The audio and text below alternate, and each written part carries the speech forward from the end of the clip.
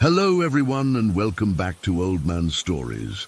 I'm aware that many of you use these videos to fall asleep, so before you doze off, I thought it would be a fun idea if each of you could leave a comment letting me know which part of the world you're listening from. Also, give a like and subscribe to the channel if you're enjoying the episodes, okay? Let's get comfortable, relax, and begin. I've been putting off writing about this for months. Even now, my hands are shaking as I type this. I guess I need to get it off my chest, and maybe someone here has dealt with something similar. We moved into our house about 2 years ago. Nothing special, just a regular 3-bedroom in a quiet neighborhood. The previous owners seemed nice enough, an older couple who said they were moving to be closer to their grandkids. The price was right, and we were excited for a fresh start. The weird stuff started about 3 months in. At first, it was just that feeling of being watched. You know the one, where the hairs on your neck stand up for no reason. I'd brush it off, tell myself I was being paranoid. Then the hellos started. I was doing laundry in the basement when I first heard it, a faint hello right behind me. I spun around, expecting to see my husband or my 8-year-old son, Ethan. Nobody was there. I called upstairs. "Did you guys say something?" No answer. When I went up, my husband was on a work call in his office, and Ethan was playing video games with headphones on. A few days later, it happened again while I was cooking dinner. Hello. Clear as day. Like someone was standing right beside me. I dropped the spoon I was holding and it clattered on the floor. I searched the entire kitchen. Nothing. When I mentioned it to my husband, he gave me that look, the one that says, "You're being dramatic." But about a week later, I caught him searching the house after he heard the same thing while he was showering. The real shock came when Ethan mentioned it casually over breakfast. "Mom, who's the person that keeps saying hello in my room?" My blood went cold. "What do you mean, sweetie?" "Sometimes when I'm playing or before I fall asleep, someone says hello. I say hello back, but they never answer again." My husband and I exchanged looks. We hadn't mentioned the voices to Ethan. We didn't want to scare him. "Who do you think it is?" I asked, trying to keep my voice steady. He shrugged, taking another spoonful of cereal. "I think it's Paul. Or maybe Mouse. Paul isn't nice, though." "Paul? Mouse? Are these your imaginary friends?" I was desperately hoping that's all it was. "No, Mom. They live here with us. Paul's been here a long time. He's angry a lot." That night, I couldn't sleep. I kept thinking about what Ethan had said. Paul isn't nice. What did that mean? Had something happened that Ethan hadn't told us about? Around 3 in the morning, I got up to check on him. As I approached his door, I heard a woman's voice, soft but clear, say, "I want to take you too." It came from just outside Ethan's room where I was standing. There was nobody there, just empty hallway. My entire body went rigid with fear. Without thinking, I whispered, "Take us where?" The response came immediately, in a deep man's voice from inside Ethan's closet. "To hell." Then 3 loud knocks came from the closet door. I rushed into Ethan's room, grabbed him from his bed and ran to our bedroom. He didn't even wake up fully. My husband thought I was losing it until we heard heavy footsteps in the hallway, stopping right outside our door. We spent the rest of the night with all the lights on, Ethan sleeping between us, and my husband holding a baseball bat. Nothing else happened, but we both knew we couldn't ignore it anymore. The next morning, I started researching paranormal investigators while my husband took Ethan to his parents' house. Most seemed like scam artists or thrill seekers, but I finally found a group called SPI, Spiritual Phenomenon Investigators, that had good testimonials and seemed professional.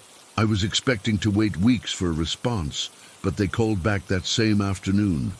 I told them everything, the voices, what Ethan had said about Paul and Mouse, and what happened the night before. Instead of dismissing me or acting excited like they'd hit the paranormal jackpot, the lead investigator, a woman named Karen, just listened quietly and said, "We'll be there tomorrow evening.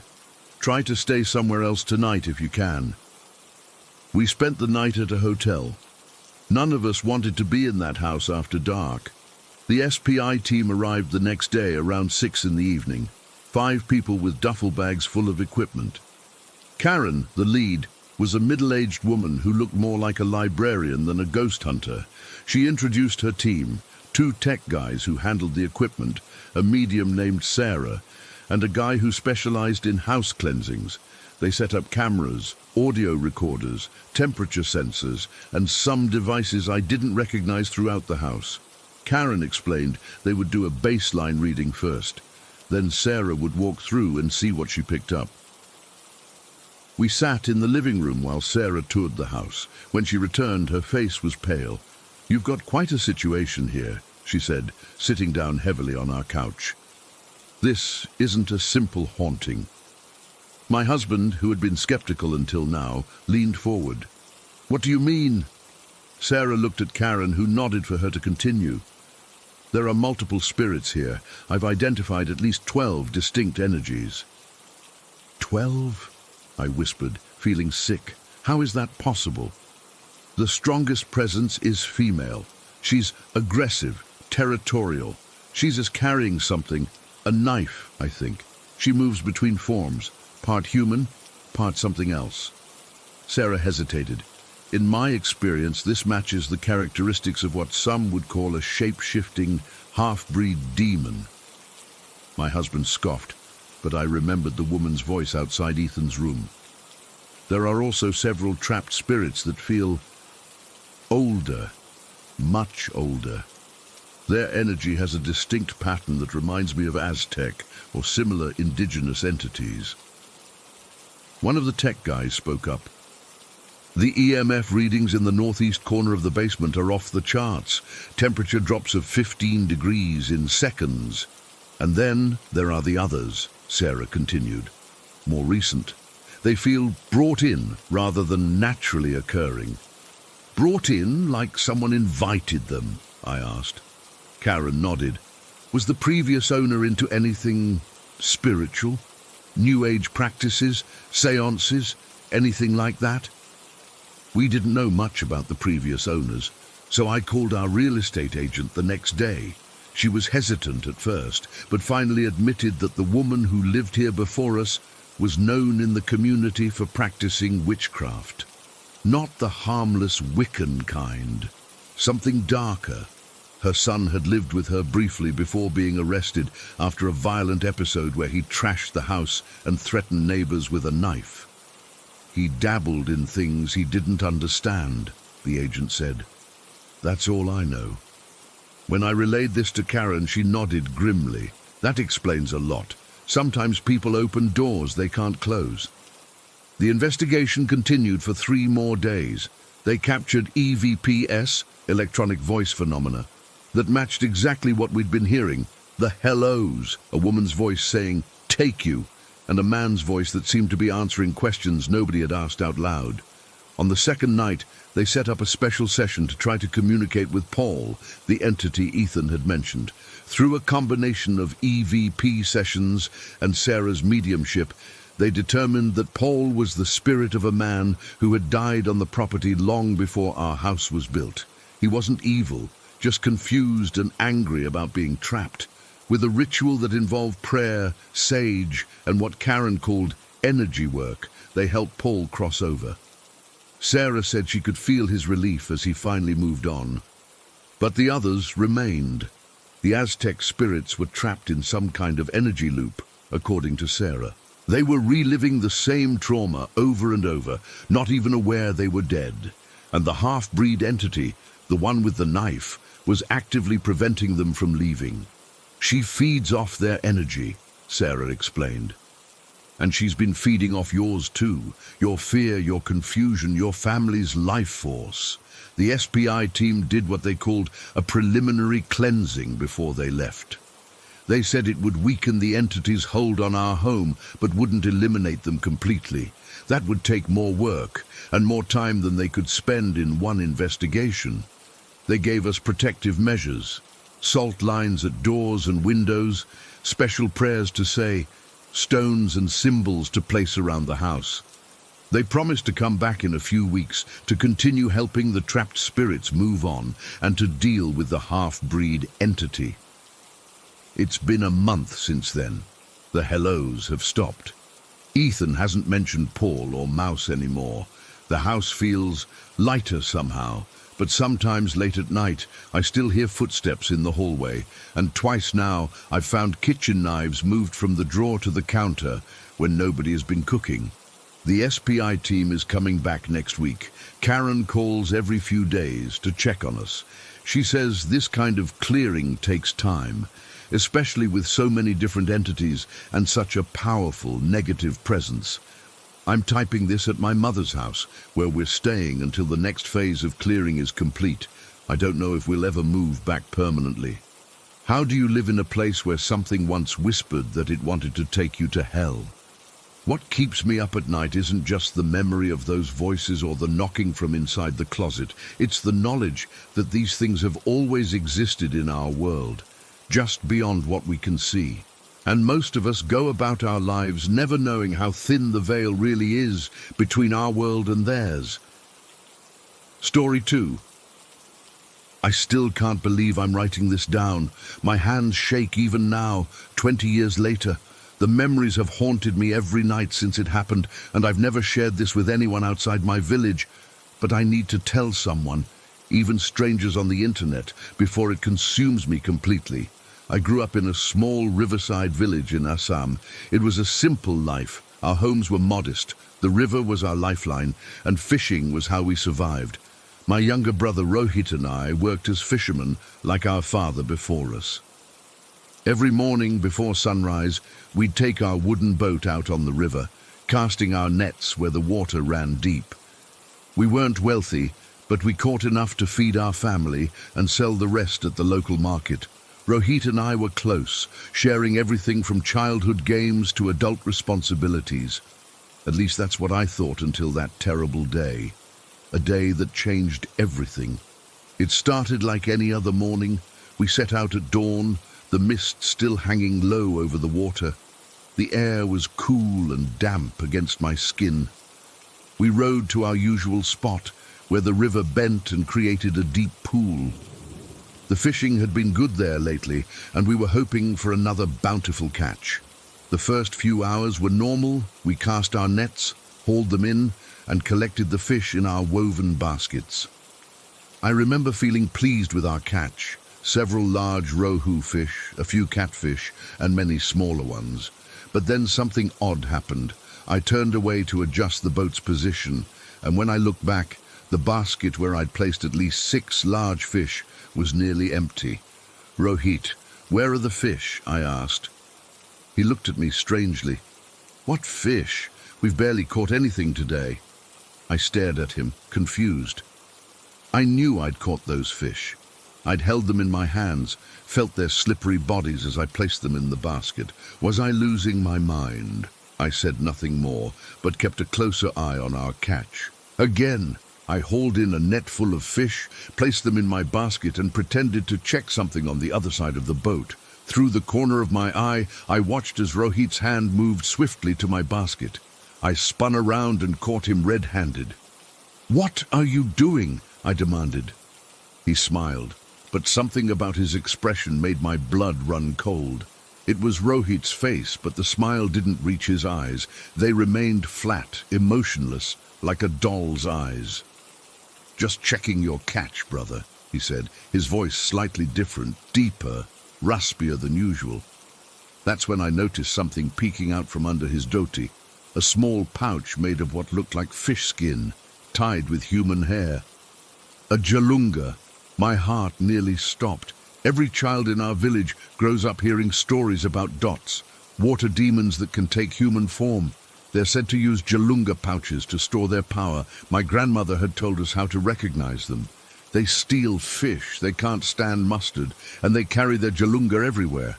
I struggled to keep my face neutral, to not let my realization show. This wasn't my brother sitting across from me. It was a dot, a demon that had taken his place. But when? How long ago? My mind raced as I tried to remember when Rohit had started acting slightly different. Was it days ago? Weeks? I couldn't be sure. "Let's head back," I said, trying to keep my voice steady. "The sun is high now. Fish won't bite in this heat."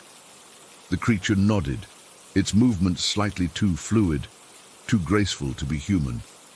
I noticed other things now. How it barely blinked, how its feet didn't quite touch the bottom of the boat. During the row back, I formulated a plan. I needed to protect my family without alerting the demon. I remembered my grandmother's stories. Dots couldn't stand mustard.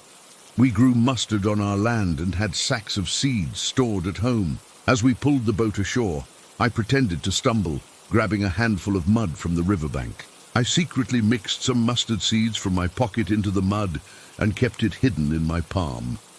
At home, I waited for a moment when the creature was distracted, then buried its jalunga deep in our largest bin of mustard seeds, knowing it wouldn't dare search there.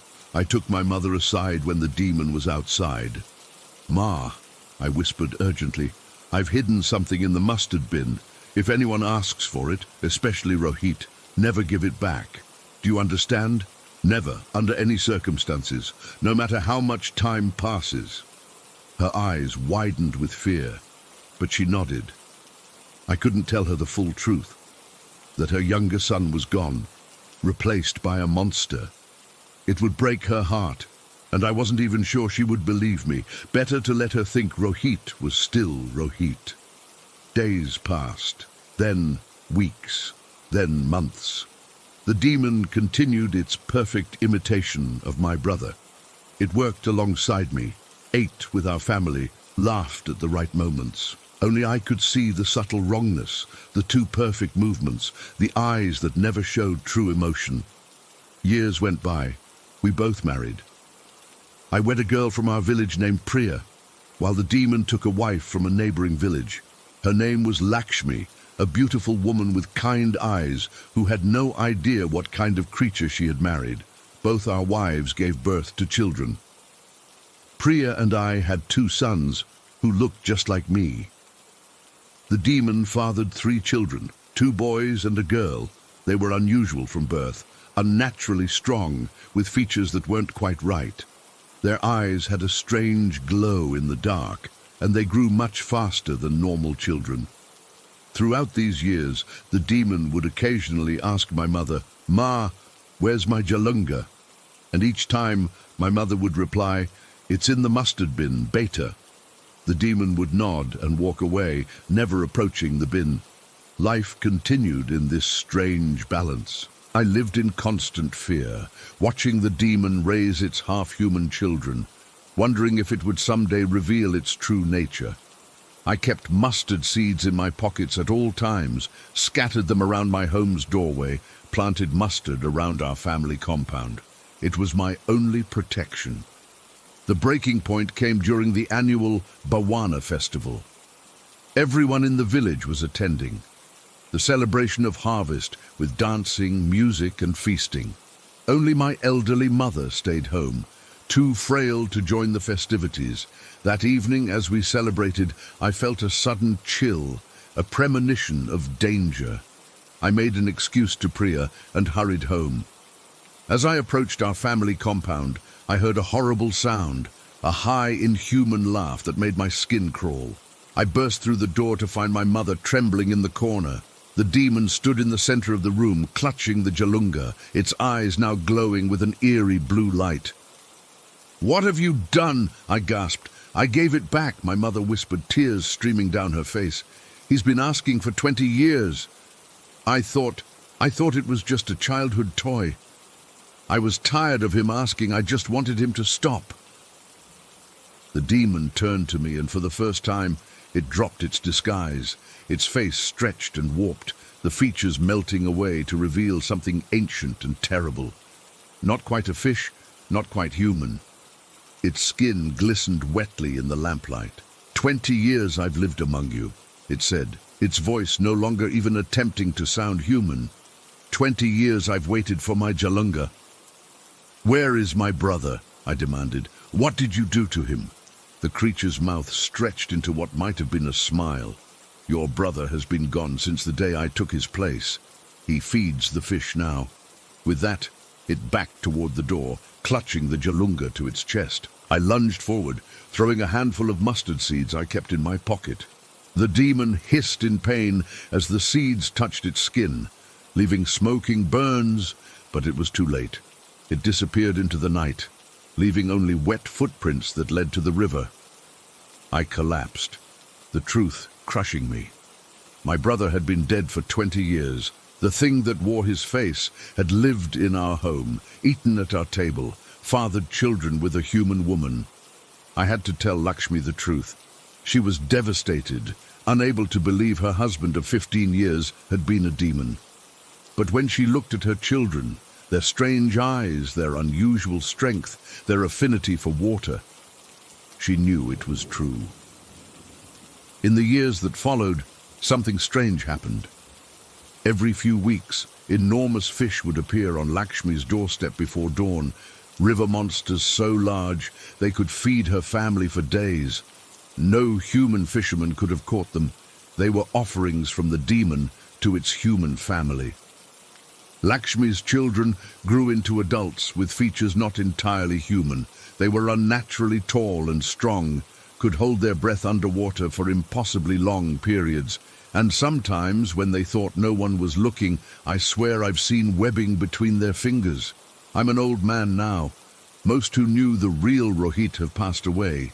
In our village, people whisper about Lakshmi's grandchildren, how they never seem to age, how they can predict when the river will flood, how fish leap into their nets willingly. Sometimes on misty mornings when I can't sleep, I go to the riverbank alone. I stand at the water's edge and call my brother's name. Once, just once, I thought I saw something watching me from the depths, something with Rohit's eyes, in a face that wasn't human. I still carry mustard seeds everywhere I go, and I never ever fish alone. Itun, Story 3. I've been trying to make sense of what happened to me on December 21st. It's been 3 days now, and I'm writing this while I still can. My hands are shaking so badly, I keep hitting the wrong keys. I need someone to understand what's happening to me before I'm not me anymore. It started with my mum's birthday. I drove to her house that morning with a cake and some flowers. Nothing fancy, just what she likes. When I got there, she looked at me like I was crazy. "What are you doing here?" she asked. Not in an angry way, just confused. I told her I was there for her birthday. She laughed and said, "My birthday's in April, honey. Are you feeling okay?" I pulled out my phone to check the date, thinking maybe I'd mixed up days somehow. But no, it was December 21st, and I had it written in my calendar. Mum's birthday. I showed her my phone, but she just shook her head. "I don't know why you have that written down," she said. "Maybe you were planning something for April. You seem tired." I felt disoriented, like I was missing something obvious. We had coffee together, and I tried to act normal, but the whole time I was running through my memories, trying to figure out if I was losing my mind. Had I really gotten my own mother's birthday wrong? I've known it my entire life. When I got home that afternoon, I felt exhausted, not just tired, but a bone-deep exhaustion that made my limbs feel heavy. I crashed on the couch and fell asleep almost instantly. That's when I had the nightmare. I was standing in an empty white room, but something was wrong with my body. I couldn't remember how to walk. It wasn't paralysis. It was like I'd forgotten the concept of walking entirely. My legs were there, but I didn't know how to use them. Then my thoughts started slipping away too. Basic things like my name, my job, where I lived, they were dissolving like sugar in water. I tried to speak, to call for help, but I couldn't remember how to form words. The knowledge was just gone. I was losing myself piece by piece until there was almost nothing left. I woke up gasping for air around 7 in the evening. My shirt was soaked with sweat. For a few seconds I didn't know where I was or even who I was. It took me almost a minute to remember my own name. I stumbled to the bathroom, splashed cold water on my face. As I looked up at the mirror, something caught my eye, my reflection. It moved a split second after I did. Not in the normal way where it mimics your movements, but like it was watching me first, then copying me. I raised my hand and there was this tiny delay before my reflection did the same. I froze, staring at myself. My reflection stared back, unblinking. I took a step to the side, and again there was that slight delay before it followed. A cold feeling washed over me. I waved my hand quickly, and the reflection's movement was just a fraction too slow. It was subtle, but unmistakable. I backed away from the mirror, heart pounding in my chest. The reflection followed, its movement still slightly behind mine. I blinked, and for a split second, I swear this is true, the reflection didn't blink with me. Its eyes stayed open, watching. I ran out of the bathroom and slammed the door. I was shaking so hard I could barely stand. I told myself I was still half asleep, that it was just my mind playing tricks on me, but I knew what I saw. My reflection wasn't me. I locked myself in my bedroom and took some sleeping pills. I just wanted the day to be over. I fell into a dreamless sleep. The next morning, I woke up feeling strange. There was a gap in my memory.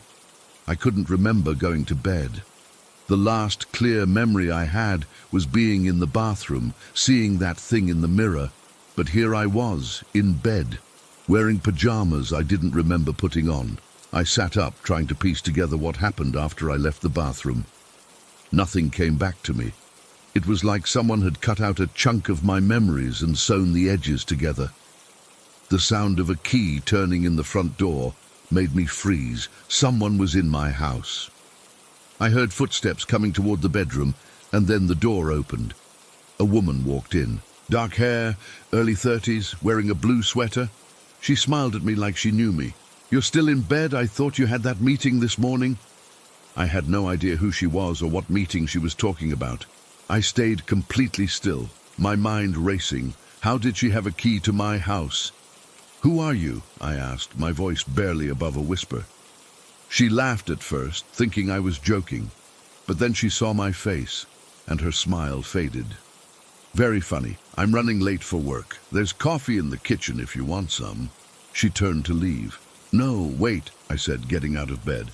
"I'm serious. Who are you? How did you get in here?" She stared at me, concern spreading across her face. "Alex, what's going on? Are you feeling okay?" I felt panic rising in my chest. This woman knew my name, had a key to my house, and was acting like we lived together, but I had no memory of her. None at all. "I don't know you," I said, backing away. "I think you should leave." She took a step toward me, reaching out her hand. "Honey, you're scaring me. Did you hit your head or something?" "It's me, Kate, your wife." "Wife? I wasn't married. I would remember being married." "I don't have a wife," I said, my voice getting louder. "I've never seen you before in my life." She pulled out her phone. "I'm calling Dr. Mercer. Something's wrong. I don't know what came over me." It was like a switch flipped in my brain. This stranger was in my house, claiming to be someone she wasn't, and now she was calling someone I didn't know. I felt threatened, cornered. I grabbed the first thing I could reach, a letter opener from the bedside table. Before I could even process what was happening, I lunged at her. I stabbed her, not once, but multiple times. Her scream sounded distant, like it was coming from another room. There was blood on my hands, on the floor, on the walls, so much blood. She collapsed, gasping, her eyes wide with shock and betrayal. "Alex, why?" she whispered before going still. I stood there, the bloody letter opener still in my hand, staring at what I'd done. I should have felt horror, remorse, something, but all I felt was confusion. I walked through the house, trying to find evidence of who this woman was. In the living room on the mantel, I found a framed photo of the two of us in wedding clothes, smiling, holding each other. My hands left bloody smears on the glass as I examined it. It was definitely me in the photo, but I had no memory of this wedding, of this woman. of any of it. More photos throughout the house showed us together, on vacation, at parties, ordinary moments of a life shared, a life I couldn't remember living. I sat down on the couch, still holding the wedding photo, and noticed a journal on the coffee table. I opened it and recognized my handwriting. The most recent entry was from 2 days ago. The headaches are getting worse. I'm forgetting things, important things. Kate says I called her by the wrong name yesterday. I didn't even realize I'd done it. The doctor says the MRI looks normal, but something is very wrong. I'm losing time, losing memories. I'm scared of what's happening to me. I flipped through more pages, reading entries from the past few weeks. According to my own writing, I'd been experiencing memory problems and strange symptoms for months. Headaches, confusion, lost time. In one entry, I'd written about waking up in my car with no recollection of where I was going or how I got there. With shaking hands, I reached for my laptop and searched for memory loss symptoms. Most results pointed to Alzheimer's, dementia, brain tumors, or trauma. But none of those explained what was happening to me, the sudden onset, the specific gaps, the incident with the mirror. Then I found an obscure medical forum where someone described symptoms similar to mine. Their post led me down a rabbit hole until I found something called marasite infection. According to the limited information available, a marasite is a parasitic entity that attaches to the host's brain and gradually consumes their mind and memories. It starts by creating small gaps in memory, then progresses to more significant cognitive disruptions, like forgetting loved ones or important life events. In the final stages, the host loses all sense of identity as the parasite completely takes over. The forum post included a link to a research paper. Most of it was too technical for me to understand, but one paragraph stood out. After consuming the host's consciousness, the marasite begins to lay eggs that spread through the decomposing tissue. The incubation period varies, but most hosts experience complete cognitive collapse within 72 to 96 hours of the first major memory disruption. December 21st. That was when it started, when I couldn't remember my mother's birthday, when I saw my reflection acting independently. According to this timeline, I only have a day or two left before whatever is inside me takes over completely. I looked at the woman on my floor, Kate, my wife, and felt nothing. Not guilt, not grief, just emptiness. Was that the parasite's influence? Had it already taken so much of me that I couldn't even feel remorse for killing someone I apparently loved? I'm writing this as a warning, I guess, or maybe just to leave some record of what happened to me. I can feel myself slipping away. There are moments when I can't remember where I am or what I'm doing. I'll be typing and suddenly forget what words mean or how to spell them. The gaps are getting bigger. I tried calling my mum a few hours ago, but I couldn't remember her number. I've known it by heart my entire life, but now it's gone. I found myself standing in the kitchen earlier with no memory of how I got there or what I was looking for. I keep catching glimpses of my reflection moving when I'm not. The headache is unbearable now. It feels like something is pushing against my skull from the inside, trying to get out. My nose has been bleeding on and off. When I look in the mirror, always quickly, always afraid of what I might see, my eyes look different, darker, emptier. If anyone finds this, please tell my family I'm sorry. I don't know what's going to happen to me, but I know I won't be me much longer. Whatever is inside me is almost done. I can feel it moving around in my head. I can feel it taking the last pieces of who I am. I can feel it watching through my eyes. I don't think I have much time left. I'm going to try to get help, but I don't know if I'll make it. If you're reading this and experiencing similar symptoms, the memory gaps, the lost time, the feeling that your reflection isn't quite right, get help immediately. Tell someone what's happening before. Leulis. Story 4. I can't sleep. It's been 48 hours since I last closed my eyes for more than 20 minutes at a time.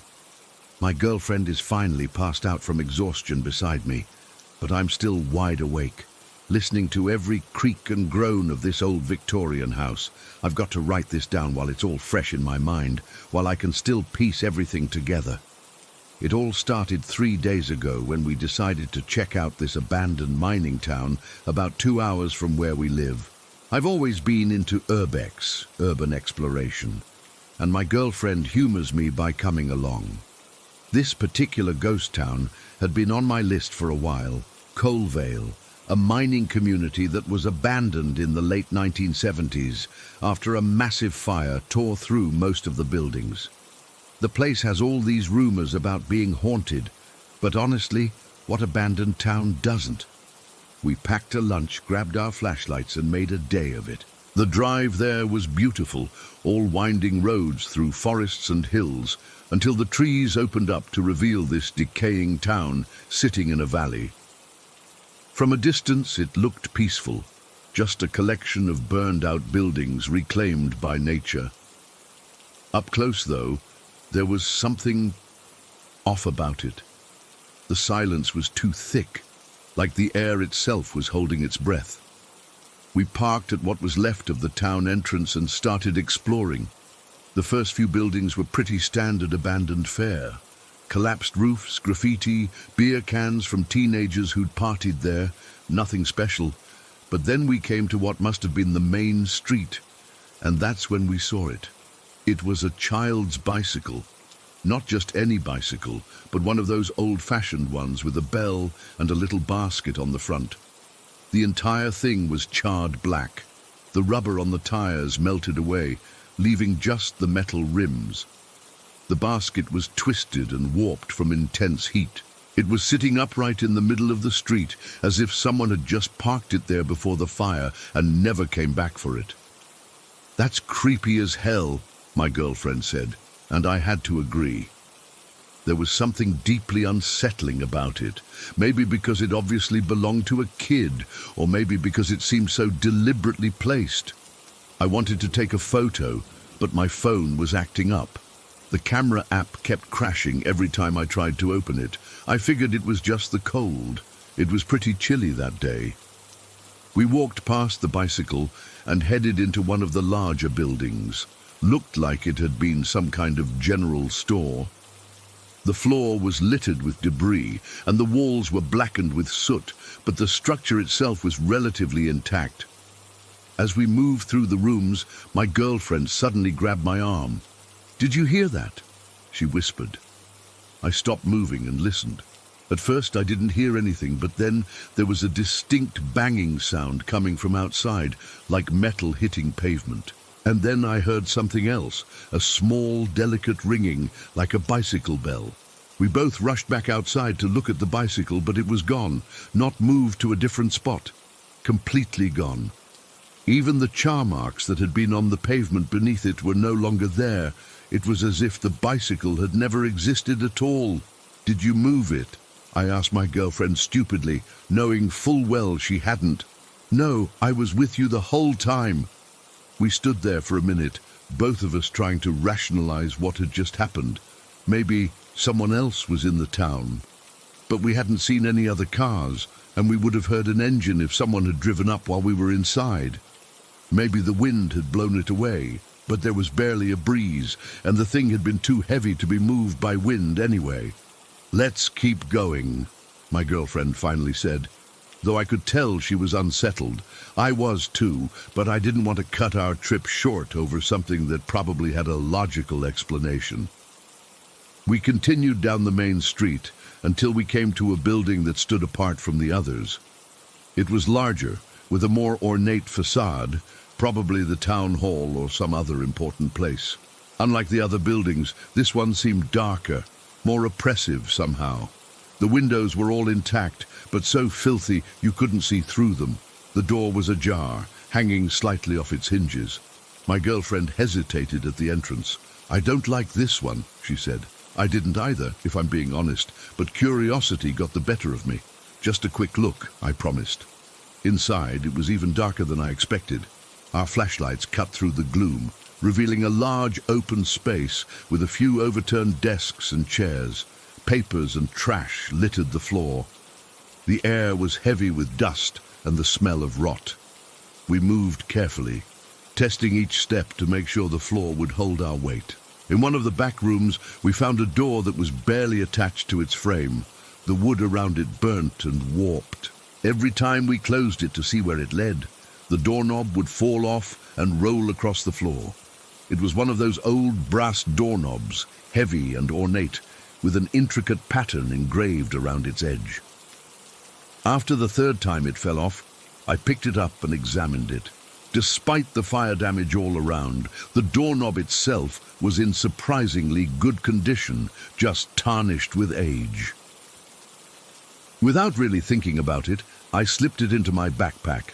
I had some vague notion of putting it back on the door properly before we left, maybe using some of the tools I had in the car.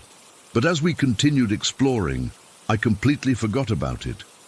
We spent another hour or so in the town before deciding to head back home. By then, the sun was starting to set, and neither of us wanted to be in that place after dark. The whole drive home, neither of us mentioned the bicycle or the strange noises we'd heard. I think we both just wanted to put it behind us. It wasn't until we got back to my girlfriend's place and I was emptying my backpack that I remembered the doorknob. I set it on her kitchen counter, thinking I'd find something to do with it later.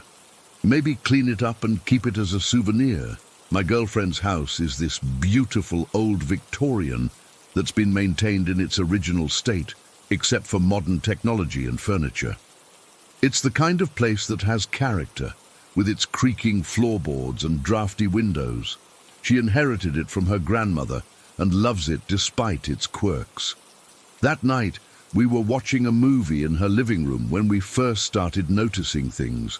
It began with what sounded like a chair being dragged across the floor upstairs. My girlfriend paused the movie. "Did you hear that?" she asked. I nodded, thinking maybe her cat had knocked something over. But then we remembered her cat was at the vet overnight for a routine procedure. Then came the footsteps, slow, deliberate steps moving across the upstairs landing. Her dog, normally the most laid-back animal you've ever seen, suddenly stood up, his hackles raised, and stared at the staircase. "Someone's in the house," my girlfriend whispered, reaching for her phone. I grabbed the nearest heavy object, a cast-iron pan from the kitchen, and was about to head upstairs when the back door suddenly flew open with a bang. We both jumped. Her dog started barking wildly, running to the stairs and then back to us as if he couldn't decide what to be more afraid of. I checked the back door. It had been locked. I remembered locking it myself when we came in, but now it was wide open, swinging gently in the breeze. There was no sign of forced entry, no broken lock, nothing to indicate how it had opened. We called the police, who came and checked the entire house. They found no one, no signs of a break-in. Nothing disturbed or missing. They suggested it might have been the wind, or maybe the door hadn't been properly closed. We knew better, but what could we say? That we thought a ghost had opened it. After the police left, we tried to go back to normal, but the atmosphere in the house had changed. It felt heavier, like the air itself had thickened, and it was cold, unnaturally cold in certain spots, particularly near the staircase. That night, neither of us slept well. The noises continued, footsteps, doors opening and closing, the sound of something being dragged across the floor. By morning, we were exhausted and on edge. I called a friend of mine who's into paranormal stuff, figuring he might have some insight. When I told him about our trip to the ghost town and everything that had happened since, he immediately focused on the doorknob. "You took something from there," he said. "Something that wasn't yours to take. Sounds like you might have brought something back with you. An attachment." "You mean like a ghost?" I asked skeptically, though after the night we'd had, I was willing to consider anything. "Maybe. Or maybe just some negative energy. Either way, you need to return it. Take it back to where you found it, put it back exactly where it was, and apologize." It sounded ridiculous, but we were desperate, We decided to go back the next day and return the doorknob. But that night, last night, things got worse. We were sitting in the kitchen trying to eat dinner, though neither of us had much appetite, when all the cabinet doors flew open at once. Not just one or two, but all of them, as if pushed by some invisible force. Then the lights started flickering, and we heard what sounded like someone running up and down the stairs. Her dog was going crazy, barking and growling at things we couldn't see. At one point, he backed himself into a corner, tail between his legs, whimpering at something that appeared to be moving toward him, though we could see nothing. We grabbed the doorknob and our coats and got out of there, spending the night at a hotel. This morning, we went back to the ghost town. Finding the exact building and door was harder than expected. Everything looked different in daylight, and without the eerie atmosphere of our first visit. But eventually we found it. The door was still there, hanging off its hinges just as we'd left it. I took the doorknob from my pocket and carefully reattached it to the door, making sure it was secure. Then, feeling slightly foolish but also desperate, I apologized out loud to whatever might be listening. The air around us seemed to shift slightly, as if something had changed, but there was no dramatic sign that our offering had been accepted. We left quickly after that, neither of us wanting to linger. We've been back at her place for a few hours now, and things seem quieter.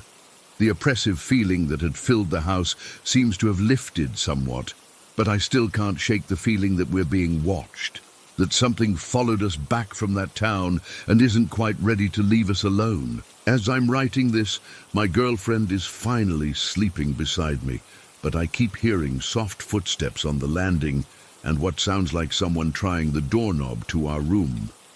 It's not turning, not yet, but I can hear the mechanism inside it rattling, as if someone's testing it, seeing if they can get in. I don't know what we brought back with us from that ghost town, but I'm starting to think that returning the doorknob wasn't enough. Whatever it is, it's angry, and it's not finished with us yet. Story 5. I'm still shaking as I type this.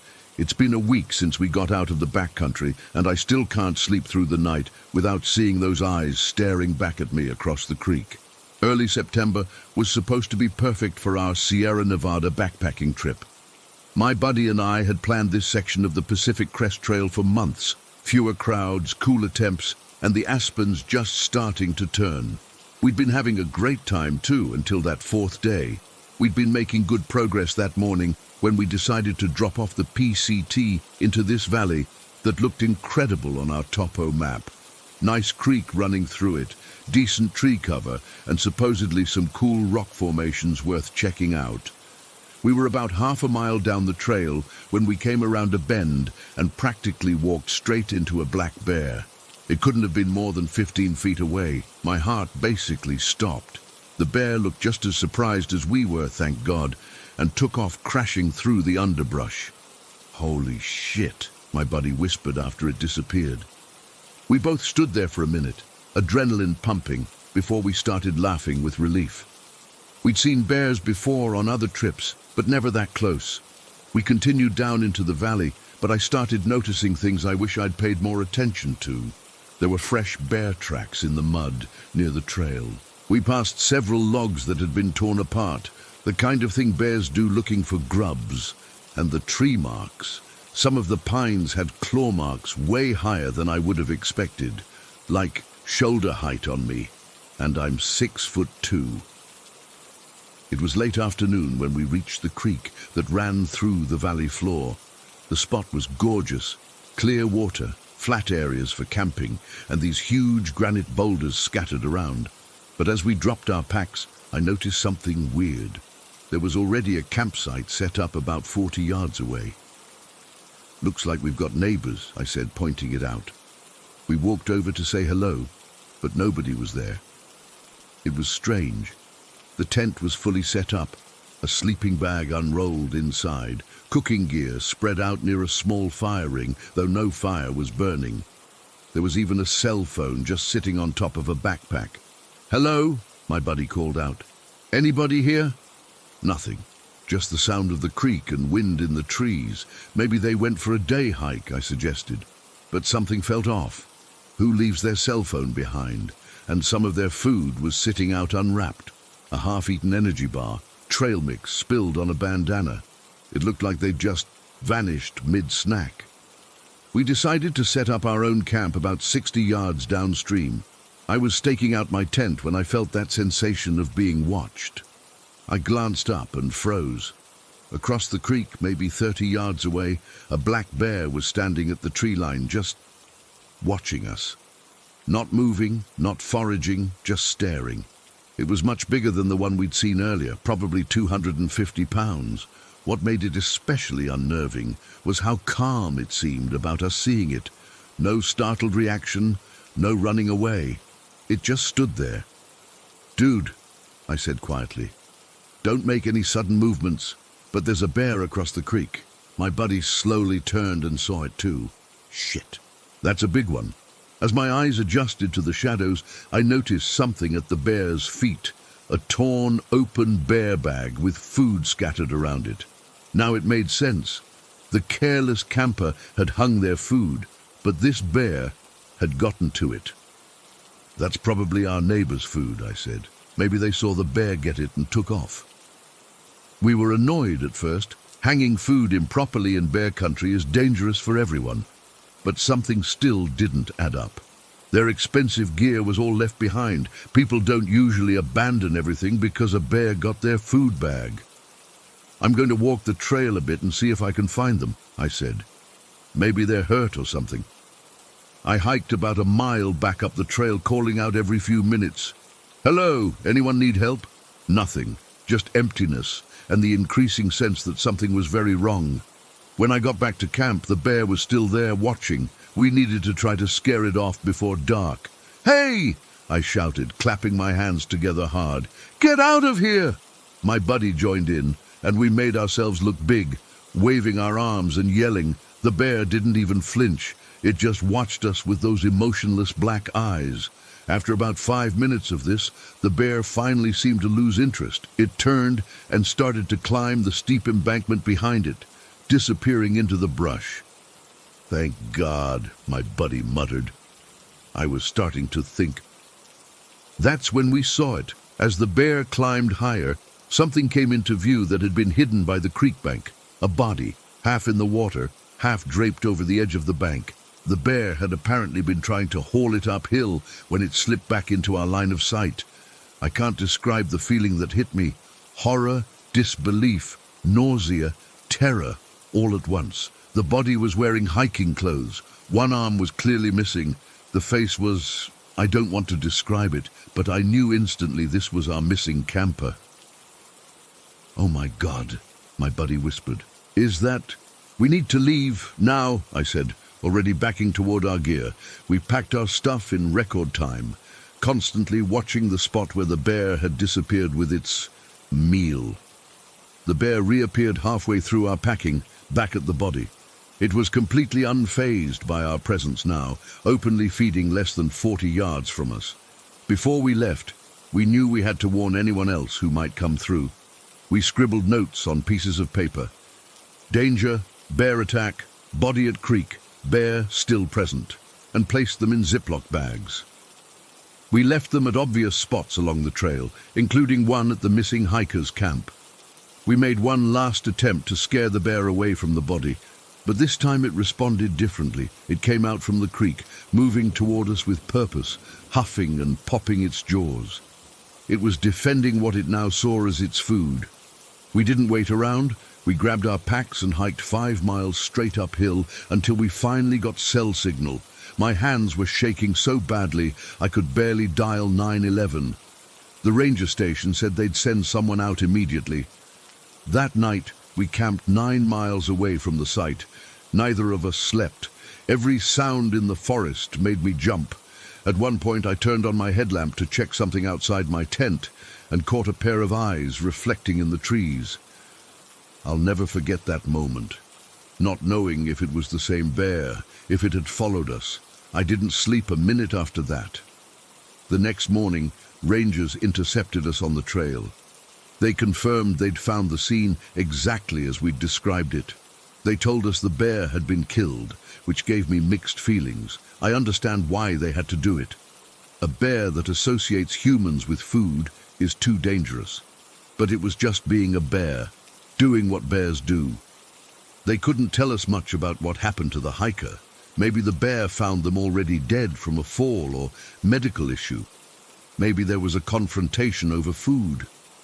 We'll never know for sure. What I do know is that I'll never forget the image of that bear standing guard over that body. So casual, so natural, like it was the most normal thing in the world. It was a stark reminder of how wild these places truly are, and how small and vulnerable we humans are within them. I've been backpacking for 15 years, and I've always had a healthy respect for bears, but now I don't know when I'll be ready to go back into bear country. I keep thinking about that hiker's cell phone, sitting there uselessly on their pack while they died alone in the wilderness. I keep seeing those unblinking eyes watching us from across the creek. And I keep imagining what would have happened if we'd arrived at that campsite just a few hours earlier. Would we have been able to help, or would there have been 2 more bodies by the creek? Story 6. I never used to believe in ghosts. I was always the skeptical one in the family, rolling my eyes whenever someone brought up paranormal shows or ghost stories around the campfire. That all changed last year when I was staying at my parents' house, a place with history that runs deep into its bones. My parents bought this place about 15 years ago. It's this massive, century-old house that used to belong to a military officer during World War I. The realtor mentioned it casually during the viewing, like it was just another selling point, but my mum was immediately fascinated. She's always been into history, and the idea of living somewhere with a story behind it appealed to her. The house itself is beautiful in that old, slightly imposing way. High ceilings, dark wood everywhere, those weird little alcoves and nooks that modern houses don't have anymore. It's the kind of place that creaks and settles at night, which I always attributed to it just being an old structure. Nothing supernatural about wood contracting as temperatures drop, right? My bedroom growing up was on the 2nd floor, at the end of this long hallway. My parents' room was downstairs. They converted what was probably once a study into their bedroom because my dad didn't like climbing stairs with his bad knee. The living room has this gorgeous bay window that looks out onto the front yard, and that's where my dad set up his pride and joy, this elaborate hi-fi system he'd been collecting components for since before I was born. Dad was super protective of that system. It had these massive speakers, an amplifier that weighed a ton, a turntable for his vinyl collection, and yes, a radio tuner. Though I never once saw him use that part, he was strictly a vinyl and CD guy. Digital music has no soul, he'd always say. Classic dad statement. Anyway, this happened about a year ago, when my parents went on vacation to visit my aunt in Florida.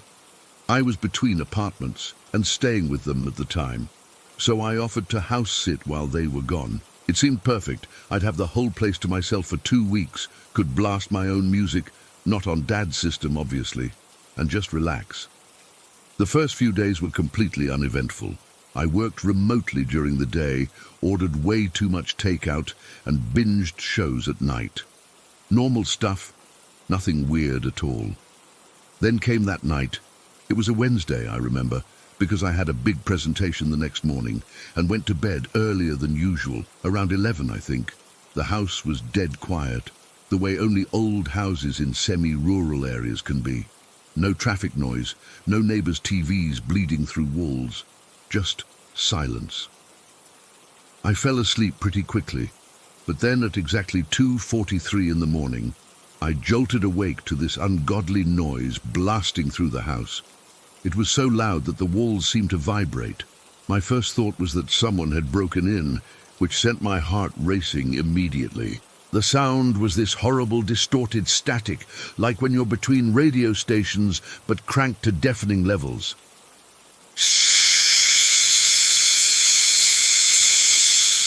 that kind of noise, but so loud it physically hurt my ears even from upstairs. I sat up in bed, completely disoriented and terrified. My phone said it was 2:43 in the morning, way too late for any normal explanation. I grabbed the baseball bat I'd brought up from the garage earlier that week, just as a precaution for being alone in the house, and slowly made my way downstairs. The sound was coming from the living room. As I got closer, I realized with a sinking feeling that it was my dad's hi-fi system. The lights on the amplifier were all lit up, and the radio tuner was active, not set to any station, just blaring static at maximum volume. I rushed over and turned it off, my hands shaking. I stood there for a minute, trying to process what had happened. The system had been off when I went to bed. I was absolutely certain of that. I hadn't touched my dad's equipment the entire time I'd been house-sitting. I knew better. I checked all the doors and windows. Everything was locked up tight. No signs of forced entry, nothing disturbed except for that radio. I even checked the basement and closets, feeling like a character in a horror movie, but too freaked out not to. Nothing. Eventually, I convinced myself it must have been some kind of electrical surge that triggered the system to turn on. These things happen with old wiring, right? The volume being at maximum was weird, but maybe that was just the default when it powered on abnormally. I didn't know enough about the technical aspects to rule it out. I went back to bed, but couldn't fall asleep. I just lay there, listening to every little sound the house made, my mind racing with explanations that grew increasingly far-fetched. Around 3:15, I finally started to drift off. At 3:21, I remember looking at my phone again.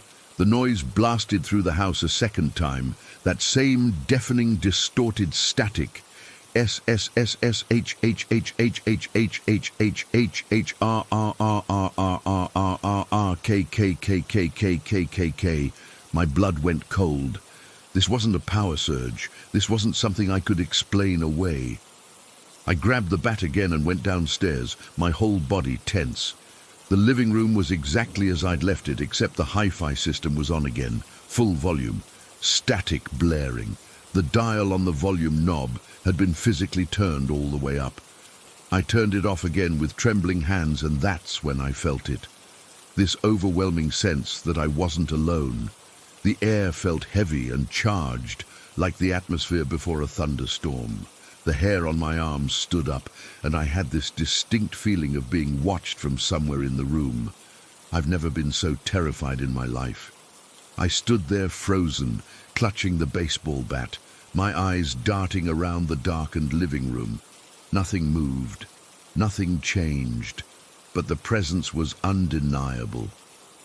In that moment, something shifted in me. My fear didn't exactly disappear, but it transformed into something more like respect, acknowledgement. I can't explain it properly, but somehow I knew that whatever was happening wasn't random. It felt deliberate, like someone was trying to get my attention. So I did something that the old skeptical me would have laughed at. I spoke out loud to the empty room.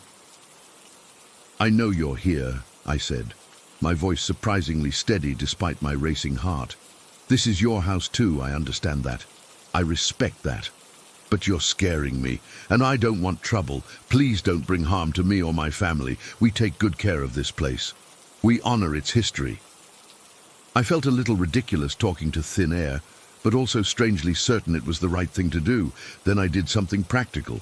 I walked over and physically unplugged the hi-fi system from the wall. Not just turned it off, but removed the power cord entirely. If it happened again after that, I was prepared to spend the rest of the night in my car. The house felt different as I walked back upstairs. Still old, still creaky, but somehow calmer, like the tension had dissipated. I didn't feel watched anymore. I kept the bat next to my bed anyway, and eventually fell into an uneasy sleep around 4:30. The rest of the night passed without incident. When I woke up the next morning, everything looked normal, just an ordinary old house in the daylight. I almost convinced myself I'd dreamed the whole thing, except the hi-fi system was still unplugged when I went downstairs. I spent that day researching the history of the house, something I'd never bothered to do before, despite my mum's fascination with it. I learned that the officer who built it had indeed returned from World War I, but according to local historical records, he struggled with what they called shell shock back then, what we now know as PTSD. He reportedly would wake in the night hearing explosions and artillery fire that weren't there. The coincidence wasn't lost on me, being woken by sudden loud noise in the middle of the night. It felt connected somehow, like an echo across time. The strangest part of all this, the system never turned on by itself again. Not while I was there for the remaining 10 days, not after my parents returned, not ever. I plugged it back in the next day and everything functioned normally. I never told my parents what happened. What would I even say? Hey, I think I met the ghost of the WWI officer who used to live here, and he likes to blast static at 3 in the morning. They'd think I was losing it, but I know what I experienced. I know what I felt in that room, and I know that acknowledging whatever or whoever was there seemed to make a difference. I moved into my new apartment the following month, but I still visit my parents regularly. The house feels different to me now, not in a threatening way, but in the way you might feel different about a place once you realize you're sharing it with someone else. There's a mutual respect there. I still don't know exactly what happened that night or why. Was it the officer trying to communicate something? Was he reliving trauma from a century ago? Or was it something else entirely that has nothing to do with the house's history? What I do know is that I'm no longer the skeptic I once was. Some things can't be explained away by logic or science. Some experiences change you fundamentally, and sometimes all it takes is acknowledging another's presence, even one you can't see, to find peace in an old house with history in its bones. Story 7. I've never been one to believe in ghosts or spirits or anything like that. I mean, sure, I'd watch those ghost hunting shows on TV and laugh at how ridiculous they were with their EVPs and thermal cameras picking up dust particles they'd claim were apparitions. My friend Jake was the same way. We'd joke about it all the time, especially when our other friend Chris would insist that paranormal stuff was real. Chris was always the religious one among us. He carried this old, worn Bible everywhere. It was his grandmother's and had all these notes written in the margins. He'd tell us stories about demons and spirits like they were facts, and Jake and I would just roll our eyes. So when Chris suggested we go to the old hillside cemetery to collect evidence of paranormal activity, Jake and I thought it would be funny to go along with it. We figured we'd humor him. Nothing would happen, obviously, and we could tease him about it later. We never expected what actually happened that night. It was about 2:30 in the morning when we pulled up to the cemetery gates. I remember checking my phone and thinking how stupid it was to be out this late when I had work the next day. The gates were locked, but there was a small pedestrian entrance on the side that was always open. "Are we seriously doing this?" Jake asked, as Chris grabbed his backpack full of what he called equipment. Just a digital recorder, a flashlight, and some other junk he'd bought online. "Come on, guys, just give it an hour," Chris said. "If we don't experience anything, we'll leave, and I won't bring it up again." It was mid-October, not quite cold, but definitely chilly. The moon was nearly full, casting this eerie blue light across the tombstones.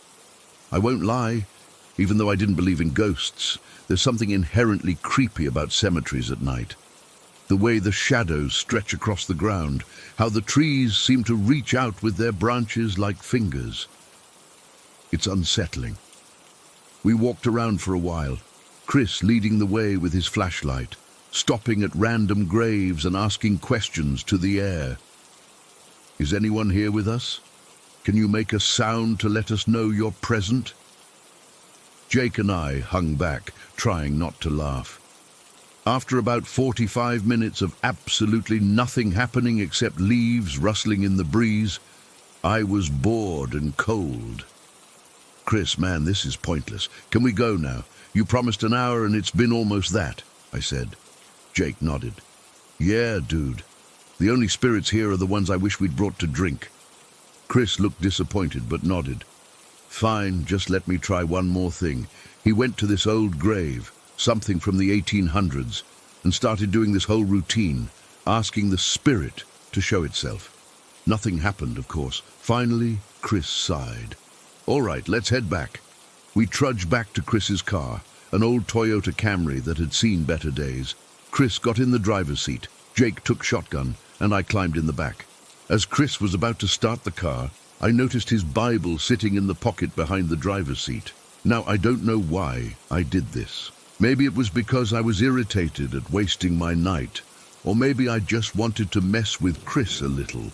But I reached for his Bible and said, "Hey, maybe we need to read some scripture to summon the ghosts." The moment, and I mean the exact moment, my fingers touched the leather cover of that Bible. Every single light in the car turned on simultaneously. Headlights, interior lights, dashboard, radio display, everything. Chris hadn't even put the key in the ignition yet. I froze with my hand on the Bible. Jake turned around to look at me, his face pale in the sudden brightness. "What the fuck did you just do?" he whispered. "Nothing," I said, pulling my hand away from the Bible like it had burned me. "I didn't do anything. Chris, is this some kind of joke? Did you rig your car?" Chris's face told me everything I needed to know. He was terrified. His hands were shaking as he fumbled with his keys. "That's not possible," he kept saying. "That's not possible. The car isn't even on."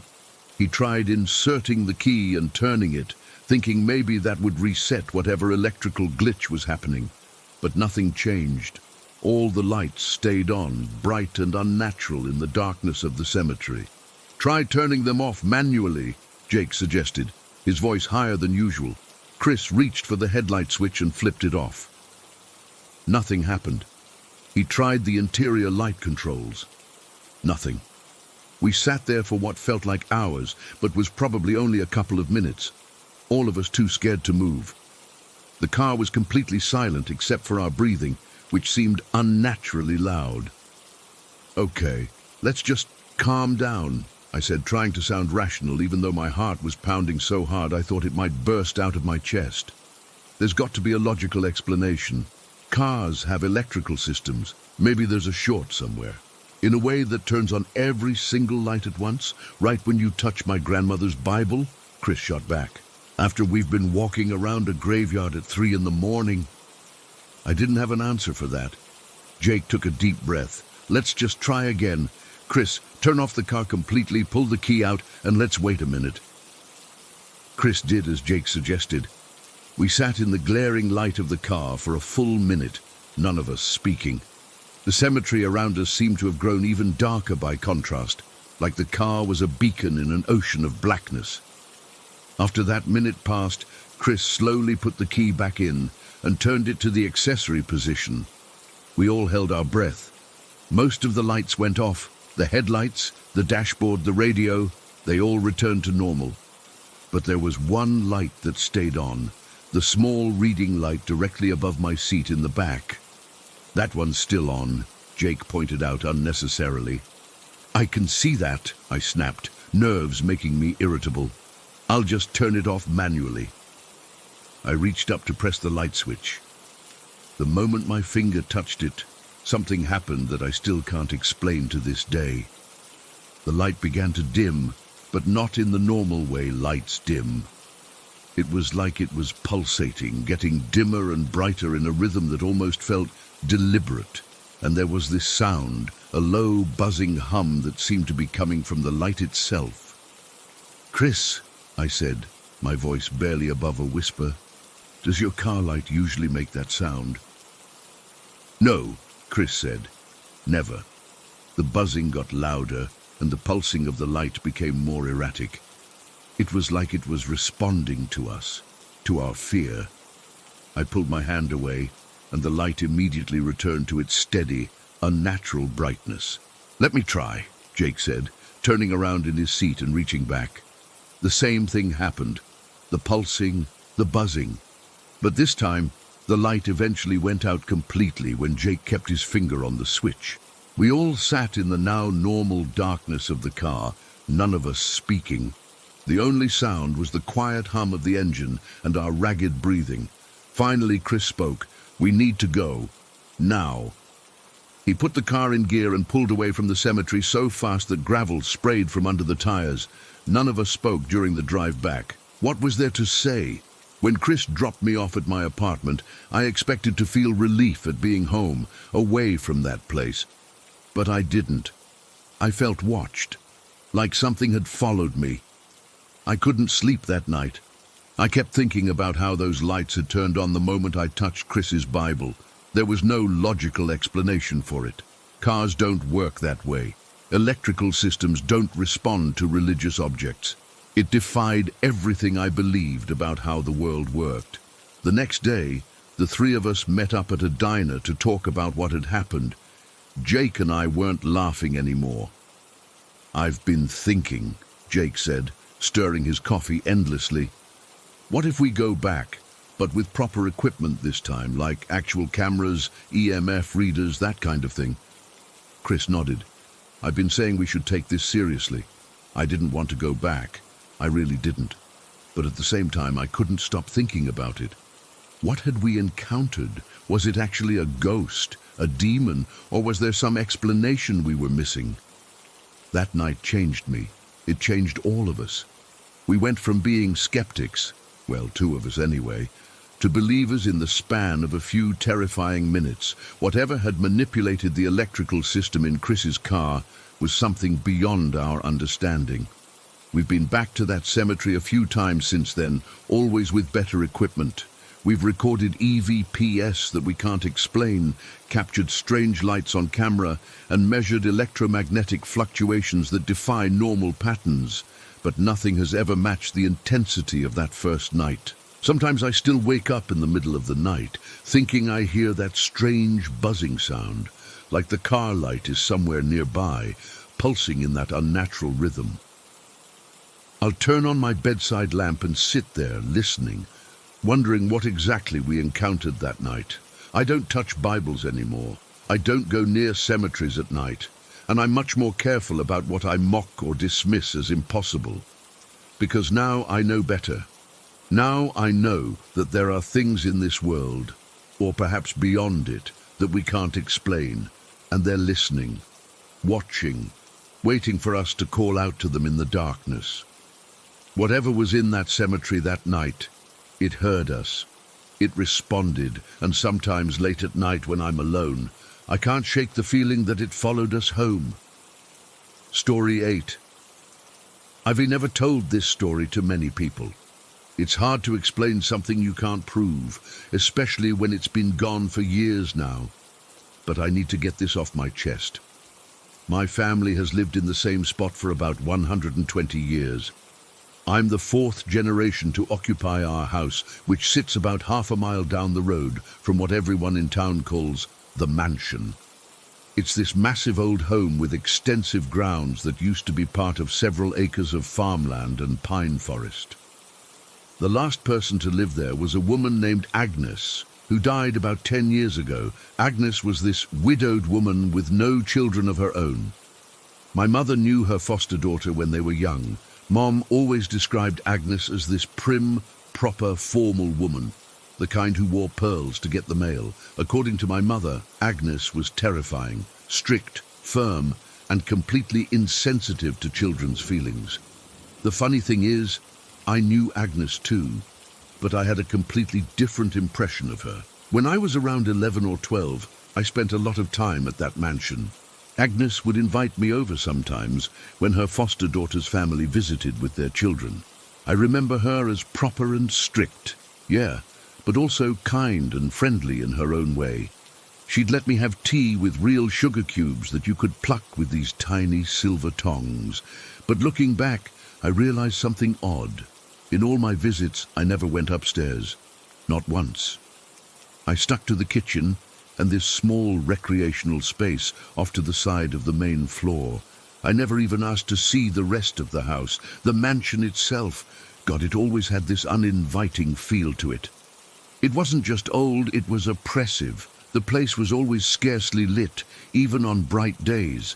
I remember how the sunlight seemed to dim the moment you stepped onto the property.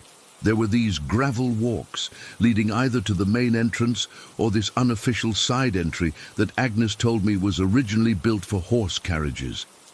The crunch under your feet was always too loud, like the stones were amplifying your presence. My mother once told me that when she was a teenager, none of the village girls would walk past that house after dark.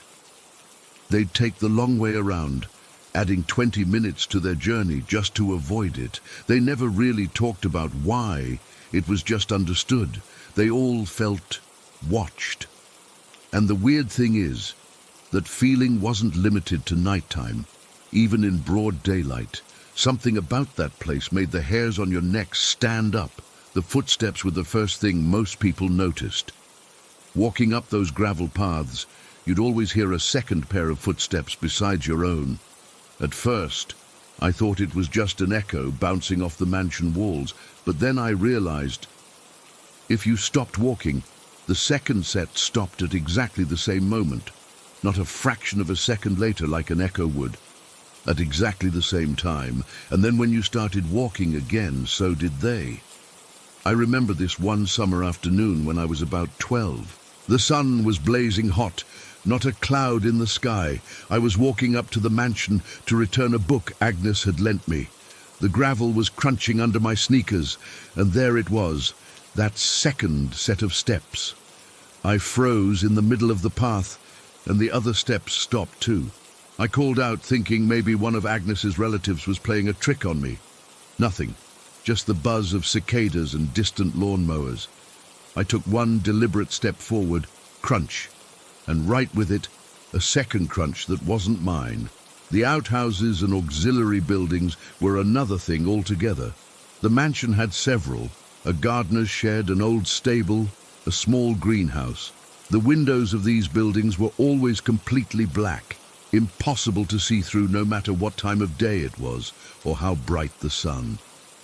Sometimes, though, if you looked at them from the corner of your eye, you might catch something moving inside, just a shadow or a shift in the darkness. But when you'd look directly, there'd be nothing. I only tried to peek into the greenhouse once. I pressed my face right up to the glass, cupping my hands around my eyes to block the glare. For a split second, I thought I saw something pale move across my field of vision. I jumped back so fast I nearly fell over. Agnes found me there, white as a sheet, and asked if I was all right. I lied and said I'd seen a spider. She gave me this look, not angry, but knowing. She just said, "Best leave some places unexplored, dear." What I remember most vividly was how I'd refused to use the bathroom during my visits. The bathroom was perfectly clean and normal, but to get there, you had to pass this large hallway where the staircase to the second floor split off. Every time I'd walk by that hall, I'd feel this pressure, like something heavy was pushing down from above, pouring down those stairs. I couldn't see anything unusual, but I could feel it, this weight in the air that made it hard to breathe. In that hallway hung a giant mounted deer head. It was probably a hunting trophy from Agnes's late husband, or maybe even older than that. Its glass eyes seemed to follow you no matter where you stood. I hated that thing. Sometimes I'd swear the head had moved slightly between visits, facing a different direction or tilted at a new angle. Agnes once caught me staring at it and said, "That's Frederick. He's been watching over this house for generations." She said it so casually, like it was completely normal to name a dead deer mounted on your wall. The worst part of the property, though, was this section of the gravel walkway that passed between two smaller buildings. I think one was an old ice house, and the other might have been servants' quarters back in the day. Walking between those two structures, the footsteps that followed you would change. They'd get closer, more deliberate. It always felt like someone was right behind you, like whatever was mirroring your steps had caught up and was now breathing down your neck. I'd always run that stretch, heart pounding, never looking back. One day, when I was about 13, Agnes invited me over to help her make preserves. It was late September, and we'd been boiling jars in her massive old kitchen for hours. The sun was setting when I realized I needed to get home for dinner. Agnes offered to drive me, but it was so close I said I'd walk. Big mistake. I started down the gravel path as usual, hearing that familiar second set of footsteps keeping pace with mine. The sky was this deep orange-red, casting long shadows across the grounds. As I approached that stretch between the two buildings, I felt my chest tighten. I took a deep breath and decided I'd just walk normally. No running, no showing fear. As soon as I stepped between those buildings, the atmosphere changed. The air got colder, heavy somehow. The footsteps behind me quickened slightly, getting closer than they ever had before. Then I felt it. The lightest touch on the back of my neck, like someone had exhaled right against my skin. I froze. The footsteps stopped too. But the presence didn't move away. It was right there, so close I could almost feel it pressing against my back. I don't remember running, but suddenly I was at our front door, gasping for breath, tears streaming down my face. My mum found me there, unable to explain what had happened. I never went back to Agnes's house after that. Years later, when I was in college, Agnes passed away. She was in her 90s by then. I came home for the funeral, standing at the back of the small crowd gathered at the cemetery. After the service, out of curiosity, I walked past the mansion. Something had changed. The oppressive feeling that had always hung over the property was just gone. The house looked brighter somehow, the grounds more inviting. A few months later, a new family moved in, a woman with 3 kids and a spaniel. I met them at a town festival and casually asked how they liked living in the old place. They loved it, said it was bright and cheerful, full of great spaces for the kids to play. The mother mentioned how peaceful it was, especially at night. I asked if they'd experienced anything unusual, the footsteps, the feeling of being watched. They looked at me like I was crazy. I walked by that mansion last year. The new owners have painted it a soft yellow, planted flowers everywhere. Children's bikes lay scattered on the lawn. That spaniel was sleeping peacefully on the porch. I deliberately walked up the gravel path, listening carefully. Nothing but my own footsteps. I passed between those two buildings, just a normal path now, nothing sinister about it. Sometimes I wonder if Agnes wasn't the source of the haunting, but its final target. Maybe her ancestors had been waiting for her, lingering for generations in that house, and when she finally joined them, they all found peace. Or maybe the house itself was waiting for something, and Agnes's death satisfied it. I still drive by sometimes, half expecting to feel that old dread creep up my spine, but it never does. Whatever was there is gone now, like it never existed. Sometimes I even question my own memories. Did I imagine it all? But then I remember that breath on my neck, the footsteps that matched mine perfectly, the eyes of that deer following me across the room. And I know what I experienced was real. To this day, I can't explain what happened in that mansion. All I know is that for over 100 years, something was waiting there. And now, whatever it was, it's finally at rest. Story 9. I've never really talked about this with anyone outside my family. Even 15 years later, I still get goosebumps thinking about it. But I need to get this off my chest. Back in 2007, I was living with my grandma in her old farmhouse in rural Kentucky. My parents were going through a messy divorce, and they thought it would be best for me to stay somewhere stable while they sorted everything out. That somewhere stable ended up being Grandma's creaky 2-story farmhouse that had been in our family since the 1920s. The house itself was exactly what you'd expect. Weathered wood siding painted white but peeling in spots, a wraparound porch with a swing that squeaked, and inside, rooms that never seemed to get warm enough in winter or cool enough in summer. The floors creaked with every step, and at night the whole place would settle and groan like it was telling its own stories. Grandma was in her 70s then, but still sharp as a tack and fiercely independent. She kept everything in its place and had a system for organizing literally everything. One thing that always fascinated me was her collection of mason jars. She had dozens of them lined up in a tall kitchen cupboard, way above where my 10-year-old self could reach. Each jar had a purpose. Some held buttons sorted by color and size. Others had dried beans or peas for planting in spring. Some had nails and screws, and a few had odds and ends she'd collected over the years. I used to stand on a chair sometimes just to look at them all when she wasn't around. The night it happened was a Tuesday in November. I remember because we always watched Wheel of Fortune together on Tuesdays, and Grandma would keep score on a little notepad, trying to beat the contestants. That night had been normal. We'd had meatloaf for dinner, watched our show, and I'd gone upstairs to bed around 8:30 while she stayed downstairs to work on a knitting project for the church bazaar. My bedroom was at the top of the stairs, first door on the right. It had been my dad's room growing up, and Grandma hadn't changed much about it. Blue wallpaper with little sailboats, a wooden bed frame with a quilt she'd made herself, and a small desk under the window that looked out over the front yard. I remember lying in bed that night, listening to the wind picking up outside, rattling the old windows in their frames. I fell asleep pretty quickly. Country life meant I was usually tired by the end of the day from helping Grandma with chores.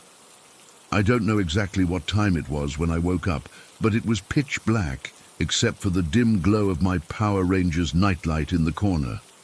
What woke me was a sound, something between a clatter and a thud, like something solid landing on fabric. At first, my sleepy brain thought it was probably Mittens or Boots, Grandma's 2 tabby cats, who sometimes snuck into my room at night. I was about to just roll over and go back to sleep when I felt something heavy on my legs. I opened my eyes fully, and that's when I saw them. 3 mason jars sitting on my quilt, directly on top of my legs. Not tipped over, not broken, just sitting there upright like someone had carefully placed them there. One had buttons in it, the blue ones Grandma used for men's shirts. Another had rusty nails and old door hinges. The third had dried lima beans. I froze, completely and utterly froze. My first coherent thought was trying to make sense of how they got there. The kitchen was downstairs, and these jars were kept in a cupboard that was at least 6 feet off the ground.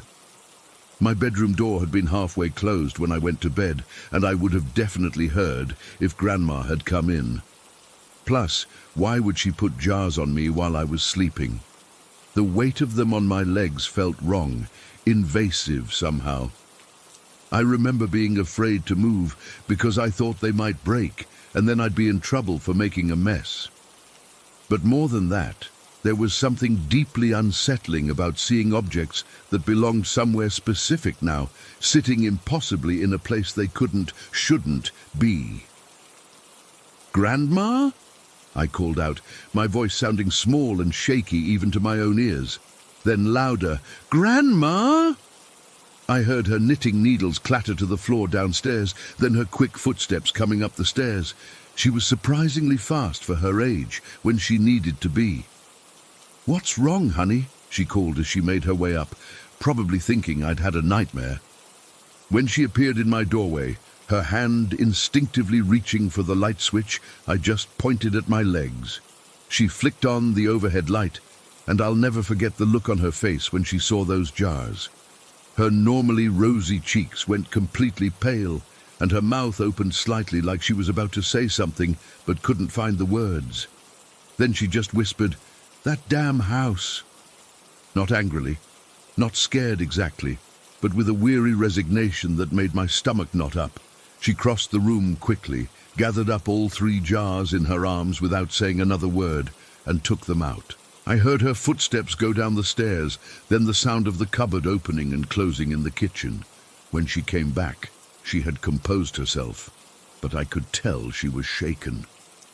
"Go back to sleep, sweetheart," was all she said, flicking the light off again. "But Grandma, how did they?" "We'll talk about it in the morning. Just sleep now." But we never did talk about it. When I brought it up at breakfast, she changed the subject. When I mentioned it again a few days later, she just said old houses sometimes had quirks, and left it at that. Eventually, I stopped asking, but I never stopped wondering. After that night, my room never felt the same. I'd always turn the light on before entering, and I'd check under my bed and in my closet every night before going to sleep. The air in there always seemed different too, heavier somehow, like right before a thunderstorm when the pressure drops. And no matter how many lamps I turned on, the corners of the room always stayed dark, as if the light couldn't quite reach them. I noticed other things too. Sometimes I'd wake up, and my closet door would be open when I knew I'd closed it. Books would be in different positions on my shelf. Once, I found a single blue button, exactly like the ones in the jar. In my shoe, when I went to put it on in the morning, I tried to convince myself there were logical explanations. Maybe the house settled in a way that made things move. Maybe Grandma was sleepwalking. Maybe I was moving things myself in my sleep. But deep down, I knew better. About 2 weeks after the incident, I was helping Grandma dust the living room when I worked up the courage to ask a different kind of question. Grandma, did anything strange ever happen to Dad when he lived in my room? Her dusting slowed, and she kept her eyes fixed on the picture frame she was working on. It was a photo of my grandfather, who died before I was born. Your daddy used to say he heard someone walking around up there at night, she finally said. But there was never anyone there, and once... She trailed off. Once what? I prompted. She sighed. Once he said he woke up with his toy trucks stacked on his chest. All of them, one on top of the other. I thought he'd done it himself in his sleep. That night I dragged my blankets and pillow downstairs and slept on the couch. Grandma didn't say a word about it, just helped me make up a little bed and kissed my forehead goodnight. I slept downstairs for a week before I felt brave enough to go back to my room. When I did return, I made some changes. I pushed my bed to a different wall. I got a brighter nightlight. I started keeping my door completely open at night. It helped, but not entirely. That feeling, that heavy watched feeling, never really went away. I lived with Grandma for almost a year before moving back with my mom. In that time, nothing as dramatic as the jars happened again, but there were dozens of little things. Objects moved, cold spots that would appear in the middle of a warm room, the sound of glass clinking together coming from empty rooms. At one point, I convinced myself I'd just imagined the whole thing with the jars, that it had been a vivid dream. Until my last night there, I was packing up my things, excited to be moving to Mom's new place in Louisville the next day. Grandma had made my favorite dinner, fried chicken with mashed potatoes, and we'd stayed up late playing card games. When I finally went upstairs to sleep, I felt a little sad about leaving, but mostly relieved. I fell asleep quickly, but woke sometime in the middle of the night to that same clinking sound. When I opened my eyes, there on my nightstand was a single mason jar, empty this time, with its lid screwed on tight, just sitting there, catching the dim light from my nightlight. I didn't call for Grandma. I didn't even move. I just stared at it until morning came, afraid that if I looked away, more would appear. When the sun finally rose, I grabbed the jar, ran downstairs, and put it back in the cupboard myself. Grandma was at the stove making breakfast and saw me do it, but didn't say a word. As we were loading my suitcases into Mum's car later that day, Grandma hugged me tight and whispered, "Some things about this old house are best left here, understand? Don't take them with you." I nodded, though I wasn't entirely sure what she meant. Years later, after Grandma passed and the house was sold, I asked my dad if he remembered anything strange happening in his old bedroom. He got really quiet, then changed the subject completely. When I pressed him, he just said, "That room always had issues." He wouldn't elaborate further. I'm 31 now, living in an apartment in Chicago, about as far from that old Kentucky farmhouse as I can get. But I still think about those jars sometimes, especially when I'm home alone at night. I keep all my pantry items in plastic containers now, and if I ever have a glass of water by my bed, I make sure to finish it completely before I go to sleep. Story 10. I still get chills thinking about that place. I've been meaning to write this down for years, just to get it off my chest. I grew up near Strasbourg, and anyone who's from around there knows about Hell's Funnel. It's not the kind of story the tourism board promotes, but ask any local about it, and you'll see their expression change. It was the summer before my senior year of high school when my friends and I decided to check it out. This was back in 2007, before someone bought the property and renovated it into what I hear is now a nice residential home. God knows how they sleep there. There were 4 of us that day. Me, Jake, Trevor, and Mitch. We were bored teenagers looking for something to do, and the abandoned sawmill property had been a topic of local ghost stories for as long as any of us could remember.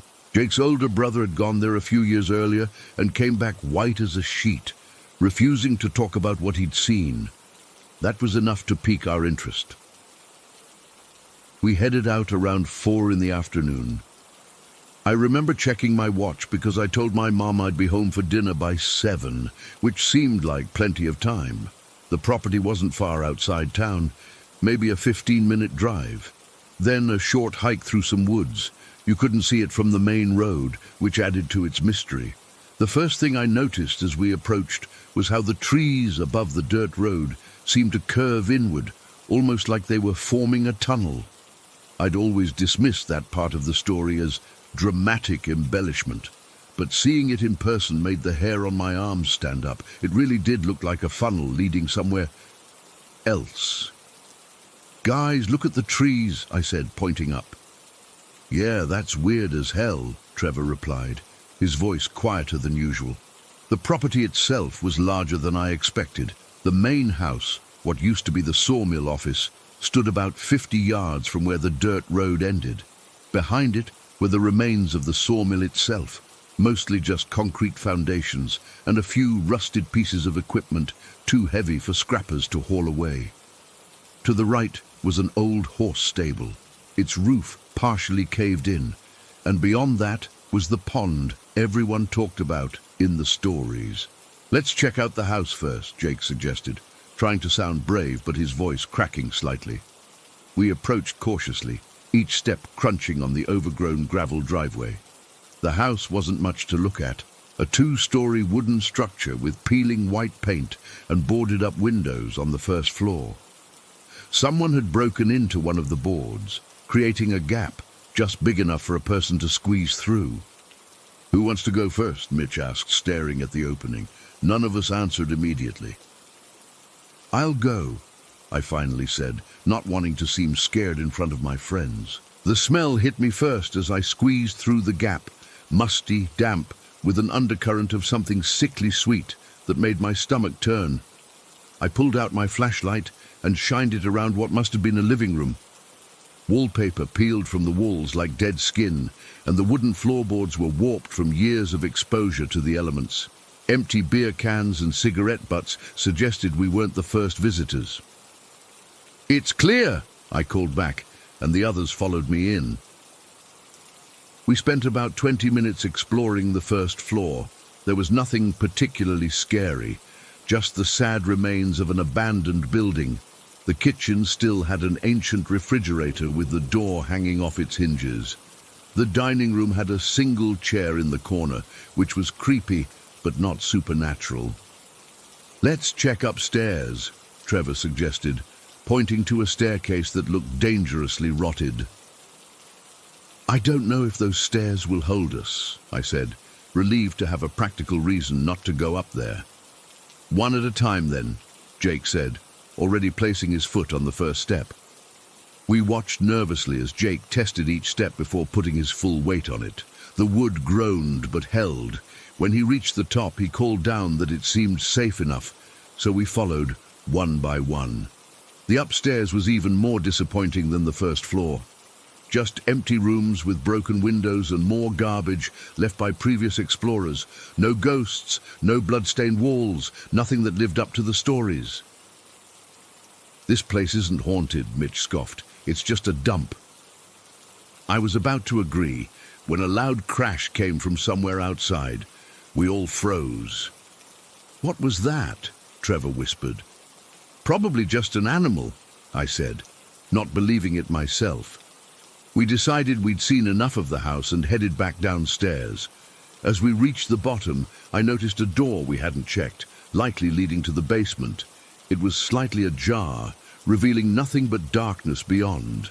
"Should we check down there?" I asked, pointing my flashlight at the door. "Hell no," Jake replied immediately. "Basements in haunted places are always a bad idea."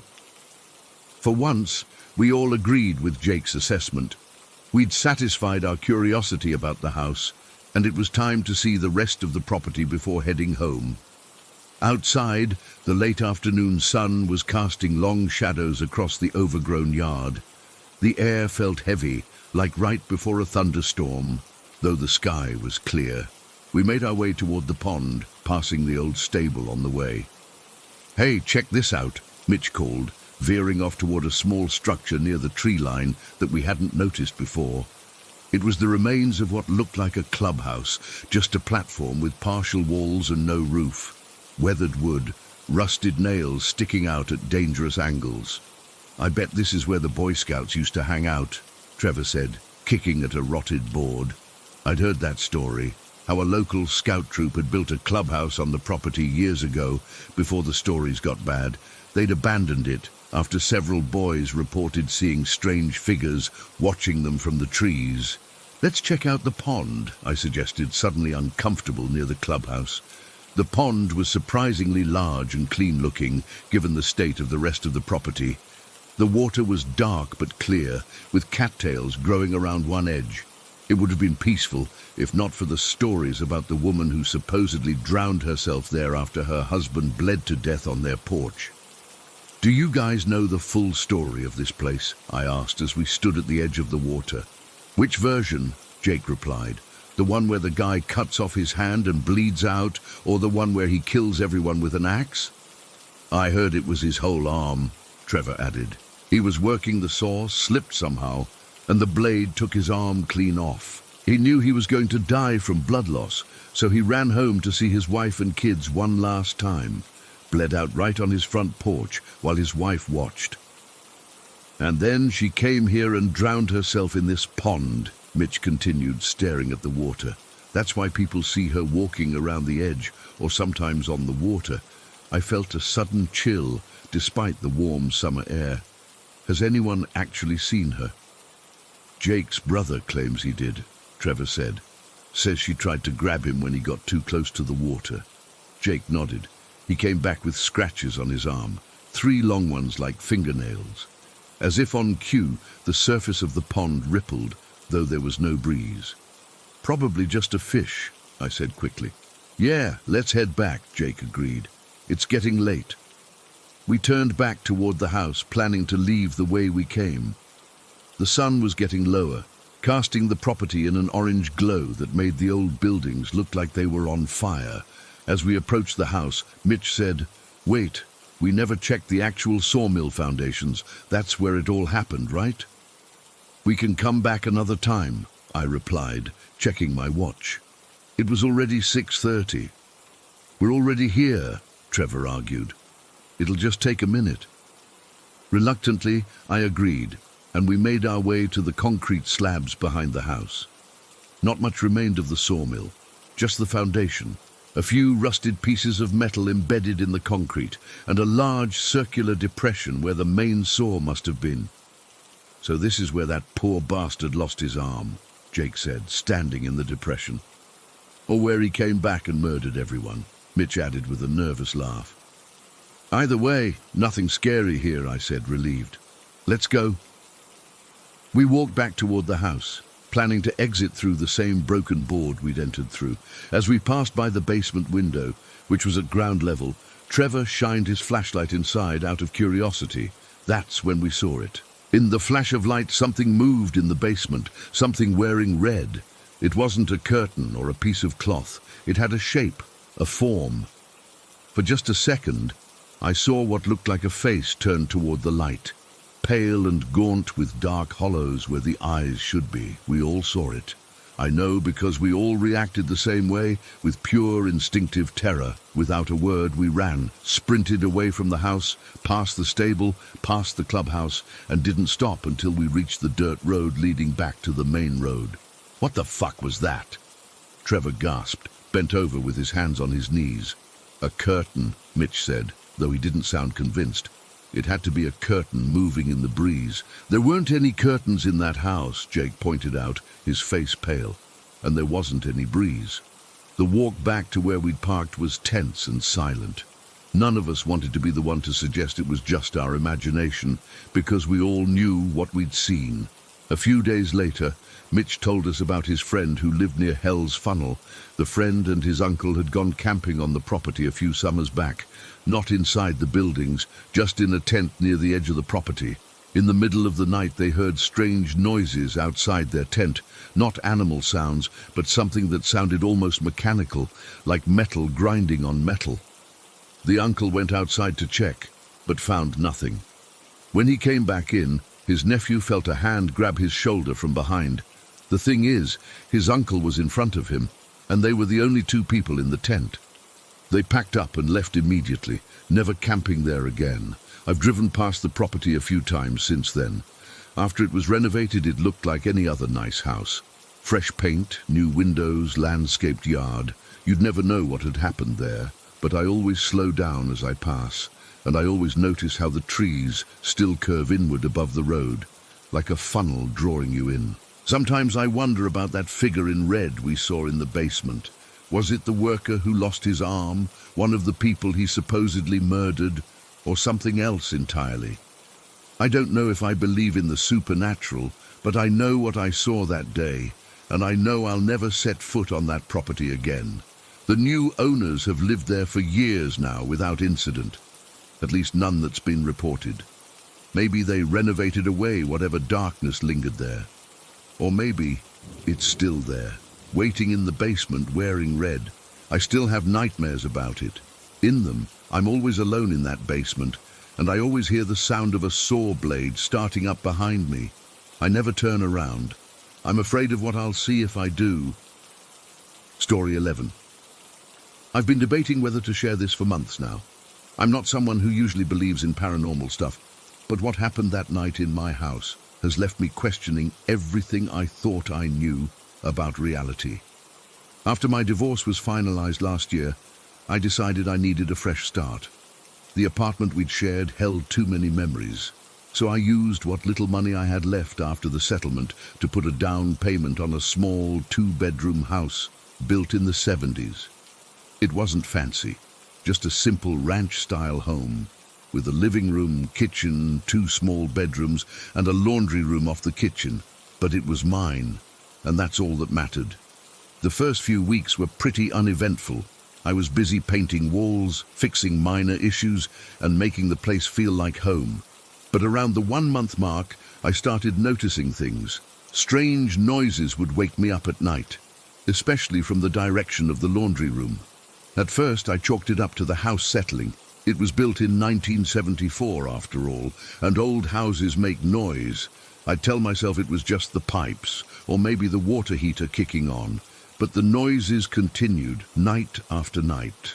Sometimes it sounded like someone was shuffling around in there, moving things.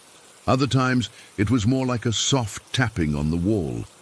I'd get up, check it out with my phone flashlight, find nothing, and go back to bed, feeling uneasy.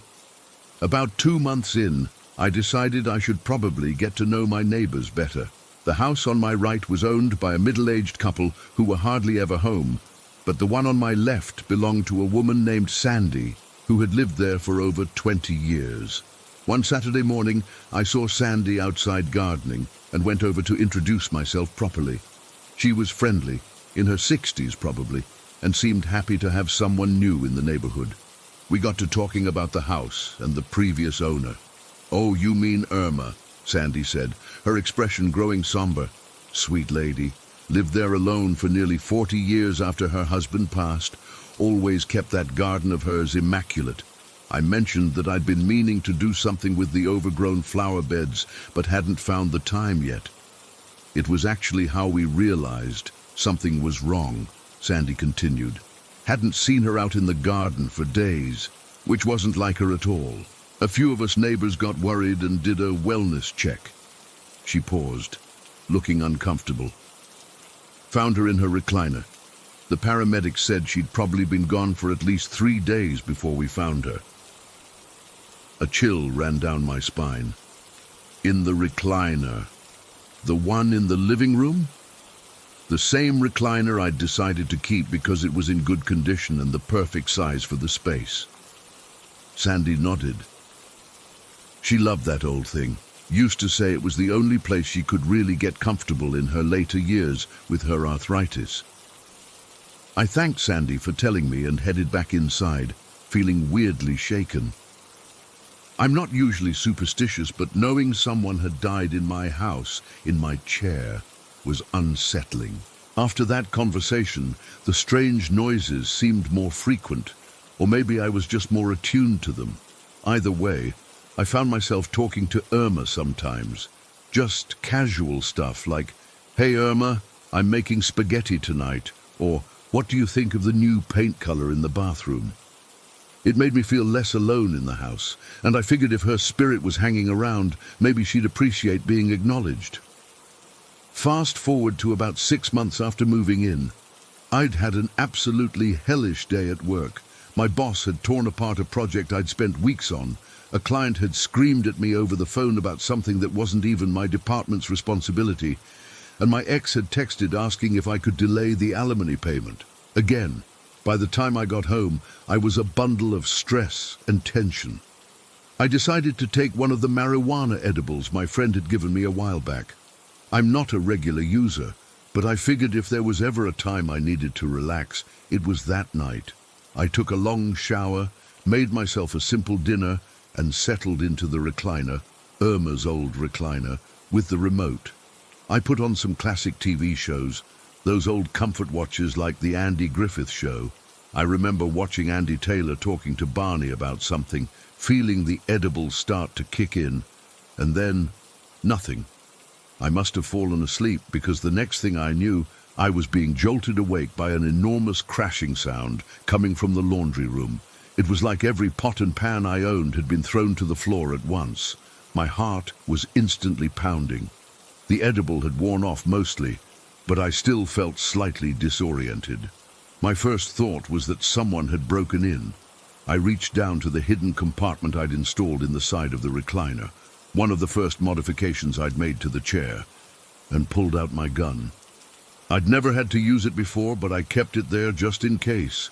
I glanced at the microwave clock as I moved toward the kitchen. The glowing green numbers read 3:33 a.m.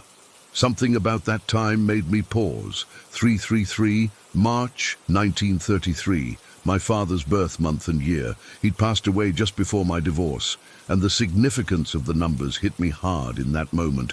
Shaking off the weird coincidence, I crept toward the laundry room door, which was slightly ajar.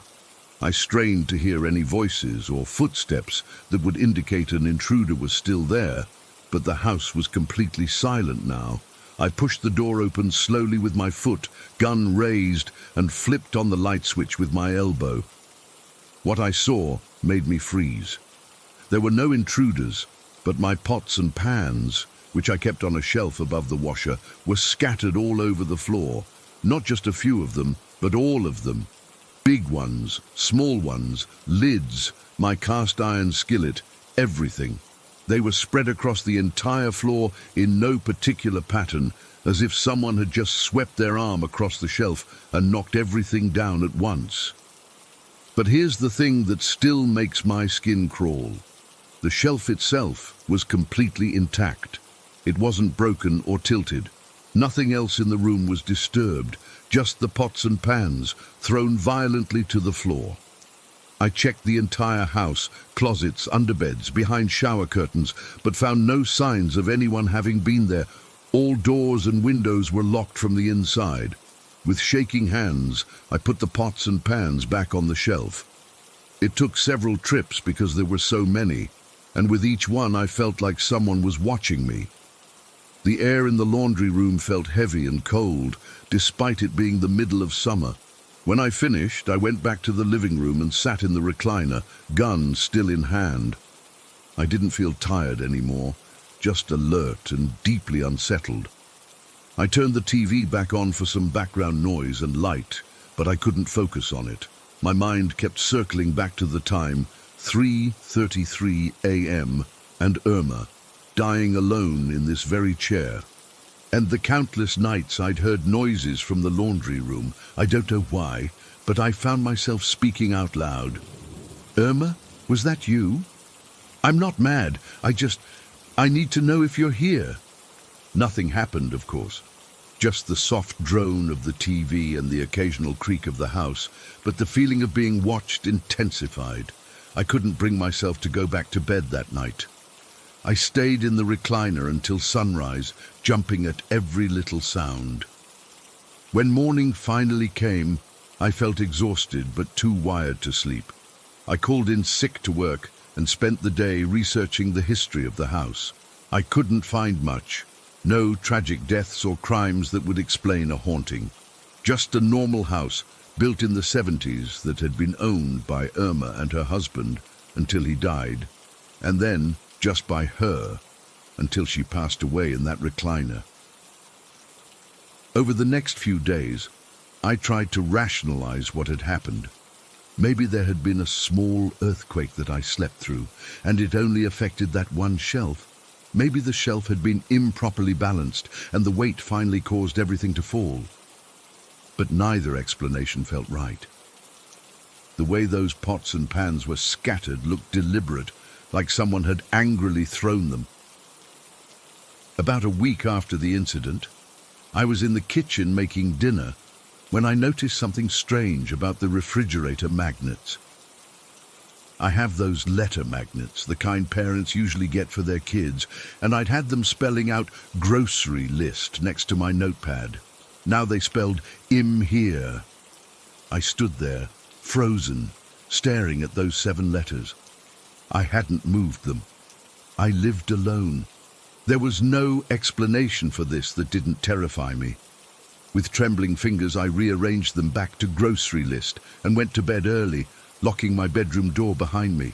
I woke up at, you guessed it, 3:33 a.m. to the sound of pots and pans crashing again. This time I didn't grab my gun. I didn't even get out of bed. I just pulled the covers over my head like a scared child and whispered, "Please, Irma, please stop." The noise ceased immediately. The silence that followed was almost worse than the crashing. I've been living with this for months now. Sometimes weeks will go by with nothing happening, and I'll start to think maybe it was all in my head. Then something small will occur. A door I know I closed will be open, or I'll find items moved from where I left them, or the TV will turn on by itself in the middle of the night, and always it happens at 3:33 a.m. I've thought about moving, but I sank everything I had into this house. I can't afford to leave, so I've learned to live with Irma, or whatever it is that's here with me. I talk to her sometimes, tell her about my day, ask her to please not scare me. Sometimes it works, sometimes it doesn't. Last night was one of the bad nights. I woke up at 3:33 to find myself not in my bed but sitting in the recliner. I have no memory of getting up and moving there. The TV was on, playing an episode of The Andy Griffith Show, the exact same episode I'd been watching that first night. I don't know what Irma wants from me. I don't know why she's fixated on that time, or the laundry room, or the recliner. All I know is that I'm not alone in this house, and whatever is here with me isn't ready to leave. I'm writing this because I need someone to know what's happening. I need to know I'm not losing my mind. Has anyone else experienced anything like this? Because I'm running out of rational explanations, and the irrational ones are becoming harder to dismiss. Story 12. I still don't know what I saw that night. It's been almost 2 weeks since it happened, and I've gone back and forth between convincing myself it was just a fever hallucination and accepting that something genuinely unexplainable occurred in my bedroom. Either way, I can't stop thinking about it. Last week I got sick with what I initially thought was just a bad cold. The symptoms started off pretty mild, just a scratchy throat and some congestion. By the second day, I had developed a cough and was feeling really run down. My wife insisted I take a COVID test, just to be safe. And sure enough, those 2 little lines appeared almost immediately. After 2 years of avoiding it, COVID had finally found me. I set myself up in our bedroom to quarantine away from the rest of my family. My wife moved into the guest room, and we kept the kids on the opposite side of the house. The first few days are honestly a blur. The fatigue hit me like a truck. I've never experienced anything like it, not even when I had mono back in college. I would wake up, take some medicine, maybe eat something if my wife left food outside the door, and then fall right back to sleep. Day or night didn't matter. My body just wanted to shut down. I lost track of what day it was pretty quickly. I think it was either Sunday or Monday night when it happened. I remember because I had started feeling a little better during the day, but by evening my fever had spiked again. I took some Tylenol and drifted off to sleep around 9 or 10. I don't know exactly what time it was when I woke up. The room was completely dark except for the glow of the digital clock on my nightstand, which I couldn't quite focus on. What I do remember is the immediate sense that something wasn't right. You know that feeling when you suddenly realize you're not alone? That prickly awareness that made the hair on my arms stand up despite the fever sweats drenching my pajamas. That's when I saw it. Or her, I should say. Standing at the foot of my bed was what looked like a person. At first, my brain tried to make sense of it. Maybe it was just a coat hanging on the door that I was misinterpreting in my feverish state. But no, this was clearly a figure. Initially, it appeared to be tall and thin, draped in something black with what looked like a hood. I blinked hard, trying to clear my vision, and that's when the shape seemed to shift and become more defined. It wasn't wearing a hood at all.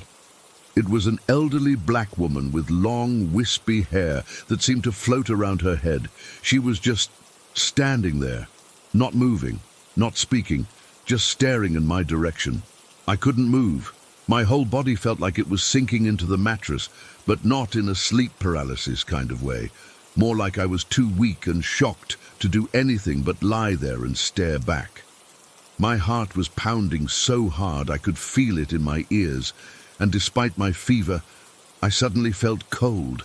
The strangest thing about her was that she wasn't completely solid. Her outline wasn't sharp like a real person would be. It was almost like she was emitting some kind of vapor or fumes, creating this hazy boundary around her form. I could see her clearly enough to make out that she was an elderly woman, but it was like looking at someone through a thin curtain of smoke. We must have stayed like that for about 30 seconds, though it felt like hours. Me staring at her, her staring at me. At least I think she was looking at me, though I couldn't clearly see her eyes. Then something happened that I still can't explain away. In our master bathroom, which connects directly to the bedroom, we have one of those motion-activated nightlights. My wife installed it years ago, so we wouldn't have to turn on the bright overhead light if we needed to use the bathroom at night. Suddenly, that light flickered on. The soft glow spilled out from the bathroom doorway, causing me to instinctively glance in that direction. It was just for a split second, but when I looked back to where the woman had been standing, she was gone. In her place was just my jacket hanging on the back of the bedroom door, exactly where it had been before I went to sleep. I sat up as much as my weakened body would allow and stared at the spot. Had I imagined the whole thing? But then the bathroom light clicked off, which meant that whatever motion had activated it had now stopped. The room was plunged back into darkness. My heart was racing even faster now. I fumbled for the remote control and turned on the TV, needing both light and noise to fill the room. Then I reached over and switched on my bedside lamp too. The sudden brightness made my head pound, but there was no way I was going back to darkness. I scanned every corner of the room. Nothing. just my familiar bedroom with its dresser, closet door, and the jacket hanging where it always does. The bathroom door was open as I'd left it, the nightlight now inactive. I sat there for what must have been an hour, TV blaring some late-night show that I wasn't really watching, my eyes constantly darting around the room. Eventually, the combination of illness and adrenaline crash got the better of me, and I must have fallen back asleep with all the lights still on. When I woke the next morning, the memory was still vivid, but in the daylight, it was easier to rationalize. I had a fever. I was on several medications. My sleep schedule was completely messed up. Hallucinating during a high fever isn't uncommon, right? That's what I tried to tell myself. But I keep coming back to that bathroom light. It's triggered by motion. It doesn't just turn on randomly. Something had to move in that bathroom to activate it. And it wasn't me. I was frozen in bed. The weirdest part about the whole experience is that I wasn't as terrified as I should have been.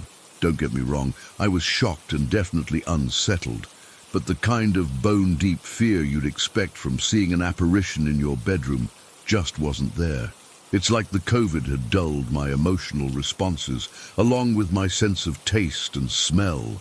I was more confused than frightened. I keep trying to make sense of who she might have been. The house we live in isn't particularly old, built in the 1990s, and as far as I know, no one has died here. I don't recall ever seeing pictures of an elderly black woman who resembled what I saw, and I have no personal connection that would explain her appearance. What's really been bothering me is a conversation I had with my wife yesterday. I finally felt well enough to join the family for dinner, and we were catching up on everything I'd missed while quarantined. Casually, I asked if she'd come into the bedroom at all during the night I was really sick. She looked at me strangely and said no. She'd been careful to stay away like we'd agreed. Then she asked why, and I hesitated. I almost told her about what I'd seen, but something held me back. Instead, I just mentioned hearing noises and wondering if it had been her. She accepted that explanation, but then she said something that sent a chill through me.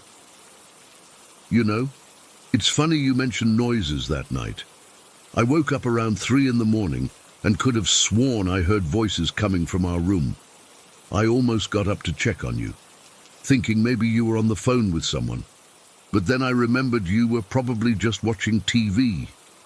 I wasn't on the phone, and while the TV was on later, it wasn't on when I first saw the woman. I didn't tell my wife that, though. I just nodded and changed the subject. The fever is gone now, and most of my other symptoms have subsided too. I've moved back into our bedroom and everything seems normal. But every night I find myself staring at the spot where she stood, half expecting to see her there again, and I've started leaving the bathroom light on, the regular light, not the motion-activated one. I tell my wife it's just in case I need to get up during the night while I'm still recovering. I've done some reading about COVID and neurological effects. There are reports of hallucinations, brain fog, all sorts of strange symptoms that affect perception. That's probably all it was, but sometimes when I'm drifting off to sleep, I catch a whiff of something I can't quite identify, like old perfume mixed with something medicinal. And even though my sense of smell isn't fully back yet, that scent comes through clearly. It's the same smell that filled the room that night, though I didn't mention that part earlier because I didn't realize it until it happened again. I don't know who she was or what she wanted. Maybe she was just checking on me, making sure I was okay. Maybe she was warning me about something, or maybe she was never really there at all. All I know is that I saw her as clearly as I can see the screen I'm typing this on, and sometimes, when the house is quiet and I'm alone, I get the distinct feeling that she's still here, watching, waiting for what, I don't know, and I'm not sure I want to find out. Story 13. Because you see, I still get goosebumps thinking about what happened in Argentina 3 months ago. I've gone over it 1,000 times in my head, talked to Chris and Bella endlessly, and searched online for anything similar, but I've found nothing that explains what we saw that day outside Salta. It started as an amazing trip. I'd been planning to visit Chris in Buenos Aires for ages. He'd moved there for work about a year before and kept telling me how incredible Argentina was. I spent my first few days exploring Buenos Aires, hitting all the tourist spots, eating way too much steak and drinking Malbec until I couldn't feel my face. Then Chris suggested we head to Salta for a few days to see a different side of Argentina. It's more laid back than BA, he said. Plus, the salt flats are insane. You've never seen anything like them. We caught a domestic flight to Salta and checked into this youth hostel in the city center. Nothing fancy. Just a basic place with bunk beds and a common area where backpackers hung out swapping travel stories. We met Bella there, an Australian girl who'd been traveling solo through South America for about 6 months. The three of us hit it off and decided to book the Salt Flats tour together. The tour company picked us up at some ungodly hour. I remember it was still dark out, maybe around 5 in the morning. I was half asleep, clutching a thermos of coffee like my life depended on it. The bus was one of those typical tour buses with reclining seats and air conditioning that either blasts freezing air or doesn't work at all. There were maybe 15 other tourists, mostly Europeans, and a few other Americans. The drive up into the mountains was beautiful. We watched the sunrise paint the landscape in these incredible golden and red hues. Chris kept nudging me and pointing at different rock formations, while Bella snapped photos that would definitely end up on Instagram. Our tour guide, a local guy probably in his 40s, gave commentary in both Spanish and English about the geology and history of the region. Around noon, we stopped at this alpaca ranch for lunch. The place was rustic, wooden tables set up outside overlooking the mountains, with alpacas grazing nearby. They served us this amazing lentil soup with chunks of alpaca meat, which I was hesitant about at first, but ended up really enjoying. We all laughed about how we were eating alpaca while watching live ones just yards away. The salt flats themselves were mind-blowing. It's like being on another planet. Just this vast, white expanse stretching as far as you can see. We took those typical perspective photos where it looks like you're standing on someone's hand or jumping out of a shoe. Touristy stuff, but fun. By late afternoon, we were all pretty exhausted. The sun was starting to set as we boarded the bus for the long drive back to Salta. I grabbed a seat near the back, while Chris and Bella sat together a few rows ahead of me. The plan was to get back to Salta around 8 or 9 in the evening.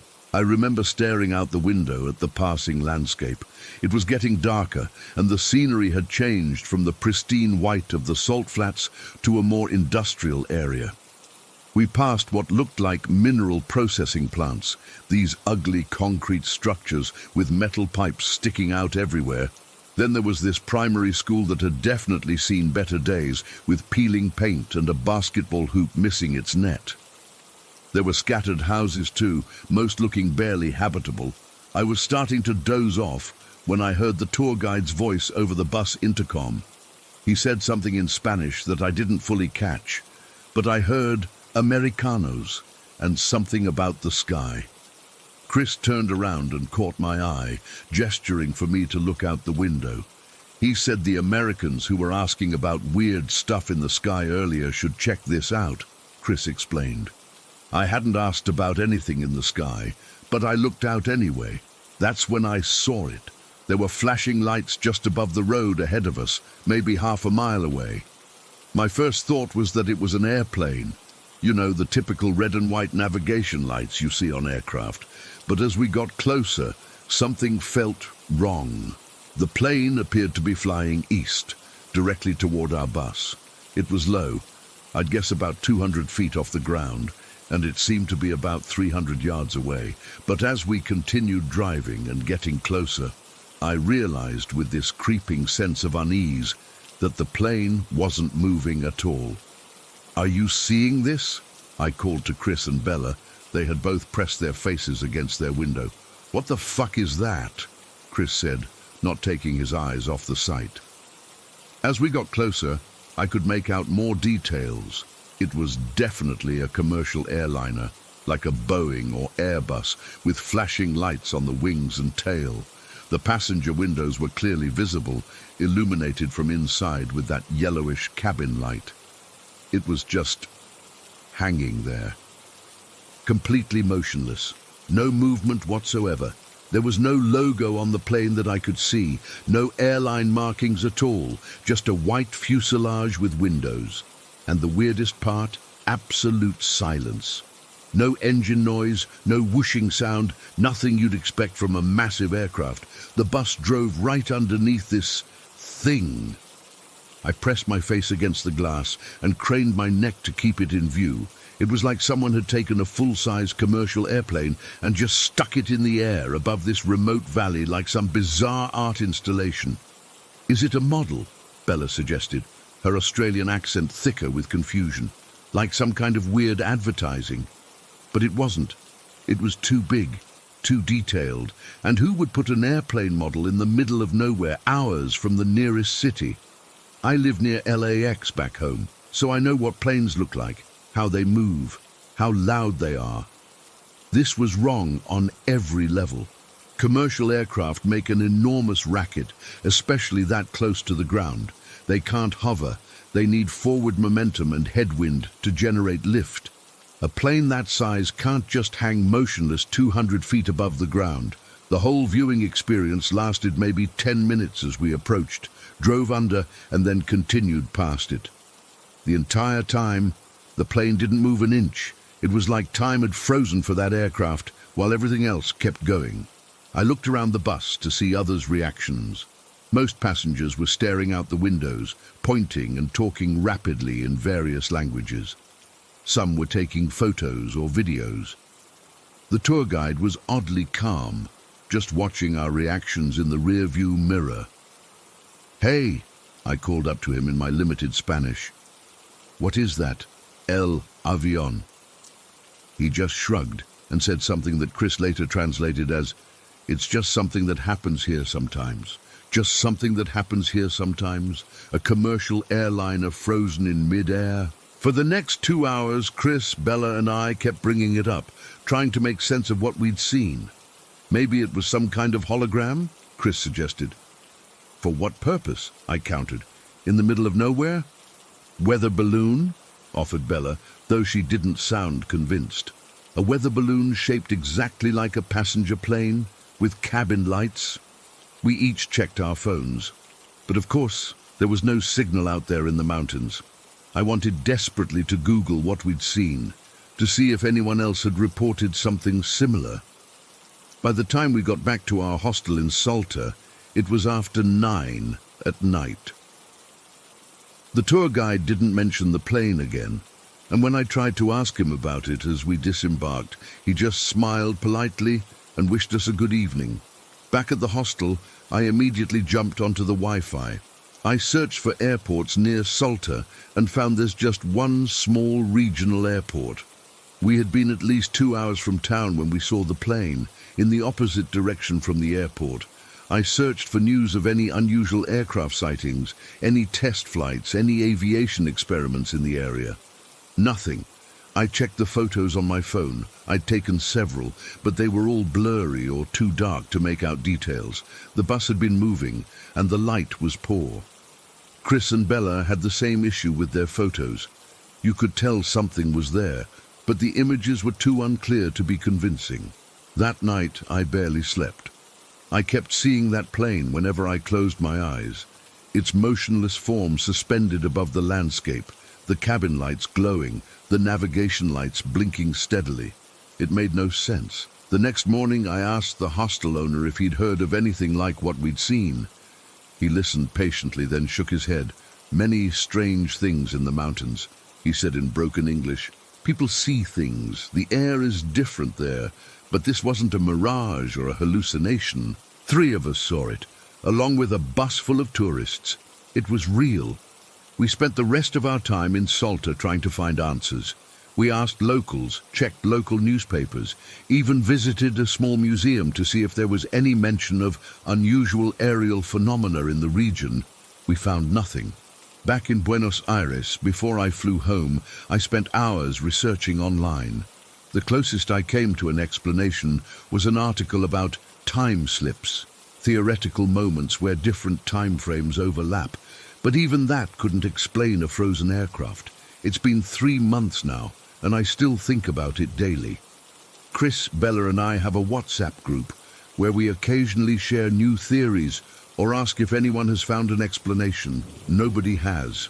I know what I saw, a full-sized commercial airliner hanging motionless in the air above a remote valley outside Salta, Argentina. No noise, no movement, no explanation. Sometimes I wonder if that plane is still there, frozen in time while the world moves around it, or if it only appears at certain times, under certain conditions. All I know is that what we witnessed that evening defies every law of physics I thought I understood, and I'm no closer to making sense of it today than I was when it happened. Story 14. I never thought I'd be sharing this, but it's been eating at me for almost 3 years now. I still can't wrap my head around what happened during lockdown. Maybe writing it down will help me process it. When COVID hit in 2020, my mom and I were living in this tiny studio apartment, like seriously tiny. It was basically one room with a bathroom. We had 2 beds pushed against opposite walls, a small kitchen area, and a desk where I kept my gaming setup. My mom's a nurse, so even during lockdown she was working long hours at the hospital. I was 17 at the time, doing school online when I bothered to log in at all. That apartment was already claustrophobic before the pandemic. Once lockdown started, it became unbearable. The walls felt like they were closing in on me. My only escape was gaming. I'd wait for my mum to go to sleep. Then I'd slip on my headset and lose myself in different worlds until sunrise, Call of Duty, Fortnite, whatever. Anything to feel like I wasn't trapped in that box of an apartment. About a month into lockdown, I started getting this weird feeling while gaming at night.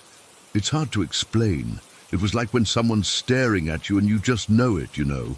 At first I thought it was just my mum waking up, but whenever I'd check, she'd be sound asleep on her bed across the room, usually with her back to me. I remember the first time it really freaked me out. It was probably around 2 in the morning. I was in the middle of a match with my friends online, trash-talking through my headset, when I got this overwhelming urge to look behind me. It wasn't just a casual glance. My body literally tensed up, and I felt like someone had whispered my name right into my ear. I spun around so fast I knocked my energy drink over, but there was nothing there, just the bathroom door, which we always kept partially open because the latch was broken. I laughed it off to my friends, blamed it on being jumpy from the game. But that feeling came back. Night after night. Always between 2 and 4 in the morning, always when I was deep into gaming, I'd feel compelled to check behind me, to look toward that bathroom door. The feeling got stronger as the weeks passed. Sometimes I'd swear I heard my name being called, barely audible, like a whisper under the game sounds coming through my headset. Other times, it felt like someone was breathing down my neck. I started keeping my gaming sessions shorter, making excuses to my online friends about why I had to log off earlier. One night in June, I remember it was raining hard outside. The feeling was so intense that I actually yanked off my headset in the middle of a game. I was sure someone had called my name loudly. I looked at my mom, but she was still sleeping. I checked the bathroom, half expecting to find someone there, but it was empty. Just our towels hanging on the rack and the shower curtain partly drawn. I started developing this routine where I'd constantly check behind me while gaming, trying to catch whatever it was. I'd glance at my mom to make sure she was still asleep, then at the bathroom door, then over my shoulder. Rinse and repeat. My gaming buddies noticed. They'd hear me go quiet in the middle of conversations, or see my character suddenly stop moving in-game. "Dude, what's up with you lately? You keep zoning out." My friend Tyler messaged me one night after I'd missed an entire round because I was busy scanning the room behind me. I couldn't tell him I was freaked out by nothing. I just blamed it on being tired, or said my mum had called me. But inside, I was starting to question my sanity. Was I just going stir-crazy from being cooped up for months? Was my brain manufacturing things to deal with the isolation? July was the worst. The feeling morphed from just sensing a presence to feeling watched, studied even. I started sleeping with the lights on and gaming only during daylight hours. But my mum's sleep schedule meant I'd be disturbing her if I played during the day. So eventually I forced myself back into night gaming. I tried to rationalize it. Maybe it was just the neighbor moving around upstairs. Maybe it was the pipes in our old building. Maybe it was just my imagination working overtime because of stress and isolation. But deep down, I knew it wasn't any of those things. It felt deliberate. Like whatever was watching me was conscious, aware. I started keeping my back to the wall when I could, positioning my chair so I could see most of the apartment while I played. It didn't help much. The feeling would just shift, like whatever it was, moved to where I couldn't see it. One night in August, I was in the middle of a match when my headset picked up a strange sound. It wasn't from the game or from my friends talking. It was like a low, rumbling breath right in my ear. I ripped off my headset and spun around, heart pounding so hard I thought I was having a heart attack. The bathroom door was open wider than usual. I stared at it for what felt like forever, afraid to move. Then my mom turned over in her sleep, and I nearly jumped out of my skin. I didn't game at all for a week after that. I told myself I needed a break, but really I was terrified. When I finally worked up the courage to play again, I set up my phone to record behind me, thinking maybe I'd catch something on video. But when I checked the footage the next morning, there was nothing unusual, just me sitting at my desk, occasionally looking over my shoulder like a paranoid freak. In September, something changed. My mom came home one day with news that we'd be moving to a bigger apartment in October. Her hospital was offering subsidized housing for staff as a thank you for working through the pandemic. I can't tell you how relieved I was. I started counting down the days, convinced that whatever was happening was tied to that cramped studio. The night before we moved, I had one final gaming session, kind of like a goodbye to the place, as weird as that sounds. The feeling was stronger than ever that night. I kept hearing my name, kept feeling like something was right behind me, breathing on my neck. At one point, I swear I felt something touch my shoulder. I shut everything down right then and there, climbed into bed and stared at the ceiling until morning. The new apartment was like heaven compared to the studio. 2 bedrooms, a separate living room, and most importantly, my own space. The first few nights, I slept better than I had in months. When I started gaming again, the feeling was gone. No urge to look behind me, no whispers, no sense of being watched. I figured it confirmed my theory. It was just the stress and claustrophobia of the old place getting to me. Then, about 2 weeks after we moved, my mom and I were having dinner. We were talking about how much better the new place was when I casually mentioned, "At least I don't feel like someone's watching me while I game anymore."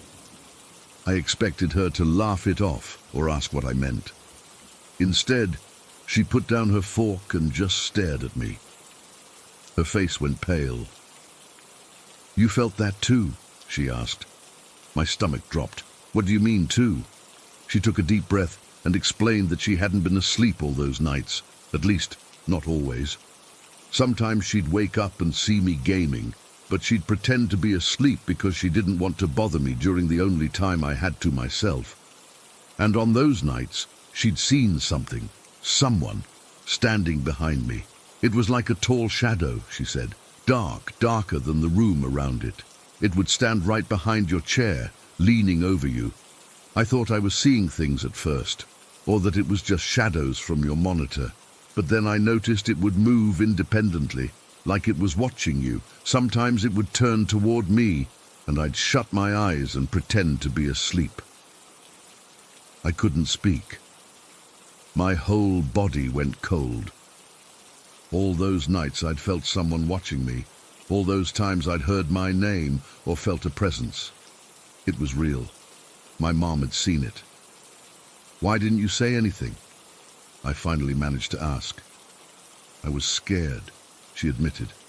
"I thought maybe if I acknowledged it, things would get worse, and I didn't want to frighten you if you hadn't noticed it." But I had noticed. I'd felt it for months, and now I knew I wasn't crazy or paranoid. Whatever was in that apartment had been real enough for both of us to perceive independently. We don't talk about it much now. What's there to say? We have no explanation, no resolution. Just the shared knowledge that for those long pandemic months, something was in our apartment. Something that watched me while I gamed. Something that called my name. Something that stood behind me night after night. I still game, but never after midnight, and even in my own bedroom. With the door closed and locked, I sometimes catch myself looking over my shoulder, half expecting to see a dark, tall shadow leaning over me. The feeling that followed me from that studio apartment isn't as strong now, but it's still there. A whisper of a memory, a hint of a presence that I now know wasn't just in my head, because my mum saw it too.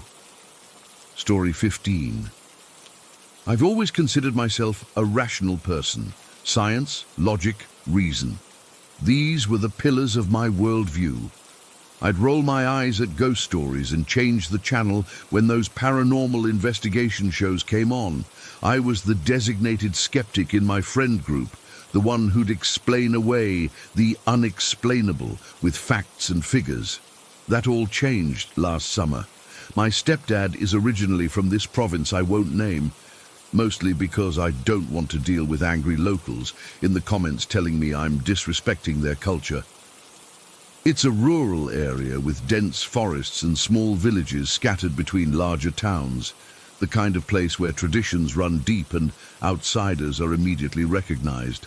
I'd visited a few times before without incident, staying with his family and enjoying the slower pace of life. This particular visit started like any other. I arrived on a Monday afternoon, settled into the spare room at my stepdad's childhood home, and spent the first couple of days just relaxing and catching up with everyone. On Thursday, I decided to explore the small town on my own, while everyone else was busy with various errands. The day was pleasantly warm with a light breeze, perfect walking weather. I grabbed a sealed bag of chips from the pantry, those spicy ones I can never find back home, and headed out around 2 in the afternoon. The town wasn't particularly remarkable, a main street with shops, a small park, a church, and residential areas branching out from the center like spokes on a wheel. I wasn't following any specific route, just wandering and enjoying the architecture and gardens. I'd been walking for maybe 45 minutes when I turned down this narrow side street lined with old stone walls and overhanging trees. It was quieter here, away from the main thoroughfare. No cars passed by, and I couldn't see any other pedestrians. I remember thinking how peaceful it felt. I opened my chip bag as I walked, the distinctive pop of the seal breaking the silence. I'd just taken my first bite when it happened. Something, blew a stream of air directly onto the back of my neck. It wasn't a breeze or wind. This was focused, deliberate. Like someone standing directly behind me had puckered their lips and blown right onto that sensitive spot where my hairline meets my neck. I felt the individual hairs stand up, and a chill ran down my spine that had nothing to do with the temperature. I whirled around immediately, chips clutched in one hand, the other raised instinctively in defense. There was no one there. The street stretched empty behind me for at least 30 meters before curving around a corner. No doorways where someone could have ducked into, no windows open at neck height. Nothing that could explain what I'd just felt. I stood frozen for several seconds, scanning every inch of the surroundings. A part of my brain tried to rationalize it. Maybe it was just a weird air current. Maybe a bird had flown by really quickly and I hadn't noticed, but deep down I knew better. This wasn't natural. The air had been warm, almost like breath, and precisely directed. Looking back, I should have taken it as a warning and gone straight home. Instead, I shook it off. laughed nervously at my own jumpiness, and continued my walk, though with considerably less enjoyment. I finished most of my chips, but my appetite had diminished. I kept glancing over my shoulder every few steps. I made it back to my stepdad's house about an hour later. By then, I'd mostly convinced myself it was nothing, just one of those weird, unexplainable moments that happen sometimes. I didn't mention it to anyone. That evening, we had a big family dinner. I noticed the food tasted a bit bland, but I assumed it was just different from what I was used to. Around 9, I started feeling strange. It began as a slight wooziness, like I'd stood up too quickly, except it didn't pass. Instead, it intensified. By 10, I felt like my head was stuffed with cotton, and my limbs weighed 100 pounds each. "Are you all right?" my stepdad asked as I slumped further into the couch. "You look pale." "I don't feel great," I admitted. "Maybe I'm coming down with something." He frowned, placing a hand on my forehead. "No fever." "When did this start?" "Just a couple hours ago, I guess. It's probably nothing." But by morning, it wasn't nothing. It was much worse. I could barely drag myself out of bed. The heaviness had spread throughout my entire body. It felt like I was moving underwater, every gesture requiring immense effort. And something even stranger had happened. I completely lost my sense of taste, not like with COVID, where things taste different or muted.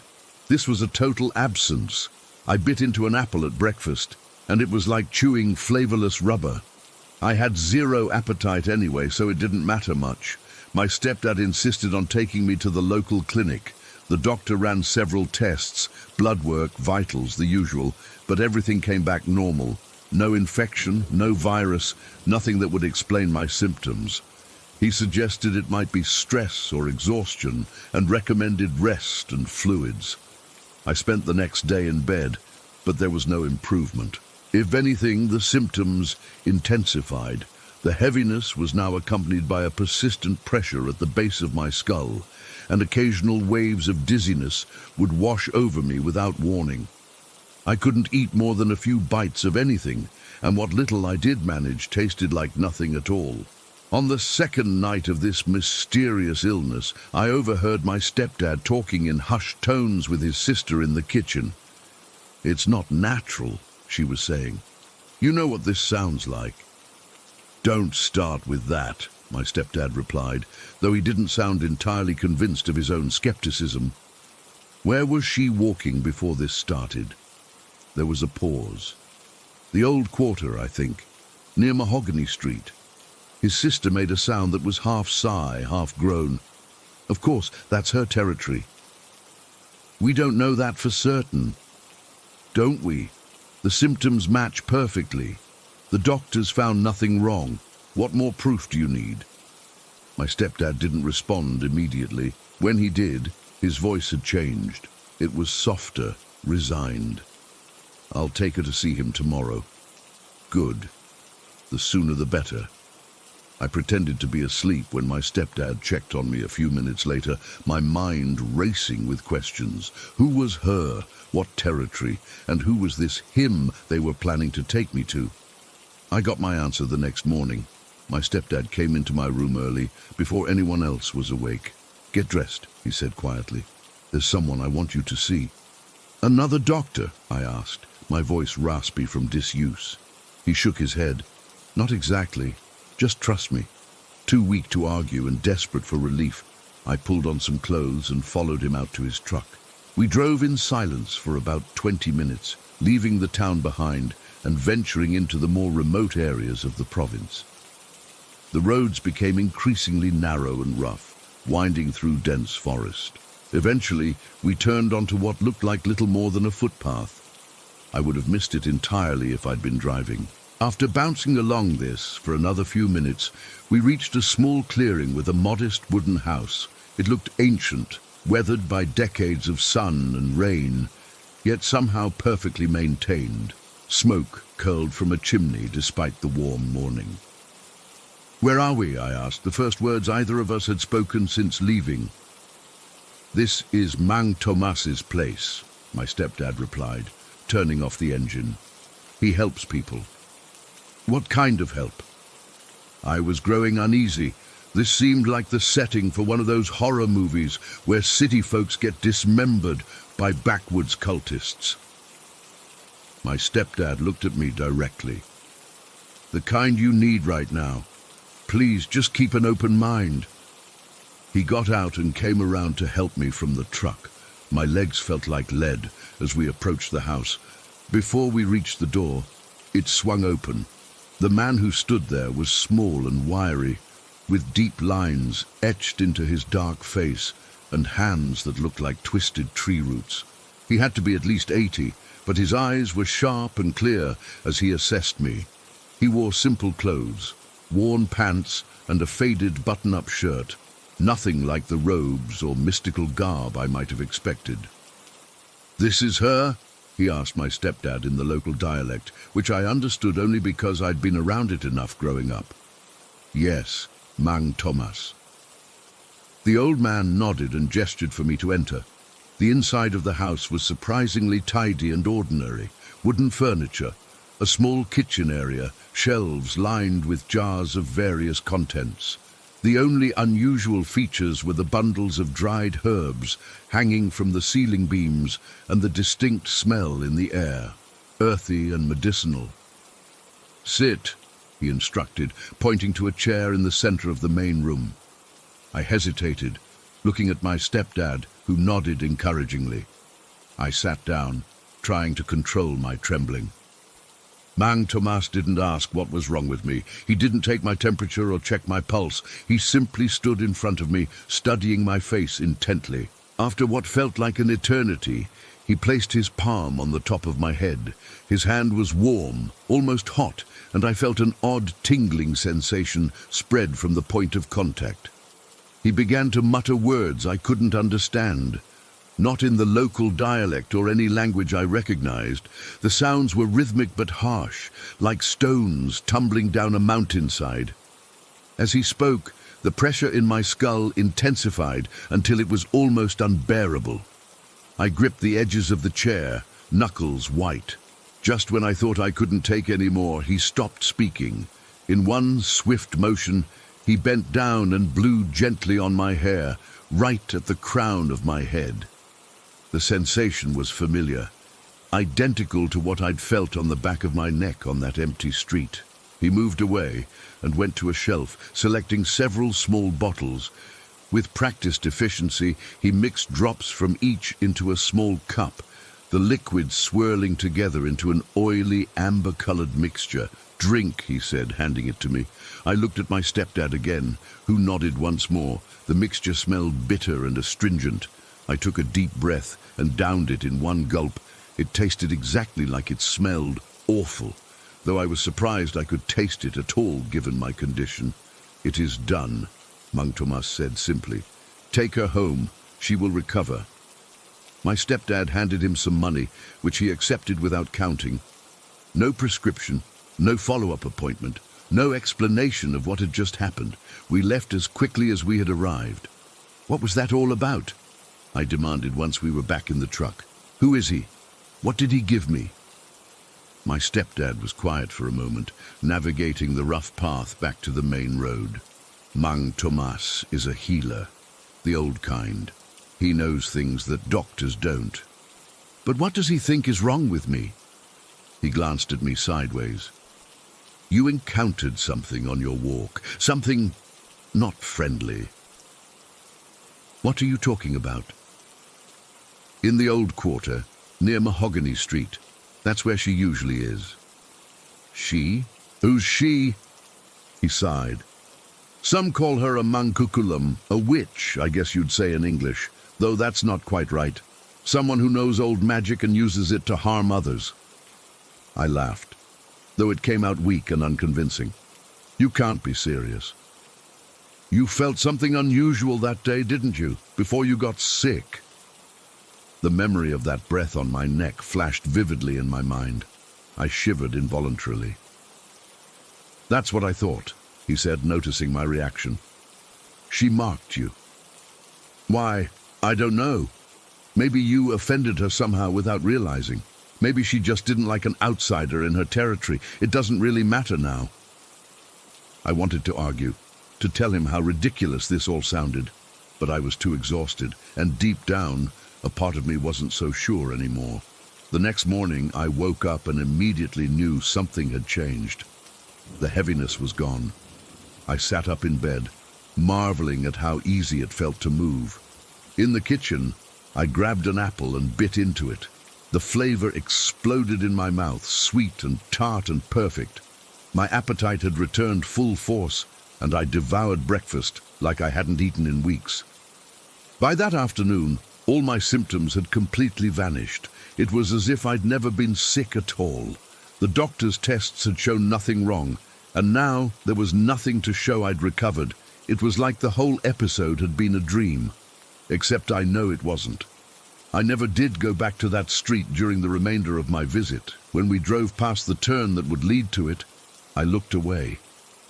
On my last day, I asked my stepdad more about Mang Tomas and the Mangkukulam, but he was reluctant to elaborate. "Some things are better left alone," he said. "Just be grateful you're well again. I've been home for months now, back to my normal life, but I'm not the same person. I can't explain what happened to me in scientific terms. I've researched exhaustively and found no medical condition that matches my experience. The only explanation that fits is the one I don't want to accept, that I encountered something supernatural, something that intended me harm, and only another supernatural force could counteract it. I don't roll my eyes at ghost stories anymore. I've developed a newfound respect for traditions and beliefs I once dismissed as superstition. There are forces in this world that operate outside our understanding, beyond what we can measure or quantify. And sometimes, when I'm alone at night and the house is quiet, I swear I can feel a gentle breath on the back of my neck. Story 16. I still feel chills remembering what happened 3 years ago, and I've only recently gathered the courage to write about it. I need to get this off my chest because I still question what I experienced that day. For context, I had been diving into real estate investment articles, podcasts, and seminars for about 6 months.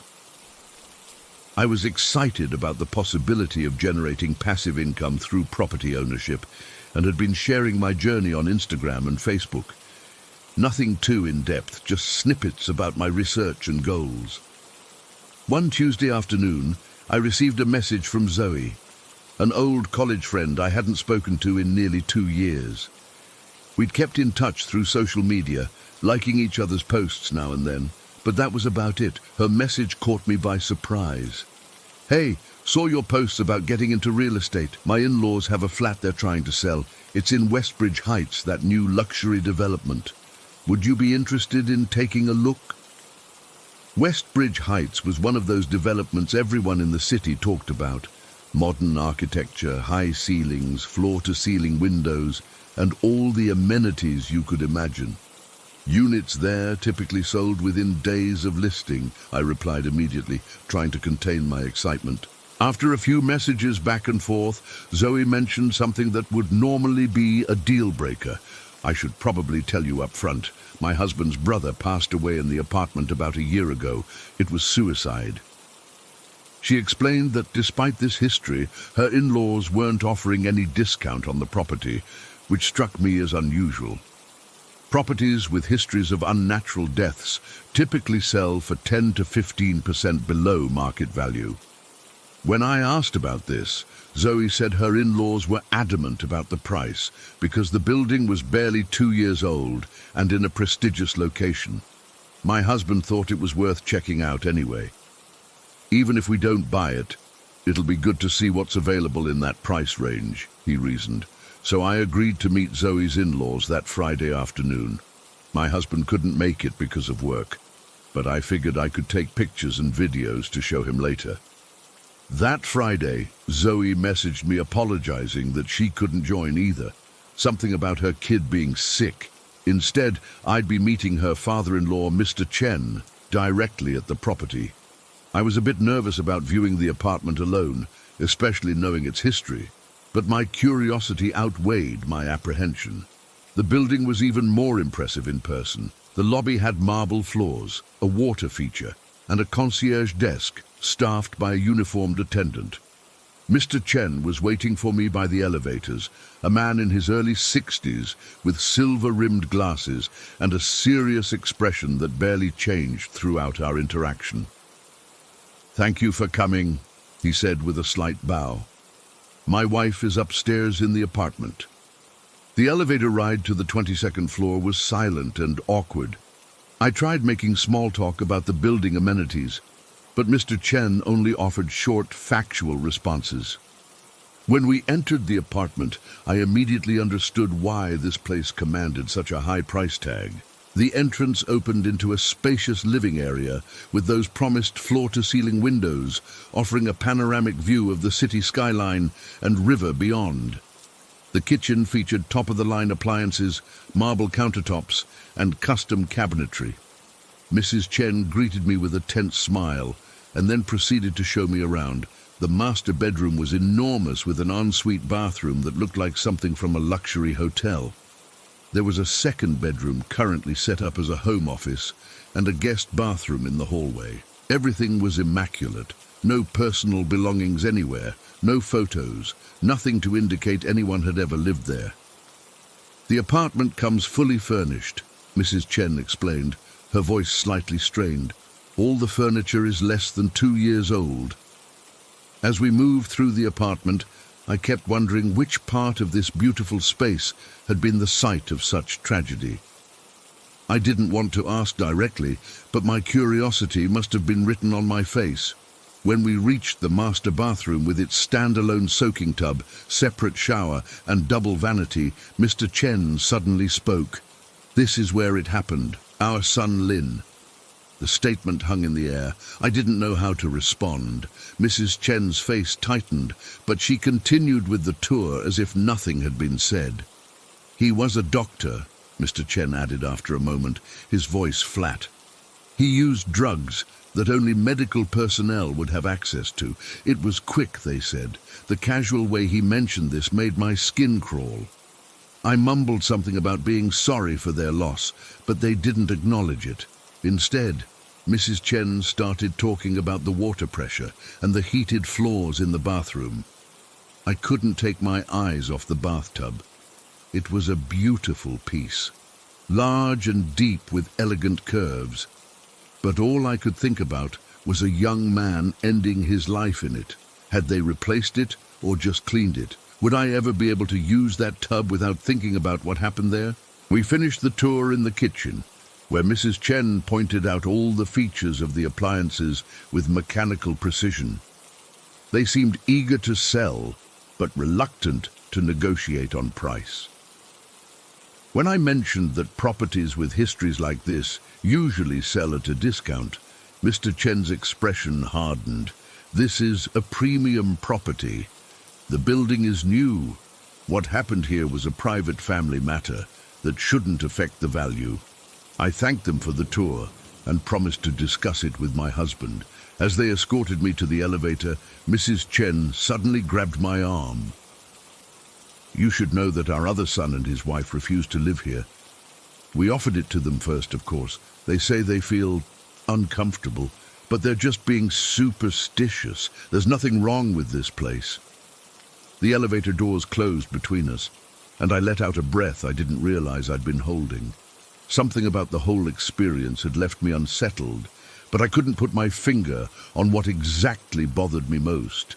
The matter-of-fact way they discussed their son's suicide, the pristine apartment that showed no signs of grief or remembrance, or something else entirely. By the time I reached my car in the parking garage, a strange feeling had started to wash over me. At first, I thought it was just the emotional weight of being in a place where someone had died so tragically. But as I drove away, the feeling intensified. It was a heaviness that seemed to press down on me from all sides. Tears started welling up in my eyes for no reason. I had to pull over because my vision was getting blurry.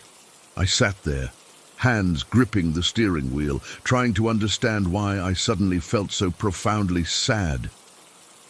Then came the thoughts, intrusive, dark thoughts about how meaningless everything was, how tired I felt, how easy it would be to just end it all. These weren't passive ideas, they were urges, compelling and intense. I've never had suicidal thoughts in my life, not even during my darkest moments. But there I was, seriously contemplating ways I could kill myself.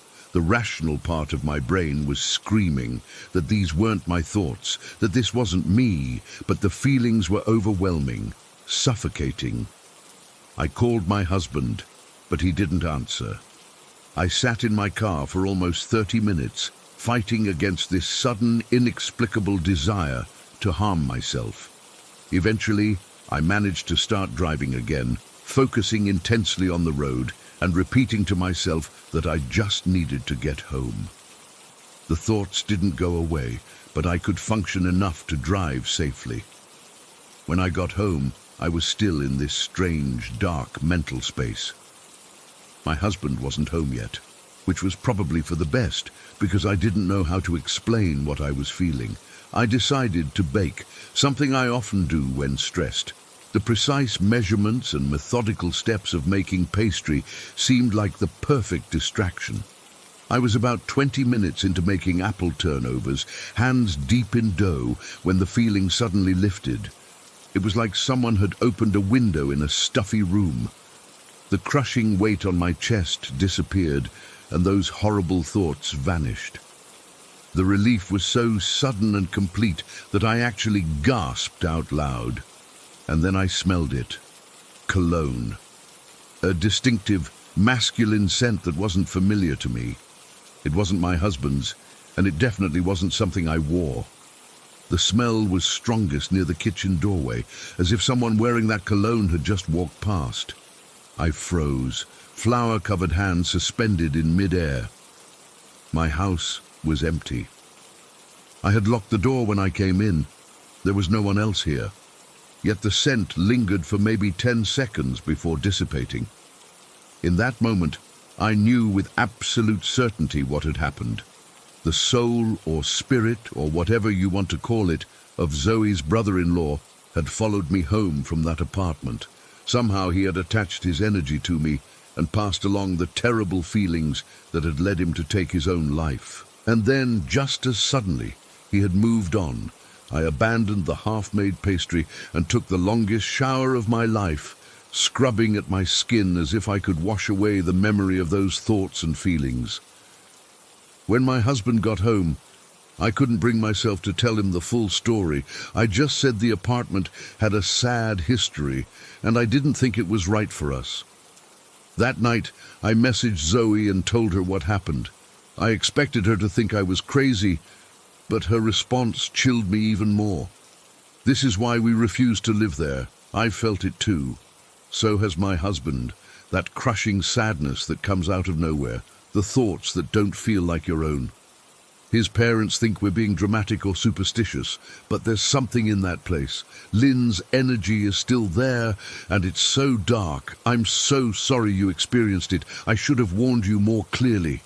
She went on to say that her husband had initially tried to stay in the apartment after his brother's death, thinking it might help him process his grief. He lasted 3 days before the suicidal thoughts became so intense that he had to leave in the middle of the night. I've never gone back to Westbridge Heights. I abandoned my real estate investment plans for a long while after that. Even now, I can't explain what happened to me that day. Was it suggestion? Was I just emotionally affected by knowing the apartment's history? Or did something actually follow me home and then leave? All I know is that those feelings weren't mine. That cologne wasn't from anyone in my house, and to this day, whenever I smell something similar, my heart races, and I'm right back in that moment, covered in flour, frozen in fear, realizing I wasn't alone. Story 17. I've never told this story outside of a few people who were there that day, but it's been over 30 years and I still can't explain what happened. I guess I'm hoping someone here might have experienced something similar. This happened during the 1988 to 1989 school year when I was in third grade at Julius Marks Elementary in Kentucky. I was just a normal kid back then. I liked bikes and video games and didn't really believe in anything supernatural. My parents weren't into sci-fi stuff, and we weren't the kind of family that talked about aliens or monsters or anything like that. I think that's important to mention because of what happened. It was late afternoon, maybe around 4 o'clock. The regular school day had ended, but I stayed for an after-school art program they ran in the cafeteria. We were making papier-mâché planets that day. I remember because I was working on Saturn and had yellow paint all over my hands. I asked the teacher if I could go to the bathroom to wash up, and she said yes. The hallways were really quiet compared to regular school hours. You know how schools have that specific echo when they're empty? That hollow sound where you can hear the buzz of the fluorescent lights and your footsteps seem louder than normal. It was like that. Most of the classroom doors were closed and the light was different, that late afternoon sunlight coming through the windows at a low angle, making long shadows on the floor. I remember feeling completely normal as I walked. Our cafeteria was at one end of the building and I needed to go down a long corridor, then turn right to get to the boys' bathroom. Nothing felt weird or off until I made that turn. As soon as I rounded the corner, I got this immediate sensation that someone was watching me. It wasn't just a feeling, it was overwhelming, like when you can feel someone staring at you from across a room. My entire body tensed up. I can still remember the way my stomach dropped and my skin got all prickly. I looked to my left, toward the feeling, and that's when I saw it. There was a figure standing in the doorway of a classroom. It was right next to my regular classroom, actually, which made it even more unsettling somehow. The door was open, and the blinds were drawn inside, so the room behind it was dark. But the hallway was lit, so this thing was silhouetted against the darkness. What I saw wasn't human. I know that sounds dramatic, but there's no other way to describe it. It stood maybe 4 feet tall at most, incredibly skinny, with limbs that seemed too long and thin for its body. But the head, that's what really got to me. It had this huge egg-shaped head that was completely out of proportion with the rest of its body. Not like a kid with a big head. This was dramatically impossibly large compared to its skinny frame. The proportions were all wrong. If you've ever seen those drawing exercises where kids distort human figures, it was like that, except it was real and three-dimensional and standing there in my school hallway. I couldn't see facial features clearly because of the silhouette effect, but I could tell the eyes were large and set wide apart. I froze. Complete deer in headlights frozen. I couldn't even breathe. We just stared at each other for what felt like forever, but was probably only a few seconds. I was normally a pretty brave kid. I wasn't afraid of the dark. I would explore the woods behind our house alone, and I actually liked scary movies when my parents would let me watch them. But this was different. This wasn't the kind of fear where you get startled or spooked. It was deep, primal terror, like my entire body was screaming that something was fundamentally wrong with what I was seeing. The thing didn't move toward me or make any threatening gestures. It just stood there watching. But there was something about its stillness that was terrifying. It was too still, like it wasn't breathing, and I had this overwhelming sense that it knew me somehow, that it was there specifically for me. I don't remember consciously deciding to run. My body just took over. 1 second I was frozen. The next I was sprinting full speed toward the bathroom. I slammed into the door so hard it banged against the wall, and I remember my heart pounding in my ears as I rushed inside. And this is where things get weird. I have absolutely no memory of what happened next. Nothing. It's like someone took scissors and cut out a section of film from my life. I remember bursting into the bathroom, and then nothing until I was back in the cafeteria. I don't remember washing my hands. I don't remember leaving the bathroom. I don't remember walking back down that hallway or if I saw the thing again. I just suddenly became aware that I was sitting back at my table in the cafeteria, working on my Saturn project again. The yellow paint was gone from my hands. They were clean.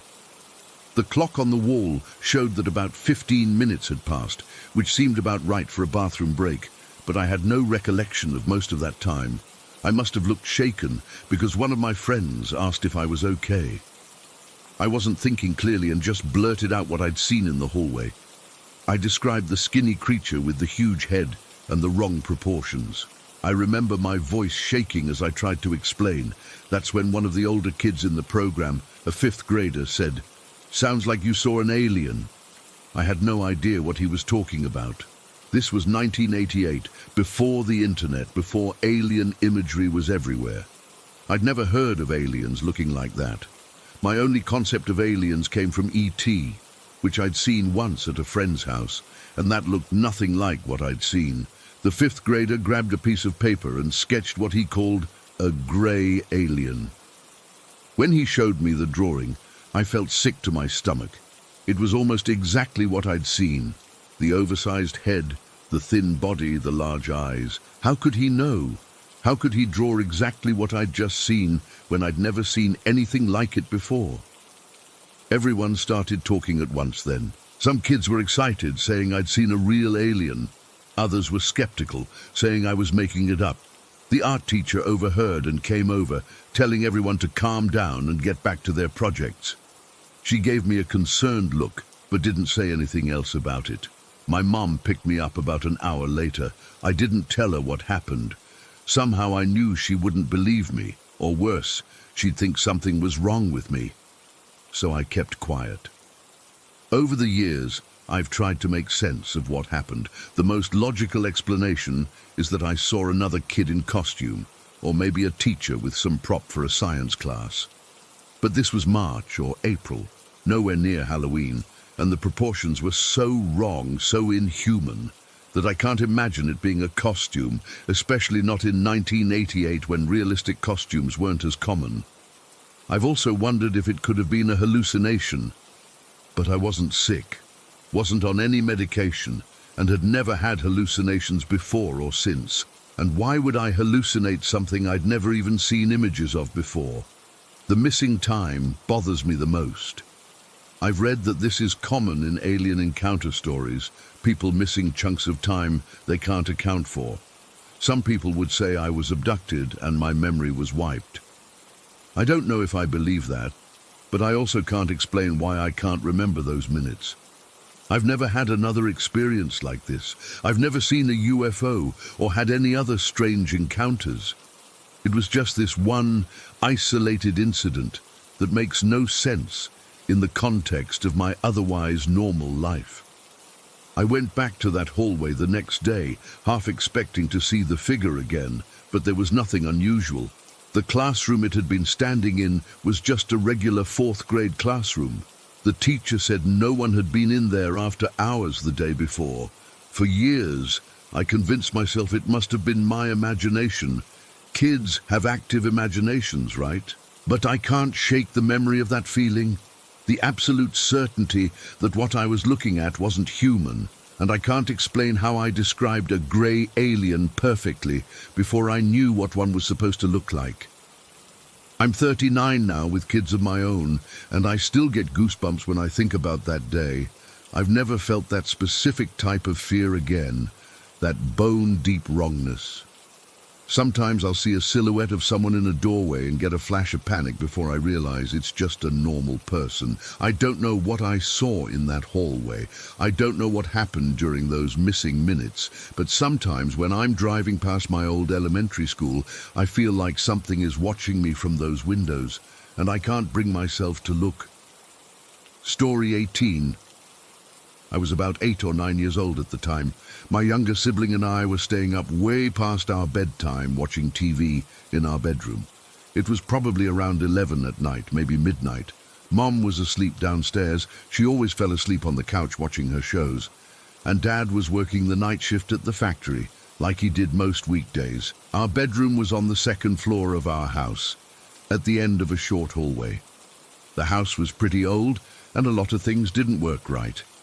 Our bedroom door was one of those things.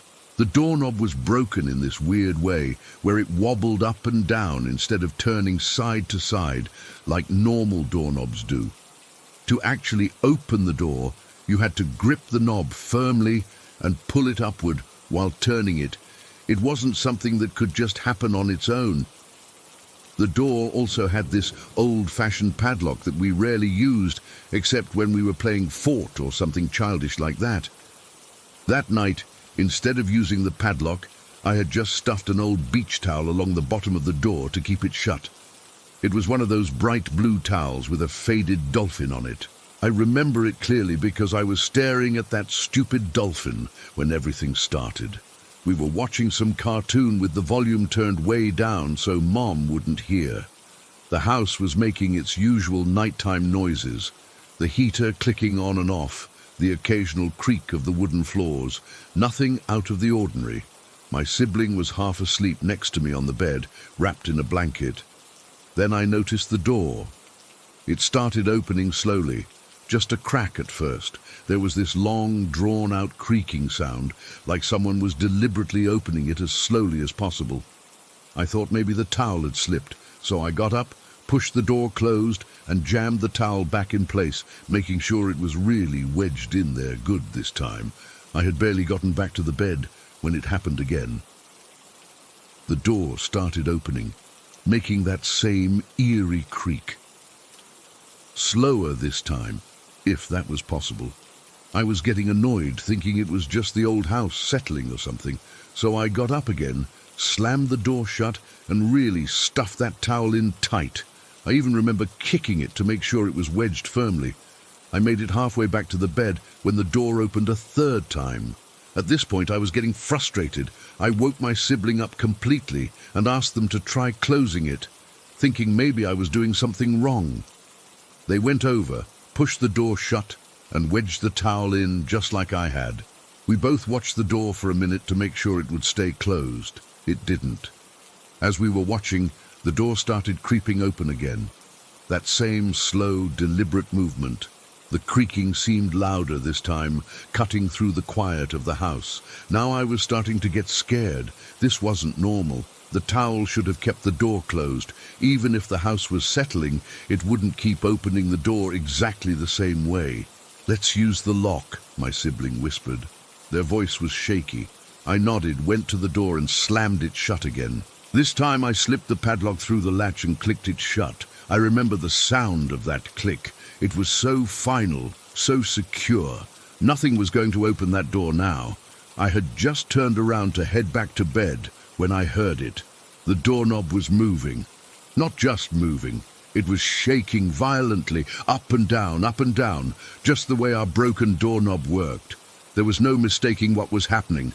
Someone or something was on the other side of that door, holding onto the knob and frantically trying to get in. The realization hit me like a punch to the stomach. This wasn't the wind or the house settling. Something was trying to get into our room. The knob was moving in exactly the specific way it needed to move to open, a way that physically required hands to manipulate it. I could hear the metal parts inside the knob rattling as it was being jerked up and down. The whole door was shuddering in its frame from how hard whatever was on the other side was pulling at it. The padlock was the only thing keeping it from bursting open. My sibling was frozen beside me, eyes wide with fear. I was too scared to move, too scared to even breathe. The rattling got more violent, more desperate, like whatever was out there knew we were watching and was angry that we'd locked it out. I don't know where I found the courage, but something in me snapped. I grabbed a pillow off the bed and threw it as hard as I could at the door, screaming, "Go away!" The moment the pillow hit the door, the shaking stopped. Completely. The silence that followed was almost as terrifying as the rattling had been. My sibling and I stared at the door, waiting for the knob to start moving again, but it didn't. After what felt like forever, but was probably only a minute or two, I whispered, "I'm going to check." My sibling grabbed my arm. "Don't," they begged. But I knew I had to look. I had to know what was out there. With shaking hands, I unlocked the padlock and slowly, carefully opened the door. ready to slam it shut again at the first sign of danger. There was nothing there. The hallway was completely empty. Somehow that was even worse than finding someone there would have been. If it had been a person, at least that would have made sense. But there was nobody there who could have been shaking the doorknob. Nobody who could have opened the door 3 times in a row.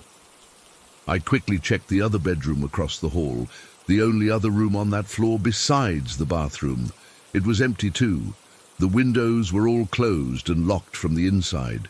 There was no way an animal could have gotten in and out without us noticing. There was nowhere anyone or anything could have hidden in the time it took me to open the door. The fear that had been building inside me suddenly overflowed. I grabbed my sibling's hand and we ran downstairs as fast as we could, nearly falling over each other in our panic. We burst into the living room where Mom was sleeping on the couch, the TV still flickering in the dark. "Mom! Mom, wake up!" I shook her shoulder, my voice coming out in desperate gasps. "There's something upstairs trying to get into our room." Mom woke up groggy and confused. When we told her what happened, her expression changed from sleepy to annoyed. "It's just the house settling," she said, rubbing her eyes.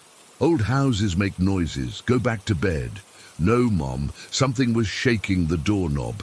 It was trying to get in," I insisted, tears starting to run down my face. "The knob was moving up and down." "There's nobody in this house except us," she snapped, clearly angry at being woken up. "You two were probably just scaring yourselves with your TV shows. Now go back to bed before you wake up the neighbors with all this screaming." She wouldn't listen, no matter how much we tried to explain. She thought we were making it up or that we'd had a nightmare. Eventually, she got so frustrated that she marched us both back upstairs, checked our room herself, finding nothing, of course, and told us to go to sleep and stop with the wild imaginations. We didn't sleep at all that night. We huddled together in one bed, facing the door with the padlock securely fastened, jumping at every little sound. The doorknob didn't move again, but the fear that it might was enough to keep us wide awake until morning. When Dad came home from his shift around 7 in the morning, we ran downstairs and told him everything. I was sure he would believe us. Dad always believed us. But he just sighed, put his lunchbox down on the kitchen counter, and shook his head. "You kids aren't praying enough," he said, his voice tired. "If you prayed more before bed, these things wouldn't bother you." That was it. That was his explanation. Not that we were imagining things, but that we weren't praying enough to keep whatever it was away. In a way, that was even worse than Mom's disbelief. Dad believed something had been there. He just thought it was our fault for not protecting ourselves with prayer. For weeks afterward, we slept with the padlock on the door. I would check under the bed and in the closet every night before we went to sleep. We started saying prayers before bed like Dad suggested, not because we thought it would help, but because we were desperate to try anything. The doorknob never shook like that again, but sometimes, when I was alone in the room, I would notice the door opening slightly on its own, just a crack, like something was checking to see if I was there. We eventually moved out of that house when I was 12, and I've never been so relieved to leave a place behind. But even now, decades later, I can still hear the sound of that doorknob rattling violently in its socket. I still remember the absolute certainty I felt that something was on the other side of that door. Something that shouldn't have been there. Something that needed hands to manipulate a doorknob in that specific broken way. I'm an adult now with a rational mind, and I've tried to come up with logical explanations for what happened that night. Maybe it was the wind creating pressure that somehow made the door open repeatedly. Maybe the old doorknob had some mechanical issue that made it seem like it was being manipulated when it wasn't. But deep down, I know what I saw. I know what I heard. And I know with complete certainty that something was trying to get into our room that night. Something that couldn't explain its presence by running away before I opened the door. To this day, I always make sure my bedroom door is either completely closed and locked or wide open. I can't stand having it partially open, not even a crack. And sometimes, when I'm alone at night and the house is quiet, I find myself staring at doorknobs, watching for that first subtle movement that would tell me it's happening again. Story 19. I'm still struggling to fully process what happened in our home back in 2013. I've been keeping this story to myself for years because it sounds so unbelievable. But I need to get it off my chest. This happened in our family home in Quezon City, Philippines, where I was living with my younger sister and our parents. It was sometime in June of 2013. The rainy season had just started, and the mornings were often foggy and gloomy. Our house was a typical two-story concrete home in a middle-class subdivision. Nothing special or historic about it that would explain what happened. My little sister was 6 years old at the time, and I was looking after her while our parents were at work. We had a pretty fixed morning routine back then. I'd wake up around 5:30, head downstairs to prepare breakfast while my sister was still sleeping. By 6:15, I'd have her breakfast ready on the kitchen table, usually some pandesal, Filipino bread rolls, with scrambled eggs, or sometimes champorado, chocolate rice porridge, if it was particularly cold. I'd wake her up, bring her downstairs, turn on the TV in the lounge for her to watch cartoons while eating, and then I'd go upstairs to take a shower and get ready for the day. She was a good kid, and I trusted her to sit quietly and eat while I got ready. This particular morning started like any other. It was a Tuesday, I think. The weather was especially dreary. Constant light rain had been falling since the night before, creating that eerie quietness where all you can hear is the gentle patter on the roof. Our house had these tall windows in the lounge area that usually let in a lot of natural light. But that day, it was so dark we needed to keep the lights on, even though it was morning. I remember putting on this old cartoon show my sister loved, can't recall the name now, but it had these talking animals that went on adventures. She was sitting on our brown fabric couch in the lounge, her bowl of champorado on her lap, totally absorbed in the show. I told her, "I'm going to take a shower now, just stay here and finish your breakfast, okay? I'll be quick." She just nodded, eyes glued to the screen. Our house had this layout where the lounge was connected to an open dining area, then the kitchen, and off to the side was the staircase leading upstairs. From the upstairs bathroom, you couldn't see the lounge, but you could hear pretty well what was happening downstairs because of the open design. I'd been in the shower maybe 5 minutes when I heard it, my sister's scream. Not the playful kind, but a genuine shriek of fear that made my blood run cold. I immediately turned off the water and called out to her. "What's wrong?" "Are you okay?" I shouted from the bathroom, quickly wrapping a towel around myself. There was a pause before she answered, her voice small and trembling. "I'm scared." "What happened? Did you hurt yourself?" I asked, worried she might have spilled hot champorado on herself or something. "No," she replied, her voice shaking. "I'm scared. I was dripping wet but panicking now." "Come upstairs then. Come to me right now." "I can't," she cried, and I could hear the genuine terror in her voice. "Why not? What's happening?" I was already halfway out of the bathroom at this point, trying to quickly pull on some clothes. "I'm scared," she just kept repeating. "I can't come." I was getting frantic now. "There's nothing to be scared of. Just come up the stairs. I'm right here." No, I can't." She was really crying now, these deep, terrified sobs that I'd never heard from her before. I was about to run downstairs, half-dressed, when she finally said, "Okay, I'll come up," in this tiny whisper. I stood at the top of the stairs waiting for her, expecting to see her run straight from the lounge to the staircase. It was maybe 15 steps at most, but what I saw instead makes my skin crawl even now. She got up from the couch very slowly, her eyes fixed on something beside her that I couldn't see. Then instead of walking directly to the stairs, she took this bizarre roundabout route. She stepped carefully away from the couch, then walked all the way around our center table, then circled around the dining table, and only then approached the staircase. It was like she was deliberately avoiding walking past a certain spot, the other end of the couch. When she finally reached me, she was shaking uncontrollably. I hugged her tight and carried her to my room, locking the door behind us. Her face was pale, her eyes wide with fear. "What happened? Why did you walk like that?" I asked, trying to keep my voice calm even though my heart was racing. She just shook her head and buried her face in my shoulder, crying. "I don't want to talk about it," she whispered. I tried several more times to get her to tell me what had frightened her, but she just kept crying or shaking her head. Eventually, I gave up and just held her until she calmed down. We stayed in my room for about an hour, and I convinced myself that she'd probably just scared herself with her own imagination. Kids do that, right? See monsters in shadows, or get spooked by something on TV. I called our mum at work, but decided not to worry her too much. Just mentioned that my sister seemed a bit upset today. Mum suggested I take her to school anyway to distract her, which seemed like good advice.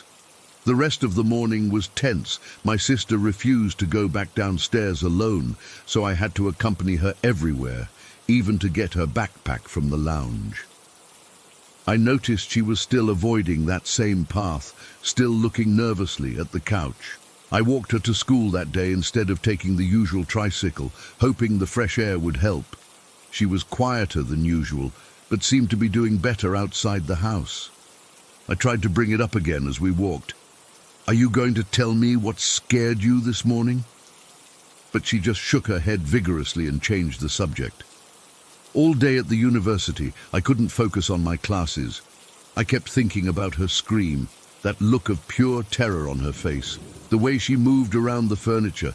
Something had truly frightened her, and I couldn't shake the feeling that it wasn't just her imagination.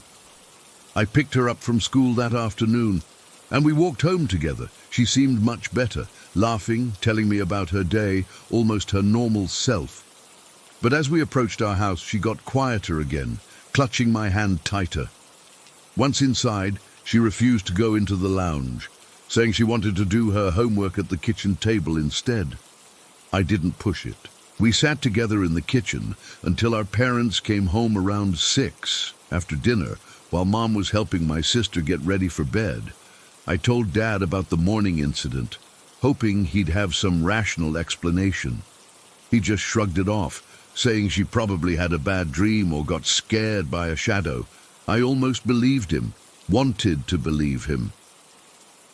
Later that night, after everyone else had gone to bed, I was in my room trying to study when there was a soft knock at my door. It was my sister, standing there in her pajamas, looking small and vulnerable. "Can I sleep with you tonight?" she asked, her voice barely audible. "Of course," I said, moving over to make room for her on my bed. She climbed in and curled up against me. We lay there in silence for a while, and I thought she'd fallen asleep when suddenly she whispered, "I saw someone today." My body went cold. "What do you mean? Who did you see?" She was quiet for so long I thought she might not answer.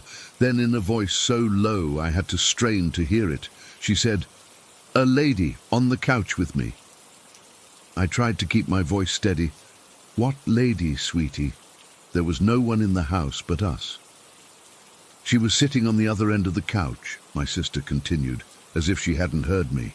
"I didn't see her at first. I was leaning forward to plug in the TV because the remote wasn't working, and when I sat back up, she was just there. Every hair on my body stood on end." "What did she look like?" I managed to ask. "She was wearing a brown dress, an old-looking one, and she had a very, very long nose." My sister's voice caught. She looked like a witch from my storybooks, but real. She was looking at me, not at the TV, just staring at me with these big, dark eyes. I wanted to tell her she'd imagined it, that it was just a shadow or a trick of the light, but the genuine fear in her voice stopped me. This wasn't something she'd made up. She believed with absolute certainty that she'd seen someone. "That's why I screamed," she continued. "And that's why I couldn't come to you right away. She was sitting between me and the stairs. I didn't want to walk past her." She started to cry again, softly. I was afraid she would grab me. I held her tighter, feeling utterly helpless. "But you did come upstairs eventually," I said. She nodded against my shoulder. "Because she moved. When you kept calling me, she turned to look at the stairs, and then she sort of slid to the floor, like she was going under the couch. That's when I ran, but I didn't want to go near the couch at all, so I went around everything. I didn't sleep at all that night. I kept replaying her words in my mind, trying to find a logical explanation. But there was none. I'd been the only adult in the house. There was no way someone could have entered without me knowing. And the description, the old brown dress, the long nose, it wasn't something my sister would have come up with on her own. The next morning, I examined the couch and the entire lounge carefully, looking for anything that could have cast a shadow resembling a figure, any object that might have been misinterpreted as a person. There was nothing. We never saw the woman in brown again. We continued living in that house for another year before moving to a different city, and nothing else unusual happened. But my sister refused to sit on that couch again, and she never stayed in the lounge alone. Even now, 10 years later, she gets uncomfortable when I bring it up. I still don't know what she saw that rainy morning in 2013. Was it a ghost, a hallucination, some kind of waking nightmare? I've run through every possible explanation, and none of them feel satisfactory. All I know is that something happened in our house that day. Something that terrified a 6-year-old girl so completely that she still can't talk about it without getting upset. And sometimes, late at night when I can't sleep, I find myself wondering, what if I had gone downstairs instead of calling her up? Would I have seen the woman in brown too? Story 20. Sisters, I've never been the type of person who believes in ghosts or the paranormal. Growing up, I'd roll my eyes at those ghost hunting shows my dad would occasionally watch. But something happened in our house about 7 months ago that I still can't explain. And honestly, it's changed how I think about, well, everything. For context, I'm 21 years old and still living with my parents while finishing my music degree. We live in this old house, and when I say old, I mean old. It was built in the early 1920s with those creaky wooden floors and strange little architectural quirks that come with century-old homes. It's beautiful though, with high ceilings that create perfect acoustics for my piano playing. The piano itself is a baby grand that used to belong to my grandmother. It's been in our family for decades, and it's the instrument I learned to play on.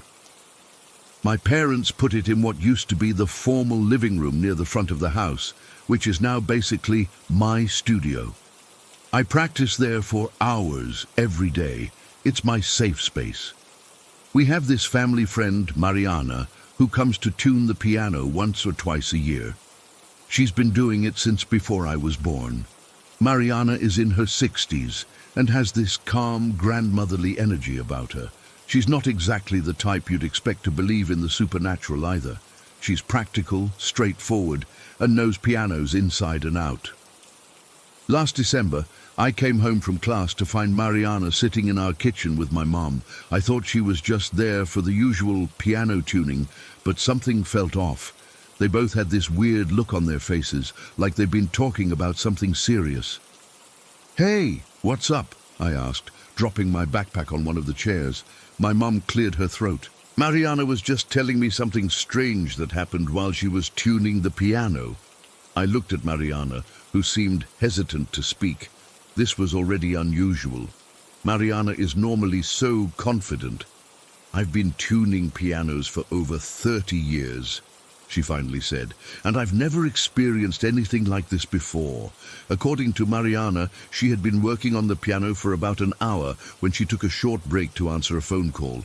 She stepped into the hallway, and while she was talking, she distinctly heard 2 piano keys pressed down from the empty room. Not just any keys. C and G in the middle octave, Do and Sul. 2 clear, deliberate notes. "At first I thought maybe it was a mouse," she explained. So I went back in and checked inside the piano, but that's impossible. The way the hammers work, a mouse couldn't hit those specific keys with that kind of precision. I tried to think of other explanations. Maybe it was just the wood settling. Old pianos make weird noises sometimes. Mariana shook her head. These weren't creaks or pings. These were actual notes, as if someone deliberately pressed those keys. Here's where it gets weirder. Mariana then told us that after she finished tuning, she performed what she called an energy closing of the house. She walked through each room, burning some kind of herb, I think it was sage, and saying some kind of prayer or incantation under her breath. My mum had apparently given her permission to do this, which surprised me because my mum is about as skeptical as I am. I've done this in other houses with activity, Mariana explained. It usually helps calm things down. I tried not to laugh or show my skepticism. I love Mariana, but this seemed ridiculous. I chalked it up to her imagination, or maybe a draft in the house that made the piano strings vibrate somehow. Well, thanks for tuning it anyway, I said, trying to move past the awkwardness. Mariana gave me a serious look. Just be aware of your surroundings when you're practicing. Some places have residual energy. I nodded politely, but inside I was thinking this was all pretty silly. I've spent thousands of hours at that piano, and it had never done anything strange. About 3 weeks later, I was alone in the house doing homework. My parents had gone to visit my aunt, who lives about 2 hours away, and I'd stayed behind to work on a music theory assignment. I was sitting at the dining room table, which is in a separate room but not far from where the piano is. The house was completely quiet, except for the occasional hum of the heater. I was deep in concentration when I heard it. 2 distinct piano notes, C and G, do and sol, middle octave, the exact notes Mariana had described. I froze. My pencil stopped mid-sentence on my paper. At first, I thought I must have imagined it, that maybe my brain was playing tricks on me because of what Mariana had said, but those notes were clear as day. My heart started racing as I slowly got up from the table. The rational part of my brain was telling me there had to be a logical explanation. Maybe the heating system caused vibrations that somehow resonated with those specific strings. That seemed unlikely, but more plausible than the alternative. I walked to the piano room, half expecting or hoping to see a window open with a draft, or maybe a cat that had somehow gotten into our house. But everything was exactly as it should be. The piano sat there, lid closed, looking perfectly normal. I opened the lid and pressed the C and G keys myself. The sound matched exactly what I'd heard. I checked inside the piano as best I could, looking for anything unusual, but found nothing. After a thorough inspection of the room, checking windows, vents, everything, I convinced myself it must have been some weird acoustic phenomenon I didn't understand. I went back to my homework, but I couldn't concentrate. Every little sound made me jump. When my parents came home that night, I didn't mention what happened. It seemed silly, and I didn't want to feed into Mariana's ghost story. For the next month, nothing unusual happened. I practiced daily, and the piano behaved like a normal piano. I had almost convinced myself that I had imagined the whole thing, or that there was some logical explanation I just hadn't figured out yet. Then came the day that still gives me chills when I think about it. It was a Tuesday afternoon in January. I had a performance coming up that weekend, so I'd been practicing intensely all day. Around 4 in the afternoon, I decided to take a break and head to the coffee shop to meet up with some friends. I was in my room getting ready, putting on my shoes and gathering my things. The house was empty. Mom was at work and Dad was at some meeting. I had just grabbed my keys and was walking down the hallway toward the front door when I heard a sound coming from the basement. It was a distinct sound, like fingers snapping just once. Clear and unmistakable. I stopped in my tracks. Our basement is mostly unfinished and used for storage. Nobody goes down there regularly except to grab holiday decorations or old photo albums, and nobody was home.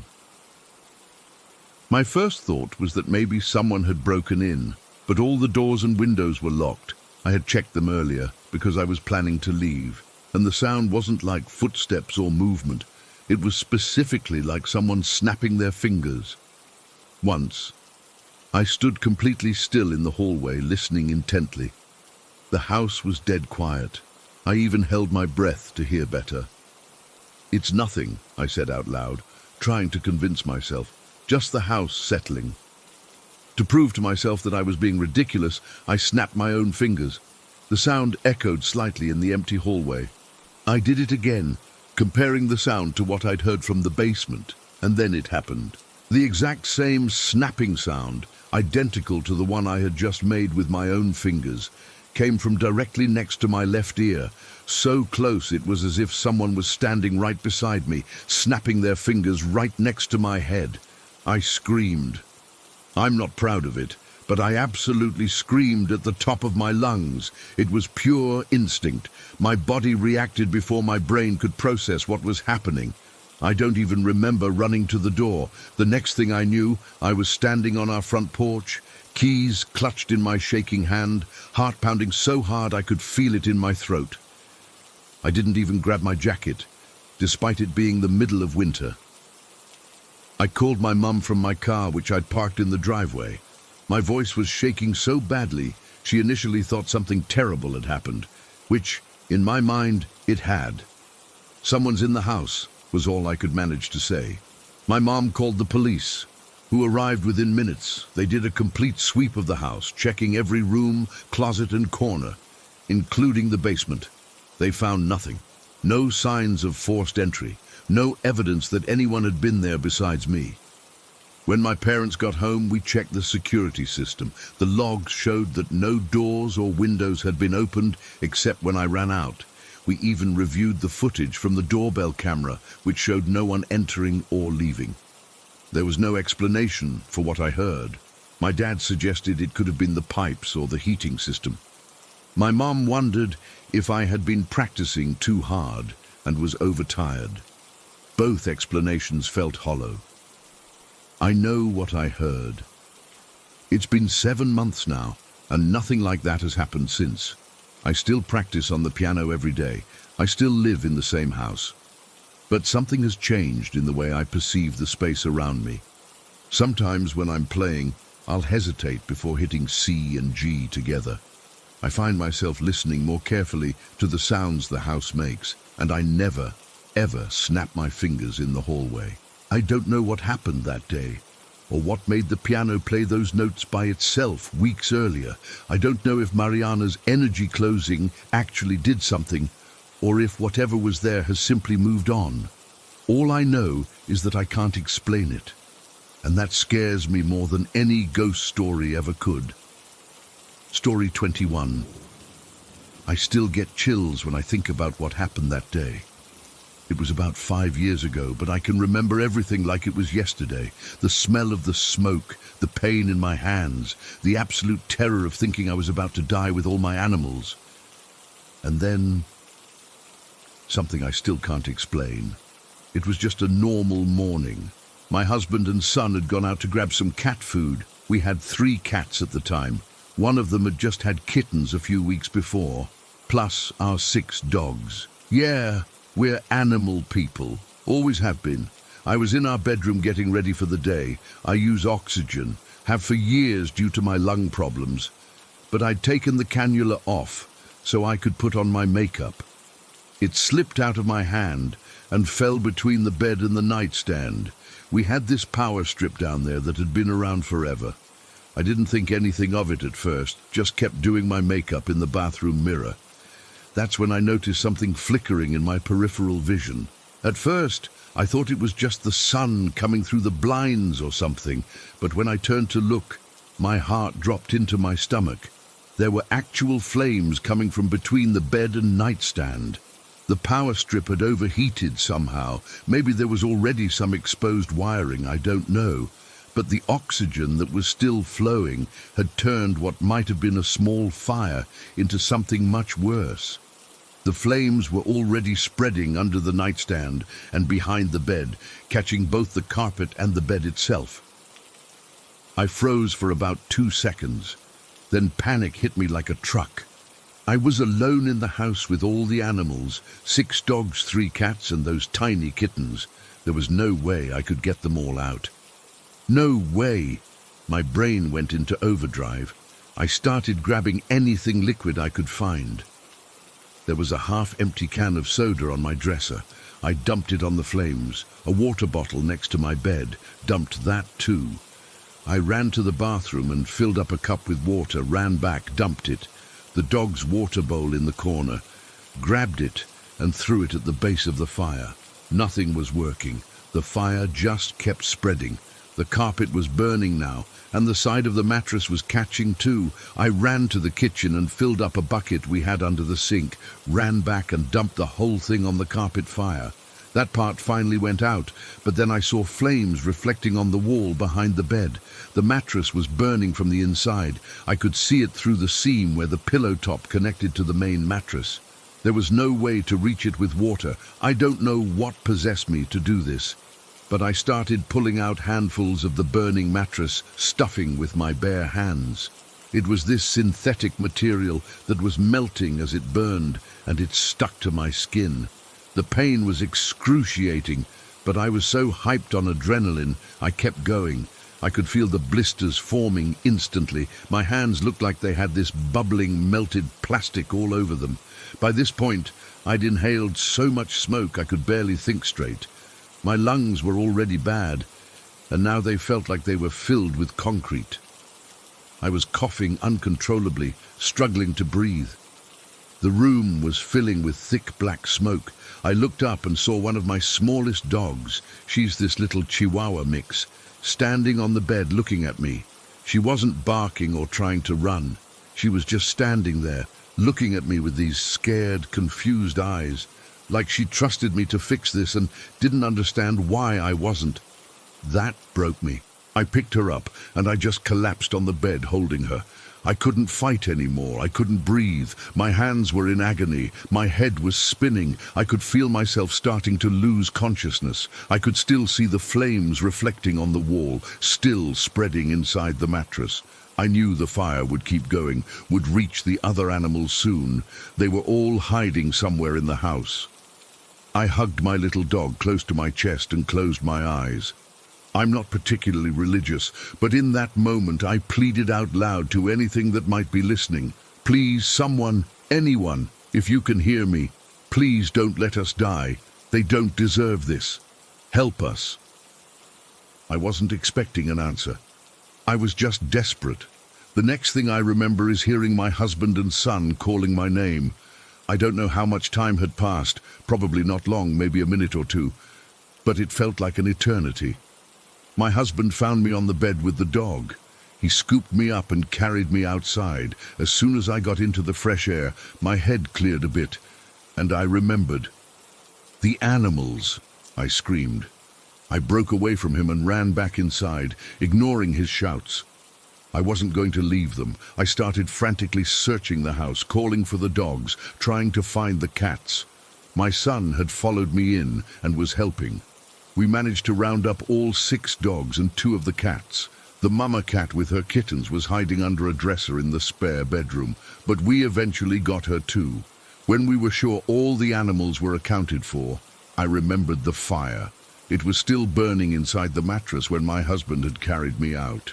I pulled my husband back to the bedroom to show him where it was still burning, to see if we could fully put it out before it spread more. But when we got there, the fire was completely out. Not just dying down, out. Completely. It had burned through about a quarter of the mattress and then just stopped. The synthetic stuffing, the fabric, the wood frame of the bed, it all should have kept burning. There was plenty more fuel. The oxygen tank was still there, still pumping out pure oxygen that should have fed the flames, but it had just stopped, right after I asked for help. My husband called the fire department anyway, just to be safe. When they arrived, they were baffled. They checked with their thermal cameras, poked through the mattress remains, inspected the power strip and oxygen tank. One of the firefighters, an older guy with gray hair, pulled me aside. "Ma'am," he said, "I've been doing this job for 25 years. I've never seen a fire like this just stop on its own, especially not with an oxygen source still active. You got lucky. Really, really lucky. I ended up in the ER with 2nd and 3rd degree burns on both hands. The doctors had to pick bits of melted synthetic material out of my skin. I also had severe smoke inhalation that aggravated my existing lung condition, but I was alive. We all were. Every single one of our animals survived without a scratch. I've gone over that day in my head countless times. I know fires can sometimes burn out on their own if they run out of fuel or oxygen, but this one had plenty of both. It had just started spreading to new areas when my husband arrived. There was no reason for it to suddenly extinguish itself at that exact moment. I don't know who or what heard me that day. I don't know if it was God or a guardian angel or just some cosmic coincidence. All I know is that I asked for help when all hope seemed lost, and somehow something answered. The fire had burned a quarter of our mattress and then stopped, just stopped, despite having plenty more to burn and the oxygen still feeding it. It stopped seconds after I asked for help. 5 years later, my hands still have the scars. Sometimes they ache when the weather changes. But every time I look at those scars, every time I see our dogs and cats, most of them still with us, even Mama Cat, I'm reminded that something unexplainable happened that day. Something or someone intervened when we needed it most. And I'm still here to tell about it. Story 22. I've been debating whether to share this for a while now. It's something that's followed me my whole life. And even though I don't remember it happening, the way my mom still gets goosebumps when she tells the story makes me feel like I was there. I guess in a way I was. This happened when I was really young, probably around 3 or 4 years old. We were living in this old 2-story house that my parents had bought as their first home together. It wasn't anything fancy, just a typical suburban house with creaky floors and that distinct smell that older houses have. My playroom was at the opposite end of the house from the kitchen, which was convenient for my mom because she could let me play while she did chores without me getting underfoot. That day started like any other. It was early autumn, I think.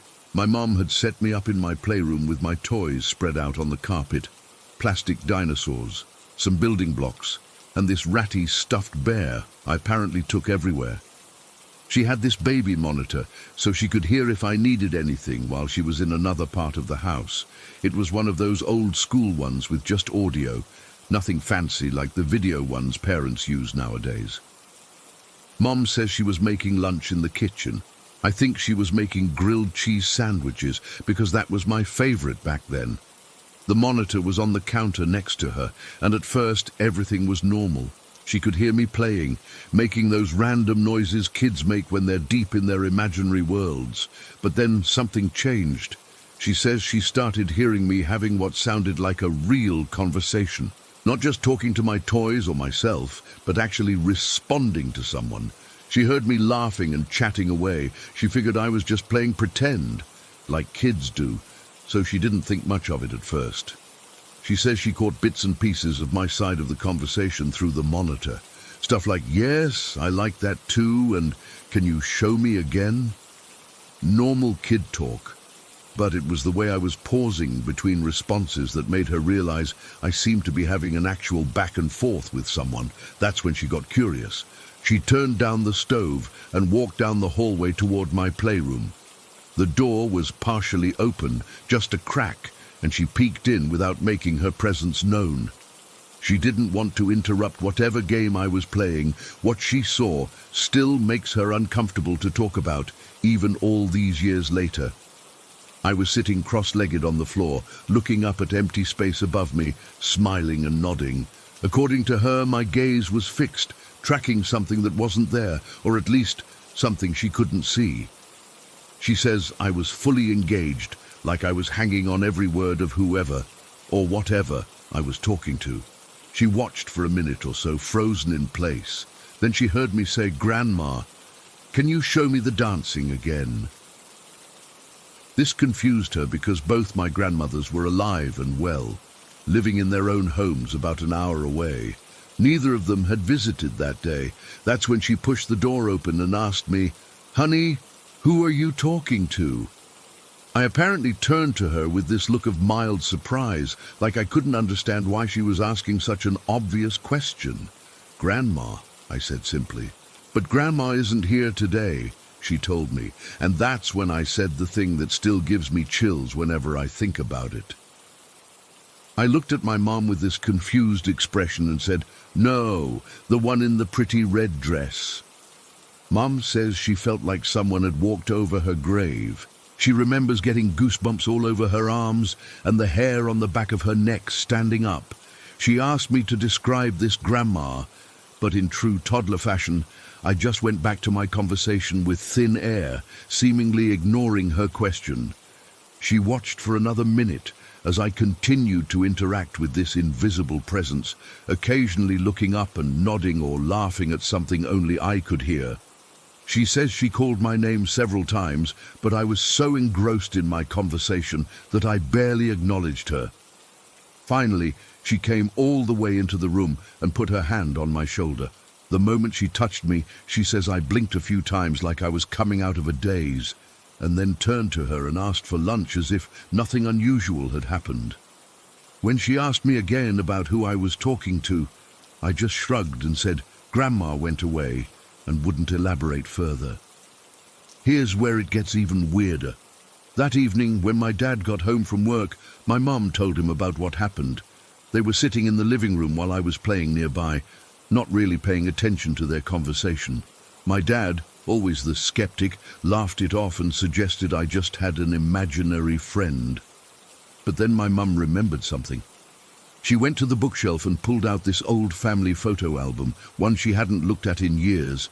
She flipped through it until she found what she was looking for, a photograph of her grandmother, my great-grandmother, taken a few months before she died. In the photo, she was wearing a long red dress with white lace at the neckline. My great-grandmother had passed away years before I was born. There's no way I could have known what she looked like or what she wore. We didn't have photos of her displayed in the house, just this one picture tucked away in an album I had never seen. As my parents were looking at the photo, apparently I wandered over, pointed at the picture and said, "That's Grandma. She likes my toys." My mom says she nearly dropped the album. My dad, who had been dismissive just moments before, went completely silent. They asked me how I knew who was in the picture, but I just shrugged and went back to playing with my toys. The thing that really gets to me is that my mom is absolutely, stubbornly rational about everything. She doesn't believe in ghosts or anything supernatural. She's the kind of person who looks for logical explanations for everything. But this experience shook her so deeply that even today, nearly 30 years later, she still gets uncomfortable talking about it. When I bring it up, she quickly changes the subject or says, "I don't know what happened that day, and I don't want to know." For years after that incident, my parents say I would occasionally talk about Grandma in the red dress. I would tell them things like, "Grandma says it's going to rain tomorrow," or "Grandma likes when you play the piano, Mom." Specific things that often turned out to be true. The weather would change unexpectedly, or I'd mention details about my great-grandmother's life that there was no way for me to know. By the time I started kindergarten, these interactions seemed to stop. My parents assumed I had outgrown my imaginary friend, and honestly, I have no conscious memory of any of these conversations. But here's the strange part that has stayed with me. Whenever I see that photograph of my great-grandmother in the red dress, I get this overwhelming sense of familiarity. Not just recognition of a family resemblance, but a deep feeling like I know her personally, like I've spent time with her, Sometimes I catch a whiff of a floral scent, something like roses and talcum powder, and I'm filled with this inexplicable comfort and safety, like being wrapped in a warm blanket on a cold day. A few years ago, I was helping my mum clean out some old storage boxes, and we came across some of my great-grandmother's belongings. There was a small jewelry box with some costume pieces, nothing valuable, but sentimental items my mum had kept. Without thinking, I reached for a small brooch at the bottom of the box and said, "This was her favorite. She wore it to church every Sunday." My mum stared at me, her face pale. "How could you possibly know that?" she asked. I couldn't answer her. I had no idea how I knew. I just did. Sometimes I wonder if those early visits were real. Did the spirit of my great-grandmother actually come to play with her great-grandchild, or was it just the overactive imagination of a toddler combined with coincidences? My mum refuses to discuss it these days. She says some things are better left unexplained. My dad is a bit more open to the idea that something unexplainable happened, but he doesn't dwell on it. As for me, I find comfort in the possibility that someone who loved our family so much might have wanted to know the newest generation, even if she had already passed on. I don't remember our conversations or what we played, but sometimes when I'm alone in a quiet room, I get the distinct feeling that I'm not really alone. Last month, my wife and I found out we're expecting our first child. We haven't told many people yet, but the night after we got the positive test result, I had this vivid dream of an elderly woman in a red dress, sitting in a rocking chair, smiling at me. When I woke up, that familiar scent of roses and talcum powder filled the room for just a moment before fading away. I haven't told my mom about the dream. I know it would just upset her. But part of me wonders if my great-grandmother is still checking in on our family, waiting to meet the newest member. And if she does visit my child someday, I think I'll be a bit more understanding than my parents were. Story 23. I still can't explain what happened to me when I was 4 years old. I'm 37 now, but the memory is as clear as if it happened yesterday. Living in rural Alabama, our house wasn't anything fancy. Just a simple 2-story farmhouse my parents had bought when they first got married. My bedroom was at the top of the stairs that led directly down to our back door. Nobody ever used the front door except for strangers or when we had company over for Sunday dinner. The back door was our main entrance. It led straight into the kitchen where my mama would be cooking most days. I remember it was summer, the kind of Alabama summer where the air feels like a hot, wet blanket wrapped around you. My parents had put me down for an afternoon nap because the heat was so bad, and I'd been cranky all morning. Our house didn't have air conditioning back then, just ceiling fans that pushed the hot air around without really cooling anything. I woke up from my nap feeling groggy. The house was quiet, too quiet. Usually I could hear Mama in the kitchen or Daddy listening to the radio, but that day there was nothing. I figured they must be outside tending to the garden, or maybe feeding the chickens we kept out back. I was lying there half awake when I heard the distinct creak of our back door opening. It had this particular sound, a long, drawn-out squeak that Daddy always said he was going to fix but never did. I perked up immediately, thinking one of my parents was coming back inside. Maybe Mama was bringing in vegetables from the garden, or Daddy was coming in for a glass of sweet tea. Without really thinking about it, I got out of bed and padded over to the top of the stairs in my bare feet. The wood floor was warm under my toes. I remember gripping the banister. It was too big for my little hand to wrap all the way around, and leaning over to see who was coming in. What I saw standing in that doorway has haunted me for 33 years. There was a man, or what looked like a man, standing just inside the back door. He was tall, so tall his head nearly touched the top of the doorframe. He was wearing overalls, like a lot of farmers around our parts did, and had a broad-brimmed hat that cast a shadow over his face. But something wasn't right about him. His clothes weren't just dirty, they were caked with soil, like he'd been rolling around in a freshly plowed field. It wasn't the normal kind of dirt you'd get from working outside.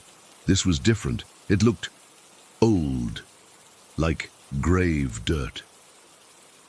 The door was wide open behind him, letting in a shaft of bright sunlight that made the kitchen behind him look even darker by comparison.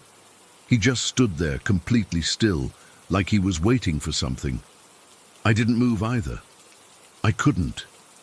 It felt like my feet had grown roots that went straight through the floorboards. Then, slowly, so slowly it made my stomach hurt watching it, he began to lift his head. I wanted to run back to my bed. I wanted to scream for my mama, but I couldn't do anything except stand there clutching that banister as he raised his face toward me. It wasn't a face, it was a skull, a real human skull, yellowed with age, with empty eye sockets that should have been hollow but weren't. Inside those dark, empty holes, something was moving, little white things, squirming and writhing, maggots. The eye sockets were filled with maggots. I remember the exact moment when that thing saw me. The skull had no eyes, but somehow I knew the exact second it noticed me standing at the top of the stairs. I felt it like a physical touch, cold and unnatural, reaching out across the distance between us. Something inside me, some instinct I didn't understand and couldn't control, took over. I wasn't raised particularly religious, but my grandma used to take me to church sometimes when she was watching me. And in that moment, words came out of my mouth that I didn't even know I knew. "Get out," I screamed, my voice high and shrill with terror. "Get out in God's name!" The thing at the bottom of the stairs didn't move at first. Then it tilted its skull head to the side, like it was confused by what I'd said. The maggots in its eye sockets seemed to squirm faster. Then, in an instant, it was gone. Not like it turned and walked away. It simply vanished, like someone had switched off a light. The back door slammed shut so hard, it made the whole house shake. The sound was like a gunshot in the quiet afternoon. I stood there for what felt like forever, too scared to move. My heart was pounding so hard I could feel it in my throat, and I'd wet myself without even realizing it. The warm wetness spread down my legs and puddled around my feet. But I didn't care. When I finally found the courage to move, I crept down the stairs one step at a time, holding onto the banister so tight my knuckles turned white.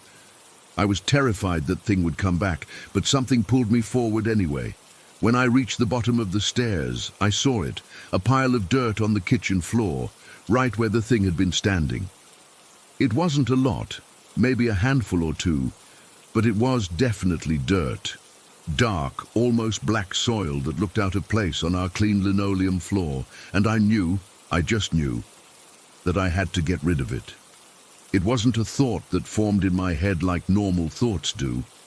It was knowledge that appeared fully formed, like it had been planted there by something outside myself. That dirt was bad, it was wrong, and if I didn't get it out of our house, something terrible would happen. I grabbed the broom that Mama kept next to the refrigerator. It was too big for me, and I had to hold it awkwardly, but I managed to sweep that pile of dirt toward the back door. My hands were shaking so bad, I kept dropping the broom, and I was crying the whole time, big, hiccuping sobs that made it hard to breathe. When I got all the dirt gathered by the door, I had to stand on my tiptoes to reach the doorknob. I was terrified of opening that door, afraid that the dirt man would be standing on the other side waiting for me. But that knowledge, that certainty that the dirt had to go outside, was stronger than my fear. I turned the knob and pushed the door open, just enough to sweep the dirt through the crack and onto the back steps. Then I slammed the door shut as hard as I could and turned the lock. I remember sliding down to sit on the floor with my back against the door, still crying, my chest heaving with sobs that felt like they were tearing me apart. That's where my mama found me maybe 20 minutes later, when she came back from visiting our neighbor. She'd only been gone for an hour, she said. She thought I'd still be napping. I tried to tell her what happened, but I was crying so hard the words wouldn't come out right, and when they did, she didn't believe me. She thought I'd had a nightmare and sleepwalked downstairs. She checked the back door and said it had been locked the whole time, that I must have dreamed the whole thing. But I know what I saw, and I know the door had been open, no matter what she said. For weeks afterward, I was too scared to sleep in my own room. I'd scream and cry when bedtime came around, and eventually my parents let me sleep on a little cot in their room. I wouldn't go near the back door. If we had to leave the house, I'd make them take me out the front door, even if it meant walking all the way around the house to get to the car. My parents were worried enough that they took me to a doctor who said I had an overactive imagination and that I'd grow out of it. They even took me to see a child psychologist in Mobile who told them the same thing, but I never grew out of it. I still dream about the dirt man sometimes. In my dreams, I'm always standing at the top of those stairs, looking down at him as he slowly lifts his head to reveal that maggot-filled skull. Sometimes in the dreams, I don't say the words. I don't tell him to leave in God's name. And in those dreams, he starts to climb the stairs toward me, leaving a trail of black dirt behind him with each step. I've never told this story to many people. The few times I've tried, I've gotten the same reactions my parents gave me. Sympathetic looks and explanations about night terrors or sleep paralysis or overactive imaginations, but none of those explanations feel right. I moved away from Alabama as soon as I could. I live in Chicago now, about as far from rural Alabama as I could get without leaving the country entirely. But I've always wondered if other people in the South, particularly in coastal Alabama, have seen something similar. Sometimes when I visit home, I'll hear stories about hauntings or strange sightings, but nothing that matches what I saw. I don't know what that thing was. A ghost? A demon?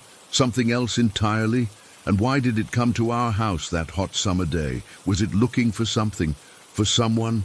And why me? Why did it show itself to a 4-year-old kid?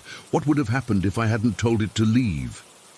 These questions still keep me up at night sometimes. I've researched local legends, looked into the history of our property, tried to find any explanation that makes sense, but I've never found anything that explains the dirt man. All I know is what I saw, and the certainty I felt. That bone-deep knowledge that the dirt had to go outside, or something terrible would happen. Sometimes I wonder if it's still out there somewhere, walking around in those dirt-caked overalls with its maggot-filled skull.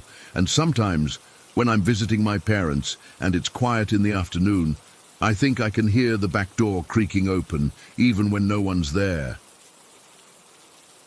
Story 24. I've been debating whether to share this for weeks now, but I need to get it off my chest. This happened about 3 months ago when I was home alone, and I still can't explain it. I'm 17, and I've always considered myself pretty level-headed. Not the type to jump at shadows or believe in ghost stories.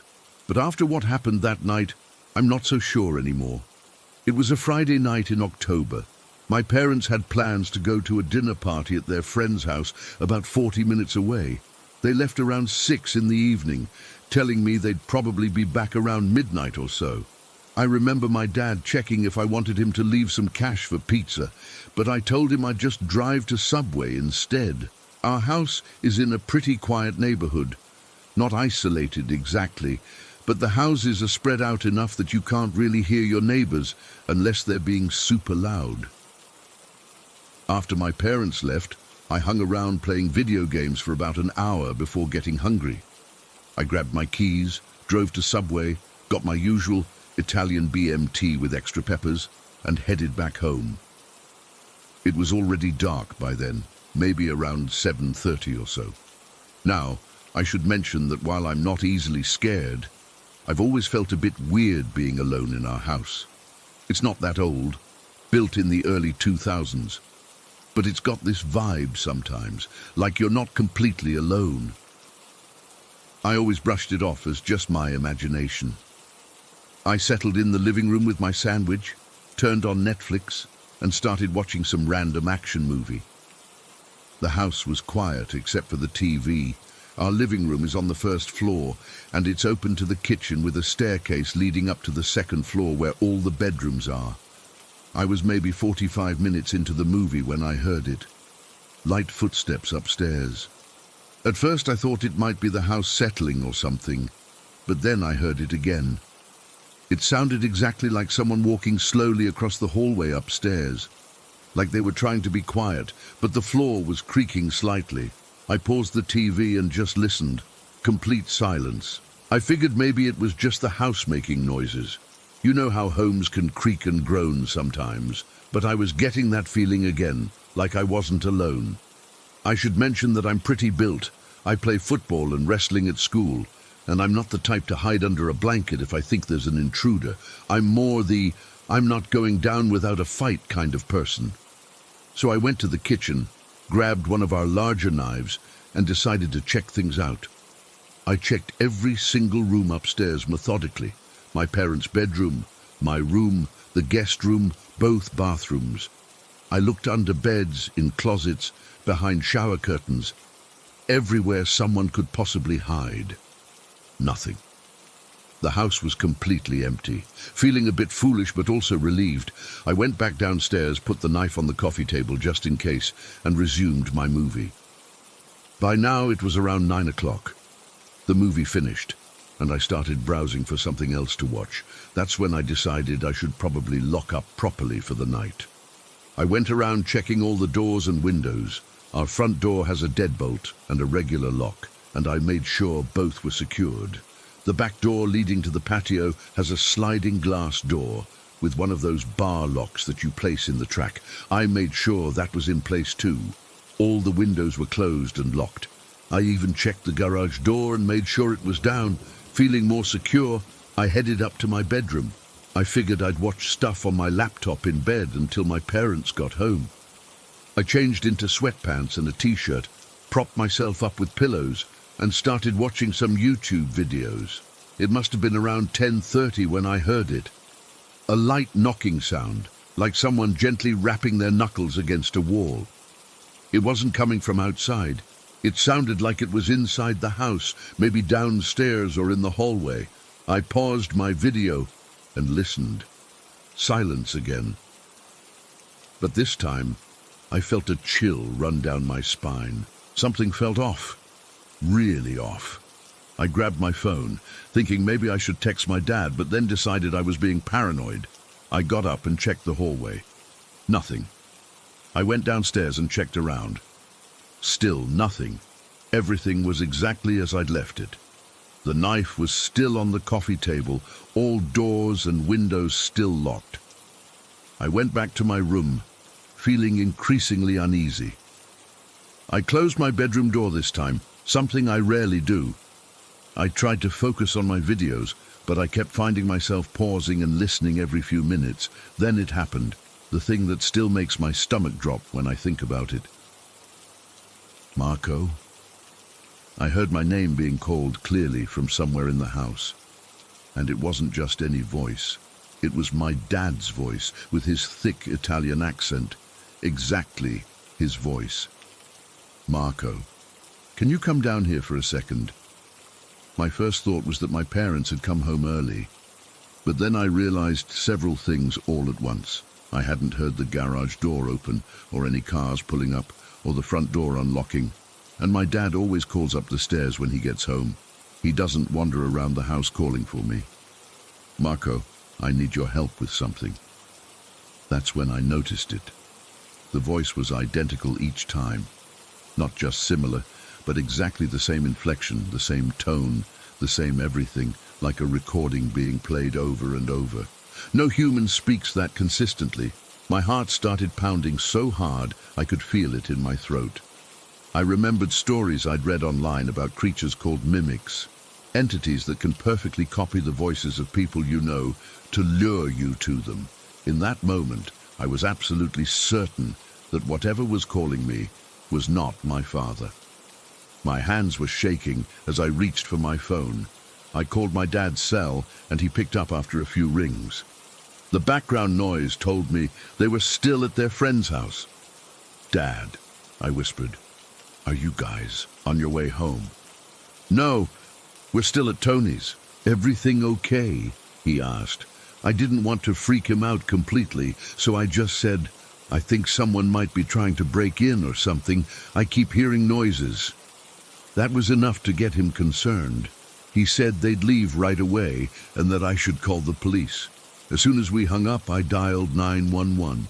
While waiting for the police and my parents, I dragged my desk chair over and wedged it under my doorknob. I wasn't taking any chances. The voice called my name a few more times, still with that unnatural sameness, and then went quiet.